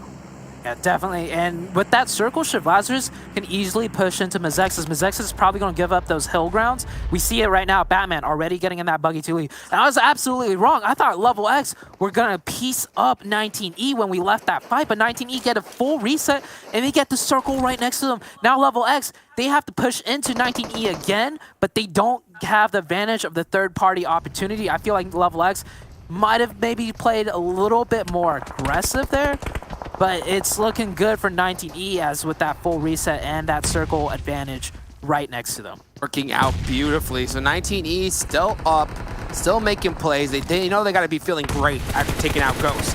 And now they want some more. There's Carnage doubly though. The other Carnage. Trying to show which is the best one of them all. And right now LeveLx have a good position. No kills to their name just yet. And they're still out of this zone, so they gotta get moving. You see the bottom. You got a nice little fight going on here. That M249 at the bottom, popping off. I mean, there's fights everywhere. Yeah, that's XSET Juicy, the last player. He got crashed by JCR, so the rest of the team, getting caught off by the Knights. And right now, this is just a battle of chicken. Nobody wants to go into the circle first on this side because there's no cover on that side, but blue zone pressing in. 19E, I was saying, they have the advantage, and it is coming into fruition. XSET gets eliminated. 19E's going to farm so many kills here. So many points. They are looking so strong. They're going to stretch that lead that Carnage was talking. And there it goes. LeveLx. LeveLx just completely, 1 HP. There they go. They're completely gone. 19E, like you mentioned, Thebes did not want to go out first in there. LeveLx said, you know what? Let's just do it. We'll be the first ones out. And 19E said, oh, what a mistake. You know, what a mistake. Wiping them out really quickly. So 19E, they are in the next zone, so they have a good position. JCR is up after taking out XSET. 9 squads still left in this match. There's Nova, dead center, and they are getting pieced up by everybody, but Bishop able to help him out a little bit. He's got that SLR, the Slurpee. Slurpee, I'm taking a look at which teams are 4 up at this point. We have quite a few 4-man squads. We have Lazarus 4 up, 19E 4 up, Pittsburgh Knights 4 up, and Mezexis 4 up. We have so many 4-man squads that on this next circle. Oh, look at that beautiful car. I mean, all the cars are blown up, but they're placed head-to-head perfect. Oh, and that circle shift. Oh, that's beautiful for them. Oh, tell me about this one. Oh, that's gorgeous. Who's got this? Oh, man. I mean, this is all a 19E at this position. They have this one in the bag. At the same time, you can see, though, the Panthers putting in a whole bunch of work onto the Knights, but not able to be good enough. They're going to go out in 8th place. So now, here come the serious placement points. They were the last team to get only 1. 19E, look at this. They're spreading their wings, man, ready to fly and take this lead even bigger. They took out Ghost, the 2nd place squad. Oh, nice little shots on those tires. Take that out. So the Knights, they're not going out without a fight. They got 6 kills to their name. It's a good, solid game from them. Yeah, Knights right now, they have that circle too. And Syndicate, they got circle plus. They're down to a soul. He's hiding behind that bus. He's going to just lay low. Now I'm looking at Lazarus. Lazarus has the most difficult push to make. They got to go wide in the open. It looks like they're going to go for that shack instead. Six is actually stopping short at a rock maybe to cover, but too many. There's just too many players. And he is in zone there. JCR full sending just as well. Oh, it is just absolute mayhem for these teams having to rotate. Knights taking shots. It's a coin flip. Shots, 3 points everywhere. It's literally a coin flip of who's going to be able to make it into the zone. They're all sending it at the same time and just doing their best to survive. You know, Sixless was spamming the lay down button, but not able to do it in time. Fate trying to put the shimmies on, shimmying straight to his knees because he's getting shot from Knights all the way across. So Alucard putting in the work. And then here comes Mezexis. 4 kills. They had a great position in El Pozo, and they were just playing cleanup crew. Batman from down the range, putting on all kinds of pressure. It's literally anyone's game. Anyone's game. 19E, though, they definitely, I think, have the advantage. Definitely. 19E and Knights, they were the ones chilling. Same with Spring. Spring in that shack, just watching the mayhem play out. Nobody managed to full send the shack just because there's like 3 teams coming in on that side. And you see it now. They're all having to shoot at each other. Mezexis still don't have the circle, though. Lazarus have found a little spot. Sixless with that scout work. They managed to make it in. Now Mezexis, they have to do the next step, the next full set. And 19E, 3 kills. I mean, yeah, that's not going to work out. Oh, never mind. It is going to work out because Revenge made it in there. He destroyed. Oh, I mean, he just demolished them. How in the heck did Mezexis survive there? I don't know. Spring had the defense there. He saw that buggy coming in. He had the pre-fire advantage on Revenge, but I mean, credit to Spring. Revenge is literally less than 1 HP. Here's the difference, though. Revenge hits those. Revenge hits those. That's what it is. Revenge hits those, and that's exactly what he did. So he's going to keep Mezexis alive for a little bit longer. Next zone is going to go away from him, though. 19E no longer in position. I don't think any team is. This zone went completely in between almost all of them. So it's going to be anybody's game here. We'll have to see who ends up pulling it on top. Lazarus still rocking a 3-man. So they still have Telly, Rokus, and Sixless up. They got to cross the street. Though what happens when Lazarus crosses the road? Hey, they're going to get lit. Lit up. Are they going to make it to the other side? I see it now. They're like, they're dropping first aid. They're dropping something. Yeah, probably first aids for a heal strat. That med kit. Yeah, that's honestly the play because they know that, you know what? This is the time when you use all your smokes to make a smoke wall, but this is pretty late in the game, and you wouldn't be surprised if they kind of ran out of those for now. So the heal strat looking to come out big for Lazarus, get those extra placement points. Top 3 is where you really make the big ones. 3rd place is 10 by itself, and now here comes one smoke. Oh, they lit him up. Revenge gone. So now they got to top 4, and here we go. The great cross the street. Oh. What happens when Lazarus crosses the street? Guess what? Not much, because they are not able to. They are not able to at all. There goes Syndicate. So they've at least made top 3. At least 10 placement points are going to be made by them. 19E, though. This is all them to win this and put a massive lead above Ghost. So now the focus is between 19E and the Knights. Knights have 10 kills? Lazarus is still up, and it's not just any player of Lazarus, it's Sixes. I mean, I have to hype up Sixes at this point, because every time he's oh no, it's Rokas. I'm sorry, Rokas. Oh, this is huge if he gets that knock. That's going to be huge for the Knights. They're not going to be able to get that reset, and the Knights saw that knock in the kill feed. The Knights could win this and take it out from under 19 Esports. Are they going to send it? Are they going to send it 3v2? Do they realize it? They have to know. Yeah, here comes a nice nade. They have the off angles here, so now 19E has their back up against the wall. Slow it down. They calculated. Oh, slow what down? Slow that nade down to your face? Can't do it. It's over. It is over, said the Knights.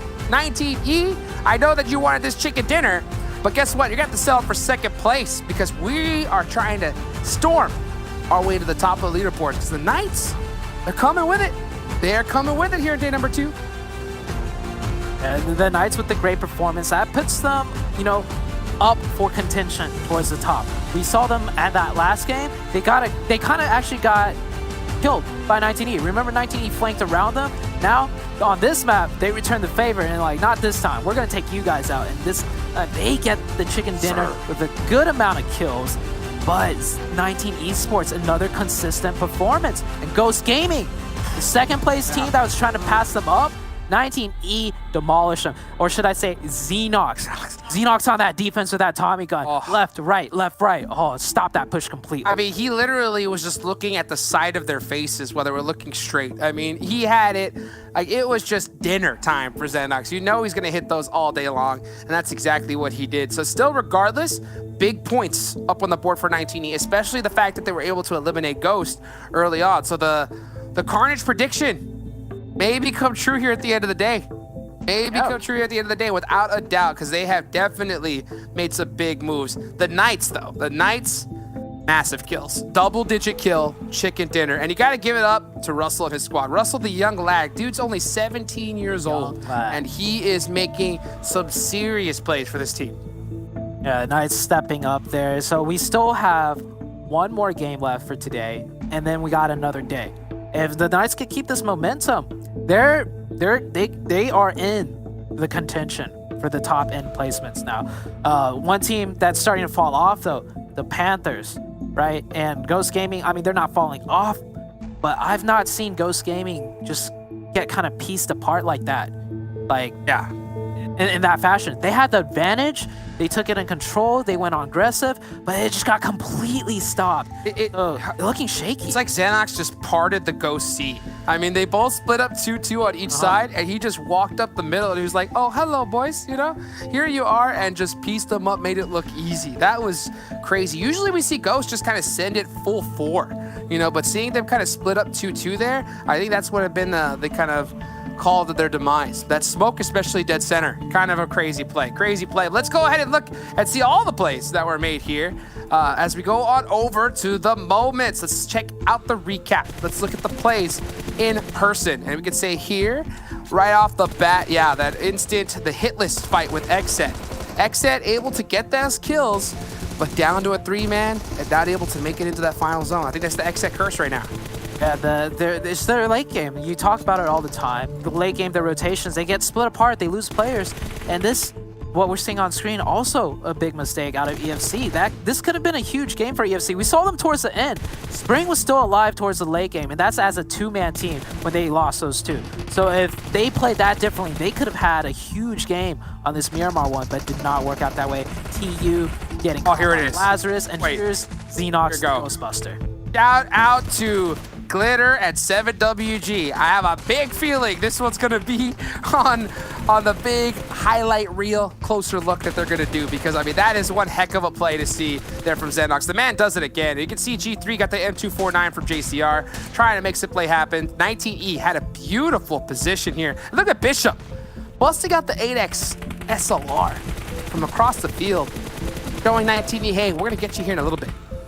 Yeah, it was just signs of things to come when, you know, they wiped them out earlier. And here's the Lazarus. I mean, I think Lazarus did as best they could. That circle shift was so tough. They had to fight their way in on multiple fronts, wide in the open. So even though they were 4, in this case, it didn't matter too much. But next time if they're 4 up and they have a better circle shift, I want to see them be able to fight in and start catching back up in the leader. Likewise. We'll see if they're going to be able to. What a crazy trades, just back and forth.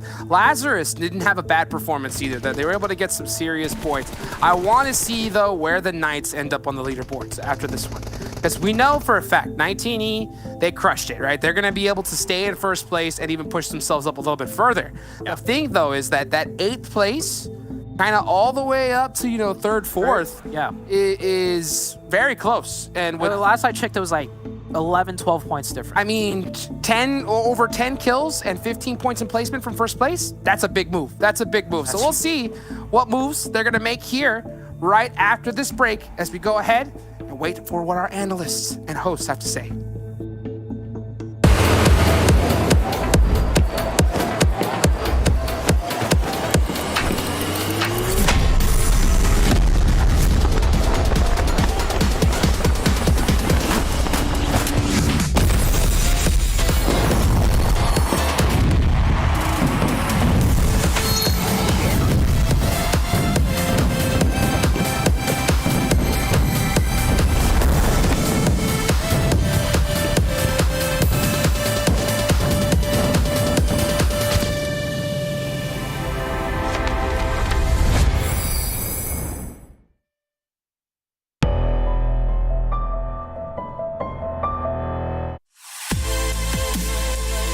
The OnePlus 9 Pro. The OnePlus 9 Pro. Oh my god, this phone feels incredible.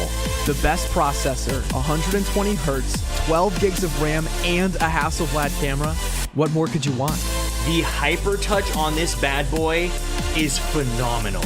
The best model of OnePlus phone I have used to date. This feels really good. And HyperTouch basically makes response time on this thing when you're gaming next to instant.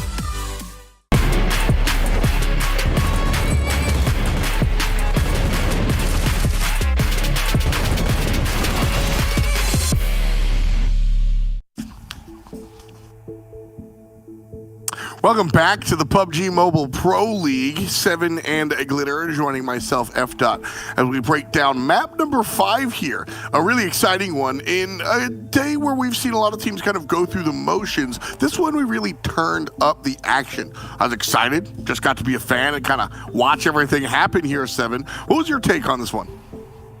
Xenox. Can we talk about this, man?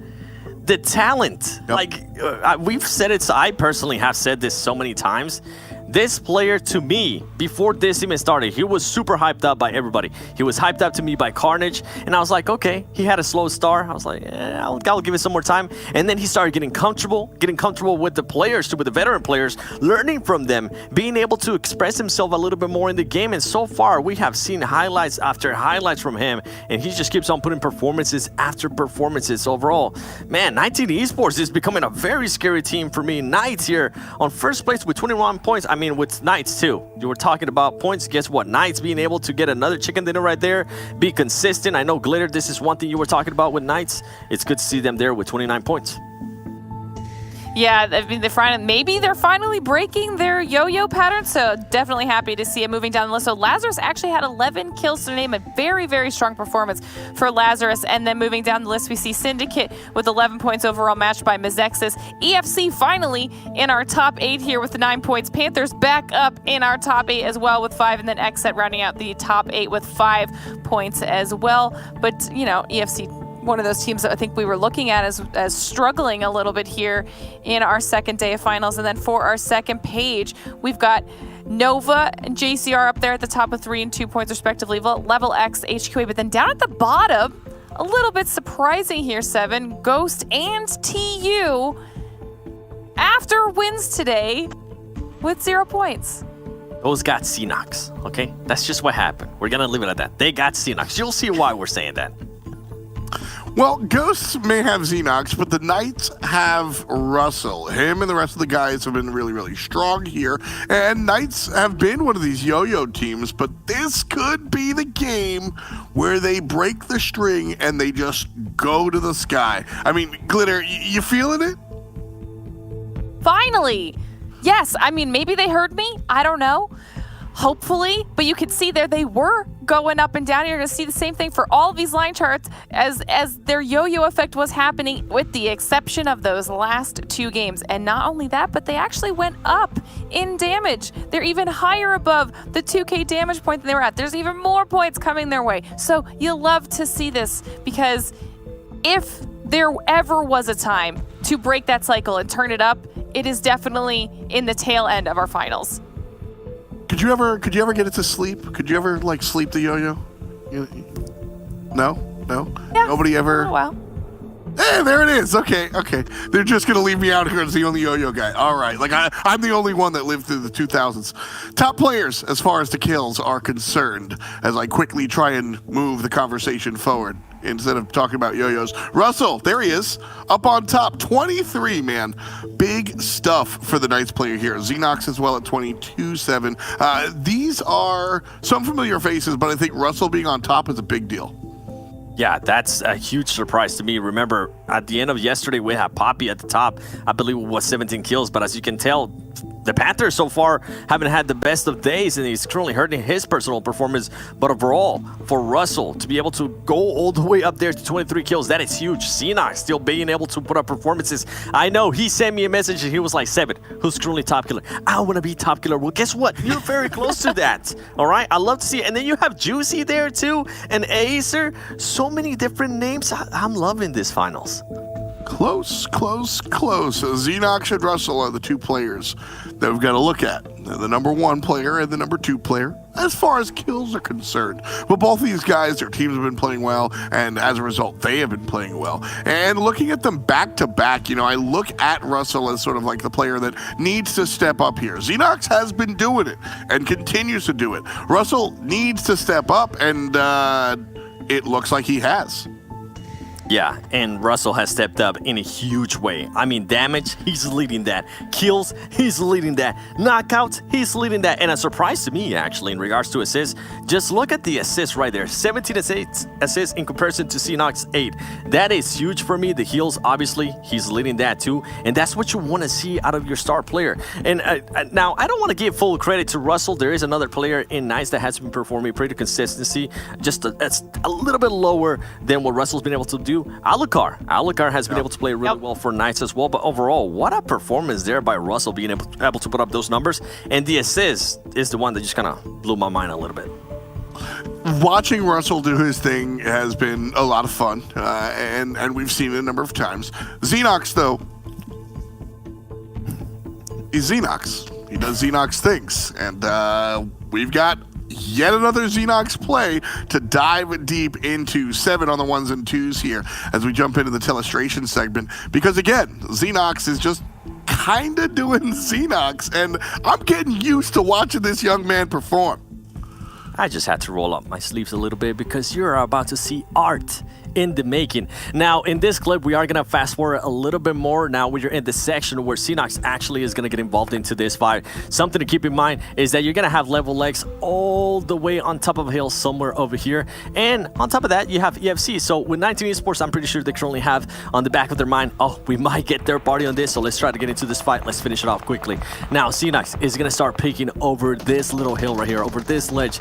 And it's going to be huge, man. When you see Acer go down there, and at this moment, something that I really love is the angle that Sam L is going to be able to hold. That is huge. I think once Ghost Gaming knocked out Acer, maybe they thought they had a free run right here through them and they could hook around. But with Sam being able to hold that angle right there, that's going to be huge for them. You're going to see why. He's going to be able to get the first knock, and that kind of leads off the fights there too, right? Xenox right there, able to surprise Tensa, able to surprise Spec as well. He's going to be able to cause some damage right there. He's going to be able to win those 1v1s. He's going to turn around, knock some other players as well, and it just goes on from there. Beowulf is going to go back, trying to regroup, trying to figure out what's going on, but Xenox is just too much. He knows what he's capable of, and he's able to win. And you know what, let me just go back a little more because it was just so good. We got to see it twice. Glitter, the way this man has been able to perform, you know what, I'm gonna do something that we haven't done yet. I'm gonna do it. Wait for it on top. Oh, we've got both. Yes. Xenox, You deserve that one, okay? Trust me, it means a lot. The 1-2 punch, the Flavor Town Jukes, and the Confetti Bay. I mean, like, real serious. That's Xenox 1v3ing, 1v4, but it's Ghost Gaming as well. I mean, yeah. You can only highlight it so much. Seven, great job on the telestration. Glitter, thank you so much for breaking down Knights there as we move on forward to our 6th and final map. Thank you so much for watching with us here in the studio, whether you're watching on any of the platforms. I want to tell you about one more. We like PUBG so much, we put PUBG in your PUBG. There's an esports center inside your PUBG mobile app, and you can watch the game right from there. It'll earn you points, and you can use those points to wager, guess a winner, buy some stuff from the points shop, qualify for Lucky Draw. But tomorrow it all ends. The 3 people with the most amount of points will get a permanent PMPL outfit. Not something you want to miss whatsoever. And 2 more people that I don't want to miss at all. I miss them every time I say goodbye. It's Zute and Hot Jukes here to close out our show. Sanhok is on the docket, and Jukes, you look fired up. Oh, man, I'm fired up, dude. I just had my puppy attack me right here, dude. He's fired up, too. We are all ready to go here, man. Dude, Bud Jukes, dude, I just whispered it to his ear, and he said, you know what, dude? He said, you know what? Hold on, come here, Buds. No, he's gone. He's already gone, because he said, I already told you once, right?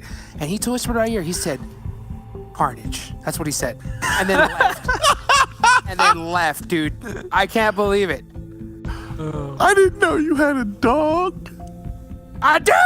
I love dogs. Best. You got me way off balance right now. I love Let's dogs. go. Oh man, Let's Zute. go, baby. Look, he's already back, dude. Oh, there, you know, Sanhok and a dog. Oh, he's so wonderful. Yeah, the dog goes back. What do you think he thinks about Sanhok? Back to say something.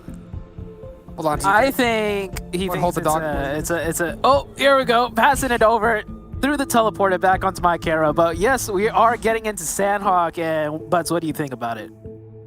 Okay. He says it's a great map. There's a lot of shade, and he loves the action. Well, I hope we see a whole bunch of action as well. Buzz is now my absolute favorite person to ever be on this stage, without a doubt, at whatsoever. Right now, 19 Esports and Carnage are in first, so I think the dog might be onto something, guys. I really think it might be onto something. And so with that said, I'm going to wag my tail and chow down and watch the game, homies. Our 3 casters, Buzz, Hot Jukes, and Zute, we're going to Sanhok, baby. Woof. Let's go, baby. Let's go to the jungle, dude. I'm ready. Last game of the day. Last game. This one. So we've seen so much action back and forth. Every team is starting to step up a little bit. Now, this last game for today, I think is a big one, right? Because this determines the momentum going into the last day. Let's see who can come out on top for this Sanhok match. It's huge, baby. Let's go. Last game of day number 2 of the PUBG Mobile Pro League Finals, baby. It's almost coming down to all of this. This is going to really, like you mentioned, set the tone for tomorrow's games. Ghost, you know that they want to have a good one here. They want to close that gap between them and 19E, because that's a pretty nice little cushion they made after that last performance. And if they aren't careful, we're going to see 19E, walk away with 10 grand tomorrow. Well, Ghost Gaming, they actually got a chicken dinner today on Sanhok. So that must give them some sort of comfortability coming into this last match, because they won that Sanhok game. And the other games that we just seen them play, not the best. And this circle couldn't be any better for Ghost Gaming. Something about, okay, we're talking, remember we say boot camp is the center of the map. Honestly, I think the new center of the map is Paradise Resort. Oh, so you said that. It was like you said that boot camp center of the map, because I was at Paradise. When these zones come up over here, oh man, that is beautiful. I think the only really zone that Ghost is ever worried about is when it goes over to that, northwest island. That's where Lazarus is, rubbing their hands together. But now it's going to be Ghost, because they don't got to go anywhere. And guess what? They're going to do that 2-2 split we see all the time. Right. It's like they have this circle down to science. They should be chilling. Well, I'll tell you what. Ghost Gaming and Paradise Resort, it's like ham and cheese, man. it just goes together. And I'll tell you what, I don't think they're gonna have to go anywhere else for loot. That's for sure. Because Paradise is stacked to the T. So all they gotta do is just loot their spot and then just chill. So this is the best case scenario for them. 19E, you know, the other major squad right here, they go to boot camp. So they're going to have a very similar situation, but they're not going to have as much of Zirkle favorability as Ghost. So they're going to definitely have to make some moves, most likely. I mean, we could see a crazy shift, and Sanhok is known for that. So we never know what's going to happen. But we got look at this squad. HQA, baby. 31 points in total. Now, make it 32. Oh, look at that. Clean shots. Easy. I mean, HQA, they've always been a team that could gun, right? Yeah. Anytime we've seen them like shoot or fight, they're not bad. They're not a last place team gunning team. It's just their synergy and their rotations. It's just lackluster, which is why we see them so far down the leaderboard. I think that's one thing is like, you know, as time has gone on, we've been in the pro scene for a long time here. And we've seen strategies develop. You know, like you remember back in the day when it was just 4 players splitting up and it was all about who had the best gunners because it was just everybody just kind of all for themselves. Right. Nowadays, these guys are pushing as a team, 3v1ing, 2v1ing. There's no such thing as a 1v1 at this high level for the most part, unless the scenario just happened. You have to go. Yeah, unless you have to go for it. But, I mean, at the start, these guys are going to use every advantage to take that win away from you. Because, I mean, there's just so much money on the line here. So if you try, even if you're a great gunner, the best gunner in the world, more often than not, 1v4 will always lose unless that team of 4 makes a huge mistake, like coming in one by one, which we do see happen. But, yeah, other than that, it's going to be tough to see. He goes prone on that rock, taking super long range shots at 3x on the M4 prone. No recoil. Oh, getting pieced up though. Oh, it did not get the knock. They might be able to get that reset. I do believe the HQA player knock does have some tree leaves and some trees as cover, but HQA, they're downhill, and the Panthers, it depends on what they want to do. If they go aggressive here, they could kind of slowly swarm in on HQA's side and start piecing them up. The HQA just trying to keep alive here now. The odds of them getting back into this, like you said, this is pretty much, they've already had their nail on the coffin. You know, if we're going to play some crazy hypothetical though, they would have to get a chicken dinner here and then almost top 3 finish every single match tomorrow. And by that, with throw in like another chicken. It would throw in like 3 chicken dinners, you know, something like that. But I mean, it's not impossible. It's highly unlikely, especially considering that they haven't had good performances so far. But I mean, the chance is still there. So we're saying HQA is so far down, right? That they're at 31 points. Do you know who is above them at 55 points? FC. Close. Nova. Oh, that's true. Nova is only like 23 points. So that's crazy. Nova, I'm like, if we're gonna write out HQA, like I was saying it earlier, Nova's still not doing too well. LeveLx getting into a fight with Syndicate. This Sanhok is a lot more action-packed than we're used to. Teams are usually, you know, well aware of where everyone is, but we are going into the last game of the day. There's 1 day left. I think these teams are starting to, hey, let's take these 4v4s, let's get these kill points. I think we're better. We need to catch up in points, and they are going all out aggressive here. Syndicate pushing on up onto LeveLx. There they go. They're trying to get some thing happening right now. You can see Issue trying to cause LeveLx some issues and trying to get a big old knock. Ultron, that clutch player for them, completely knocked and out of position. So this is going to be a tough spot for LeveLx. They're going to have to make a play. Issue's running in. He's got the UMP though. That's not the best gun to run in with, and that's why. You know, you can see right there the Tommy gun. Oh, he's got one of his own though. Oh, he's got the suppressed UMP. All right, getting caught back and forth. Trades going all over the place. LeveLx, I think, getting the worst of it. That's right. There's this 1v2 situation. Oh, Beast. Oh, 1v1. We're down to 1v1 between Brand. Oh, he's got to send it. Oh, that's about. I mean, throws that nade. That's a good nade. He didn't cook it. No, it denies the revive, and it was actually a smoke. Okay. What's he gonna do? No first aids. All he's got is bandages. Yeah, he's gonna press it. He knows he can't let that player get a free revive. He's gonna go aggressive. He's trying to juke him out and shimmy him out, pressure him out. But he sticks that revive. That player's 1 HP. Brain on that other Beast though, as he gets the kill. Yeah. and you know how he goes. Wow, what a play. Clutch play by Brain. That was a 3v4 from the outside, so LeveLx putting up a really good fight still. Yeah, I mean, he had to make that play. He had to push. I think he did play that push a little defensively. Let him get a little bit too much time. Oh, deja vu. I saw TU do the same exact play, same exact push, like 2 games ago, like game 3 on Sanhok. So they're in the same position. This time around, though, TU's not going to back off, and they're going to go aggressive and try and take the fight. Last time they backed off, they got caught with Lazarus and EFC. And I'm taking a look at the minimap. Lazarus changing their rotation this time around. They're learning from that game 3 games ago where they rotated up north like they always do and running into EFC like they always do, and both teams just dying off like they always do.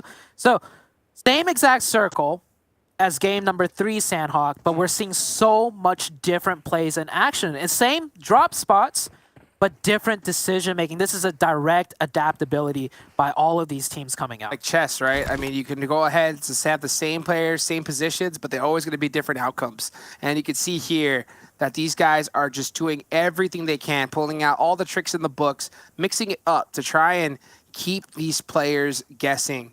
And I'll tell you what, Lazarus, they're in 6th with 88 points. You know Lazarus, they want to finish this top 3. Yes. And it is not out of their reach. They do have quite a big point gap of around, what is it, 60, 70 points from first? Oh, what a shot from Batman. Awareness, he knows TU. If they're going to push on them, they're going to keep one in the back. That far back on that tower. Gosh. And Batman, just the awareness. Look at Rand. And now, I mean, Rand's going to try and swim back to get that reset. should have changed his name. Mezexis. He's going to change from Rand to swim. That's what he should have done. Because that's he's got to run after he finished that swim. That's true. Question is now, what does Mezexis do off of that knock? They know that one player knocked way in the back, will not get revived. And if they do go for a revive, they have a 4v2 situation. Is Mezexis going to play this aggressive? Or they might just play for the circle shift because they do have circle priority and circle is shifting very soon. That shot out of Jason was just so critical because that just disrupted all of TU's plans. So now they're having to play, make some moves right there. You can see the map. Lazarus, what are they doing? They are way out of their Nova. I mean, the team who, Lazarus, they're probably trying to fight for 2nd place. Nova has been fighting for 2nd to last with EFC all day today. Yeah. And you know that they're going to want to come out of that. Oh, look at this. Jason ran, barely making it in time. So, he was running full speed ahead all the way over there. And yeah, Mezexis, I think they're just going to take that knock and just go for position. Can't blame them, really. It's Sanhok. It is Sanhok, but Mezexis, they're towards the lower half of the leaderboards. I think that's one of the situations where it's like, it's a coin flip, right? They have a nice circle pathing in, but if they went aggressive, they might have got the kill points.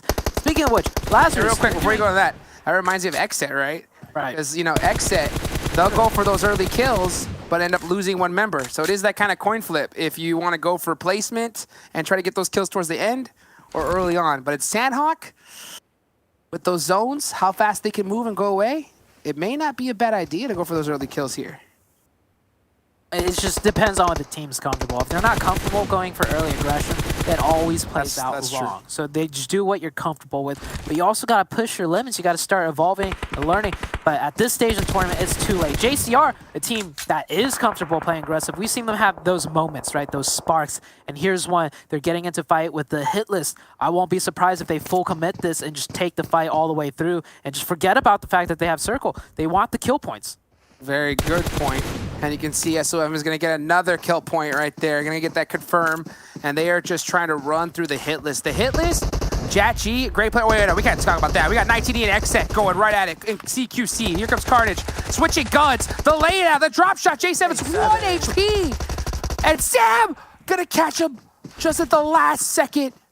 So what? Kill switch. 1v1. Oh, the now it's a 1v1. How did he hit that? Kill switch. It's kill switch versus Acer. Kill switch, one of the star players, the fragger, right? And Acer, also the fragger. Both teams are going to go for this full, literally 3 knocked on each side, and each team is going to run it back. Run it back, baby. I love it. Run it back. Run it back. Okay, let's do this 4v4 One more again. time. That was much fun. One more time. Let's get our practice in right here. Oh, that nade, though. That could end it. Is it going to be good? Killswitch has been on point with his nades all day. A little too far. He should have went for the bank shot. Bounce it off the side of the walls. Bank's not open, though. The bank is not open. Open now, though? Resets are still coming through. Folks. Both teams are setting to 4. Okay, the nerves must be high. Could you imagine? Pressure, can you imagine these players right now? Are they going to take this fight still? I think most, at this point, it's just like... Let's get out of here. Okay, You know, like, let's reset here. And the thing is, they haven't got a kill, so they don't even know who they're fighting against. True, that too. You know, they have no idea, but all they know is that after those engagements, they're good. You're like, all right, this is one heck of a squad we're dealing with. You know, let's just try and, you know, live to fight another day. But I think J7, he wants a piece of that. Tommy J7. He's got 7 bullets in. He doesn't realize it. Yeah, 19E resetting. They have more to lose. XSET, they're probably like, we need these kill points. Right, XSET's like our strategy, right? Our early kill strategy. It's falling through the cracks. But 19E, oh, what? I haven't seen that before. A 1v1 back up to a full reset on. Plus, it's Sanhok, so both these teams are worried about taking the fight too long and then getting third party. That was beautiful. The disengage makes a lot of sense. I mean, that's a high-level brain play. You know, I mean, that's one thing I think that 19E used to struggle with. I mean, look at the zone. Zone's going to shift on over, and that disengage was perfect because they're going to have all 4 up, and they're going to be heading straight towards it. This is going to be a zone going off of Ghost. So now Ghost, they've been chilling literally in paradise all game long. Not anymore. They're going to have to start making some movements now and start having to get into some fights. And here we see Lazarus. They are getting hard shifted every which way. They're down towards the southeast. They have vehicles, so they have made a pretty fast rotation, you know, towards the next zone, but they're still far out of it. And this, by the way, we're on the northeast side of Sanhok, the rarest zone, I would say. We don't see fights here or circles here much often at all. So we're going to be in store for a lot of interesting fights that we've never seen before. Second rarest, I think. Like, what's the rarest? It's Cave. Oh. Have we? When's the last time you've been playing? You've played thousands of Sanhok matches. That's true. When's the last time you've ever ended a Cave? Okay, Cave is definitely more. Yeah, Cave is more rare. Yeah, Cave is more rare. But you're right. This is one circle that you do not see very often. That is a fact. So everybody, buckle your seats. This is the last game here of day number 2 of the PUBG Mobile Pro League Finals, and this is a big one. If 19E is able to go ahead and pull this one out, they're going to have a huge lead going in tomorrow. Ghost, they do, that's going to make it even closer between 19E and any of these squads below them could easily fight for top 3. Plenty of points to be made. Who's going to be able to do it? That's the question. You can see we have a really slow lull in the action right now due to that hard shift. And hard shift is so far that teams are still just trying to run. They're driving. And Lazarus is about to run into HQA. Fate's already drove way too far deep, right in between all these members of HQA, and he goes down. Lazarus down to 3 members. I don't know what's up with Fate. I mean, I think we're starting to see some very simple mistakes from Fate. I mean, because at this stage, even if it's Sanhok, full sending, you have time, right? It's like, you know, circles you fear are smaller than they appear. I think, you know? and with Fate, I think he was just like, oh, we got to get in the zone, we got to get in the zone. But, you know, take it little by little, cross the hill, watch. Just like running into that building, just take your time, stay on the outside, you know, wait for the comms. So, yeah, I mean, it's just, you know, tournament nerves, maybe. Yeah, Lazarus down to 3. That's a rough, I would say that's a rough start to this map, because this map hasn't even necessarily started yet. The action has yet to really begin. And there's 15 teams. I mean, you go out now, that is 0 placement points. And the reason why we're being so critical of that too is because it's like those little plays that make a massive difference on your overall result. I mean, you have one person die early, that could literally be a 13th place finish instead of a 1st if you would have survived. So, especially on Sanhok, where you need everybody up. And you can see HH24, the legend himself, dude, the best interviewer in all of PUBG Mobile history, going and putting in some good work here. You can see Spec. Oh, this is TU. It's 2 teams here. We have TU and Mezexis pushing on to go side, and we get that circle shift. Oh, that's a great circle shift for Lazarus. They are down to 3, but they get a nice circle, and I mean, the fight's not over. 19E also with a nice shift. Nice shots. And nice shots. TU down to just 1 player. XSET getting involved. This is interesting fight, right? We've never seen 4 teams fighting each other long range. It's crazy. I mean, like, we just saw shifts from back and forth. Like, oh, this got to be a different fight. No, it's the same one. Fight. They're all fighting each other, and this is just absolute madness. Here goes HH24 up close. He's going to say, you know what? Let me go ahead and back up. Get with my squad. Very smart. Staying together, staying composed. You still have to worry about Mezexis on the other side. So many different teams. And with the zone shift, they know they're out of it. Look at the clock. Already 8 seconds left. It's already going to start closing. Craziness. They got to get going. Yeah, is the circle the dead center is no man's land because everybody's stuck on the edge. Nobody can even get into the 80% of the circle in the middle with this type of shift. So we're gonna see all out chaos here. And it's gonna be completely wild. I'll say this. Well, you guys cannot see the map right now, but I can. And right now, there it is.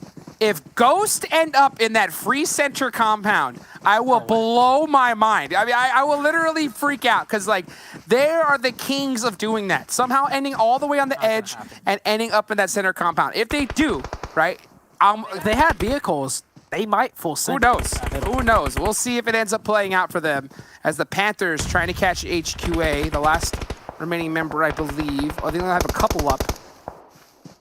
Yeah, they're doing. There goes Wong. It's just Yanzi.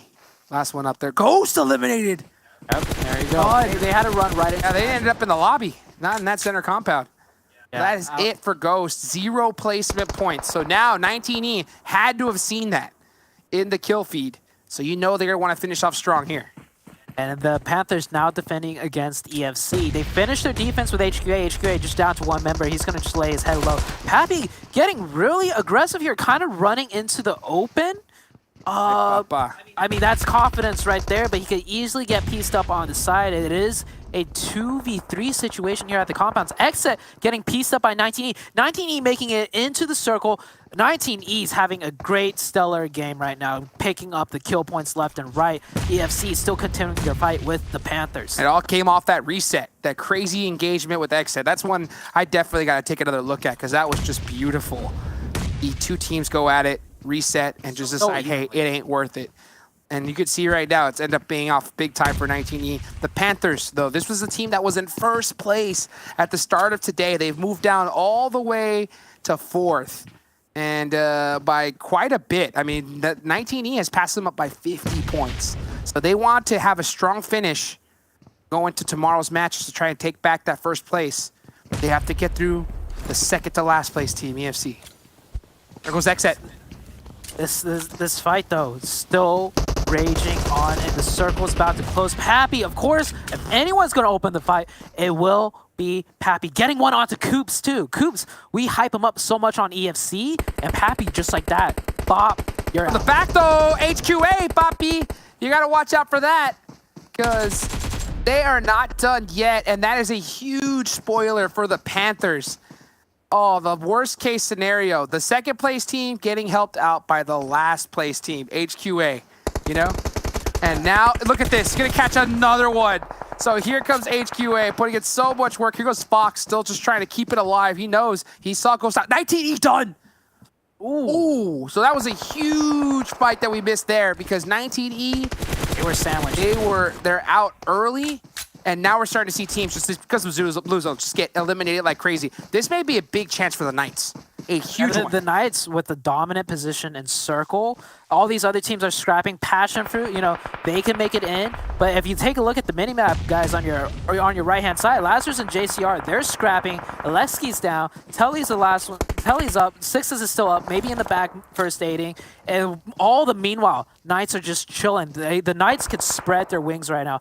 Get the multiple angles. Go for those long-range third-party shots. I'll tell you what, if the Knights end up with a thick double-digit chicken dinner here, they're going to end up in first place. That is how crazy close this is. I mean, they have a big opportunity to easily pass up Ghost Gaming. We'll see how they end up on top, though. They still got to get it done. Still a lot of players left. 8 teams remaining. Here's Lazarus. Lazarus, they've been creeping up back through the leaderboards. Currently in 6th with 88 points. They want to have a big finish, and that nade is going to help them do it. They still got to get through the rest of JCR. Rolquist leading the charge. Trying to catch another one slipping with that grenade. Can he do it? We got a slow burn circle to Blue Zone slowly closing, so we're going to see one of those classic Sanhoks where it's like the zones coming in, both teams have to push in. Russell, I was talking about spread out your wings, go for those long-range third parties. Chico also getting involved this way onto the Lazarus side, and these two, the Knights, they have free pickings on points. Oh man, I mean, they have it all to their name. There goes JCR from the back. Now making it even more tough. The Knights need to play this hyper-aggressive because they have so much real estate, so much lay of the land. They need to make all the advantage of the Blue Zone right into their court. Can they do it? It looks like they are going to be able to. You still got Hitlist with the 1v1. Losing the open fight against SOFM. Not common to see Hitlist lose a fight like that, but hey, every dog has its days, right? Hitlist losing out that one. And that puts JCR still alive. 4 teams left. Passionfruit, they got pieced up on the way to that compound. They're down to 2. Knights with 4. JCR with 2. But, technically, just 1 now as Knights pick up another kill. Knights with 8 kill points, full control. Oh, look at Nova. Oh, that's memory right there for you. I've been saying it. First stage strategy on Sanhok. They did the same exact Do it every time. They did the same exact thing 3 games ago. They just first aided their way up and out. So, I mean, it's a strategy. It's viable on Sanhok, and they're exiting. Man, it's not just viable. It's thriving. I mean, it is working so well. I mean, that's some big placement points that they're going to get just from having medkits. I mean, it's something I think a strategy a lot of other teams need to start looking closely at. That Molotov, you got to throw those right on top of that rock. Yeah, you can't throw it past him. Otherwise, it's going to go over his head all day long. G3, though, still trying to survive. The Knights have 9 kills. 1 more, and they'll hit double digits. Look at memory. How many first aids left? So only has 2 left. So it's getting pretty close. There goes Jay. Top 3, finish for Nova. 10 placement points at least. Just like that. The Knights, they pick up that kill onto Jason. It's top 2. Dude, they get Nova. 12 points. It's 2nd place. Nuts. Just memory. Zero kill points. You see that on the screen? Yep. Nova 0 points, 0 kill points. Just first aiding, and boom, 12 points. 0 to 12. 0 to 12. But guess what? Nova, with their performance so far, they ain't the team to talk about. The team we got to talk about is the Knights, baby, because the Knights have come in hot on this one. They saw the opportunity. They saw Ghost go out early. They saw 19E go out early. They had the beautiful rotation. They had the position, and they just ran with it. Just a little bit. They had a little bit of circle luck. Oh, I mean, they did. They did. Played it well, though. They did. And once they got that, though, they still were able to execute it. And I think that's what you have to hope for, because every now and then you are going to get those good zones. Yeah. But you have to be able to get consistent points even when you don't get them. But when you do, you've got to end up with some serious kills and the chicken dinner. And that's exactly what they did. So I don't know how close this leaderboard is going to look like afterwards. All I do know, though, is that the Knights, they're going to be flying up it. It's going to be a close one here for first place. Very close. The Knights, we talked about it a game ago. It's like, if they do another big game, they're in contention for the top. Well, they just got a chicken dinner. So they're not just in contention for the top. They are in the top right now. Maybe first place, second place, third place, fourth place. We don't know. We still got to tally the points, but the Knights are coming in so huge.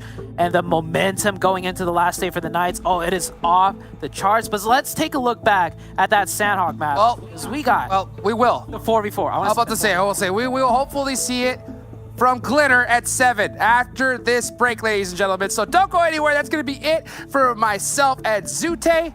We'll see you guys tomorrow as it comes up. We got to see this wrap up, so we'll see you then. Peace.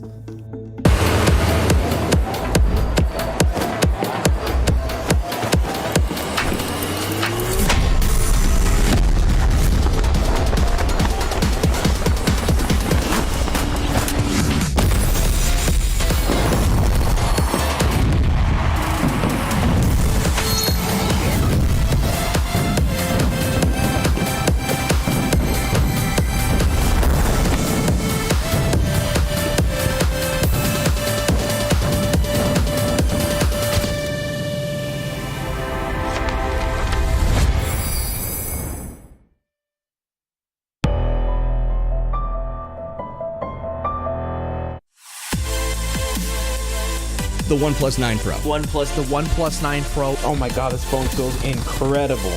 The best processor, 120 hertz, 12 gigs of RAM, and a Hasselblad camera. What more could you want? The Hyper Touch on this bad boy is phenomenal. The best model of OnePlus phone I have used to date. This feels really good.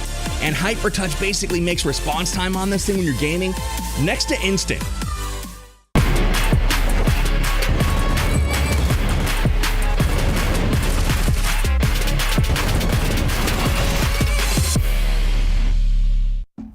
And just like that, we are 1 day away from finishing our PMPL season. Welcome back, folks. I'm Tom, that's 7, and that's Glitter over there. And that was day 2 A fantastic look so far. Some interesting things coming out here. Before we show you all the numbers, I want to show you some other numbers, what our players are playing for, because it's not just bragging rights. 19 Esports might be playing for the bragging rights, but they're also playing for a chance at $10,000 for first place, $6,500 and $5,000 for second and third respectively. Every single team though will leave with something. Folks, add it up, that's 150 grand. A lot of money all together here for our PMPL, and so it's awesome to see some of the teams that we might not have expected start to climb the ladder. The Knights were a team that we spent a lot of time talking about. Which one is it? Are they good? We've seen them up and down and up and down, and the last couple of maps have been all right, all Knights. Let's pull in the overall and see where all these players sit, because before, nobody could fight Ghost Gaming. It was an undisputed #1. Stop talking about it, just black and white up on top. Now, a much different story as we look at the overall standings for our finals. This is what we have in front of us. 7, walk us through the top. I'll give Ghost Gaming a little bit of credit. They brought up the ceiling here in North America. And so far, 19 Esports, Carnage, the Mystic Carnage, he might have been right. I mean, they're currently in first place, 147 points, 23 points ahead of Ghost Gaming. If you would have thought me that, I thought you would have been crazy. And then we have Knights, second place, 2 chicken dinners, 143 points. By the way, with Knights, all of their players today showed up. Bishop, shout out to you. You ended up with 15 kills today alone. That is huge. Ghost Gaming, 124 points. I mean, Ghost Gaming doing Ghost Gaming things. I do hope tomorrow, we kind of see a little bit more consistency out of them, right? Syndicate, 111 points. The Panthers, remember, this was the first place team coming into today. What a huge drop-off that they had, but luckily for them, with having such a great day one, they're still able to have a good performance here, and they're still able to maintain the top 5, right? JCR there with 96 points, Lazarus with 95 points, and XSET with 90 points. And I hope one of the top teams challenges 19 Esports, because if not, guess what, Twitter NA? We're gonna have to deal with Carnage saying that he's an NA champion again. And boy, I don't want to have to go through that pain again. As we take a look here at our second page, you can actually see that the Unnamed was able to get themselves up into 9th place after coming in at 14th place today. So a huge jump in the standings for them. And if they continue their performance from today into tomorrow, we could see them leapfrogging a few more teams. And then moving on down the list, we've got Passionfruit and LeveLx actually falling down today after some of the other squads stepped up. Nova moving up a few more spots, getting a few more points on the board there at the end, thanks to those heal strats. And then rounding out the bottom of our list, we actually have EFC and HQA, and EFC fell pretty far in the rankings after their performance today, and I think that was something that a lot of us were not expecting at all. Straight up no. EFC, it was a squad 7. I think you might agree. You know, I had come into finals understanding to a certain extent that we would see a drastic change, right? That we would see some of these squads kind of calm down, settle it out, no more nerves, one big stage. And EFC was one of the teams I expected to kind of turn up 7. I don't think there's a right answer here. Shot in the dark. What's wrong with EFC? They run it back. They went back to their week 1 league play strats, and they didn't even make the super weekend on week 1. So I don't know what's going on, man. I honestly, I don't know what's going on within that team. They had some amazing performances. We thought that we're going to be one of the strong teams and be contending for maybe a first place too. I mean, Mustache Dev had them going in first place. I don't know. Honestly, I'm trying to think of anything here. I don't know, besides they ran it back to their old strat and it's not working. Like I said, I don't think there's a right answer there. And Glitter, we have one more day of finals left. No question. I like the way you break things down. So what are your thoughts with the last day looming? I think that we're going to have to start taking a little bit of a microscope to the teams that are going to be in that top 5 bubble area. Start kind of honing in, seeing what they're doing to solidify their position in those coveted top 5 spots. I think that there's also the potential for a little bit more insanity, considering the fact that there is a very real chance, and we've seen this in the past, we literally saw it coming into finals, 1 point can make a difference, right? Now, there's a very real chance that with Sanhok being the last match of the last day of our finals, that things could get totally shaken up last minute. So I am very excited to see how that goes. Seven, you brought that up personally, the Sanhok, the chaos. You rooting for a little bit of craziness tomorrow? I am. Listen, I'm usually a big fan of toxicity when it comes to rotations, when it comes to everything, when it comes to just to madness on the map. The reason why I didn't want that much toxicity is because I actually wanted a team for NA to challenge maybe in the global stage. But with Sanhok being the last match, I completely agree there with Glitter. This is something we're talking about when we're watching that last match is it's probably going to come down to that last game. And tomorrow, if a team that's in the running, I currently can't remember off the top of my head what's the gap between 5th place and 11th place. But we know at some point earlier, it was only 20 points. That's points that a team can get within one match. So all these teams need is just one good match, and they put themselves right there, able to challenge on Sanhok. And Sanhok, as we saw that last one, we saw the top teams go out. Ghost, XSET, 19 Esports, they didn't have anything to do there. And thank you, Adrian. 33 points is the difference currently between those teams, which I mean, 1.5 games, good games. You'll be able to make that up and you'll be able to challenge for that top 5 position. Insane. What a change from our league play and super weekends where we just saw the #1 kind of etched in stone, and he who asked questions was quickly laughed at. Now, all of a sudden, unfamiliar faces finding their way towards the top just the way we liked them. The analyst broke it down perfectly. A game and a half, one good game could bring you to the top, and that's what we're rooting for here. That does it for us, for everybody involved in the broadcast. Thank you for showing up. Tomorrow is the last day. Be there. I don't know where else you would be. Trust that you show up because the PMPL finishes tomorrow, and we'll see you then.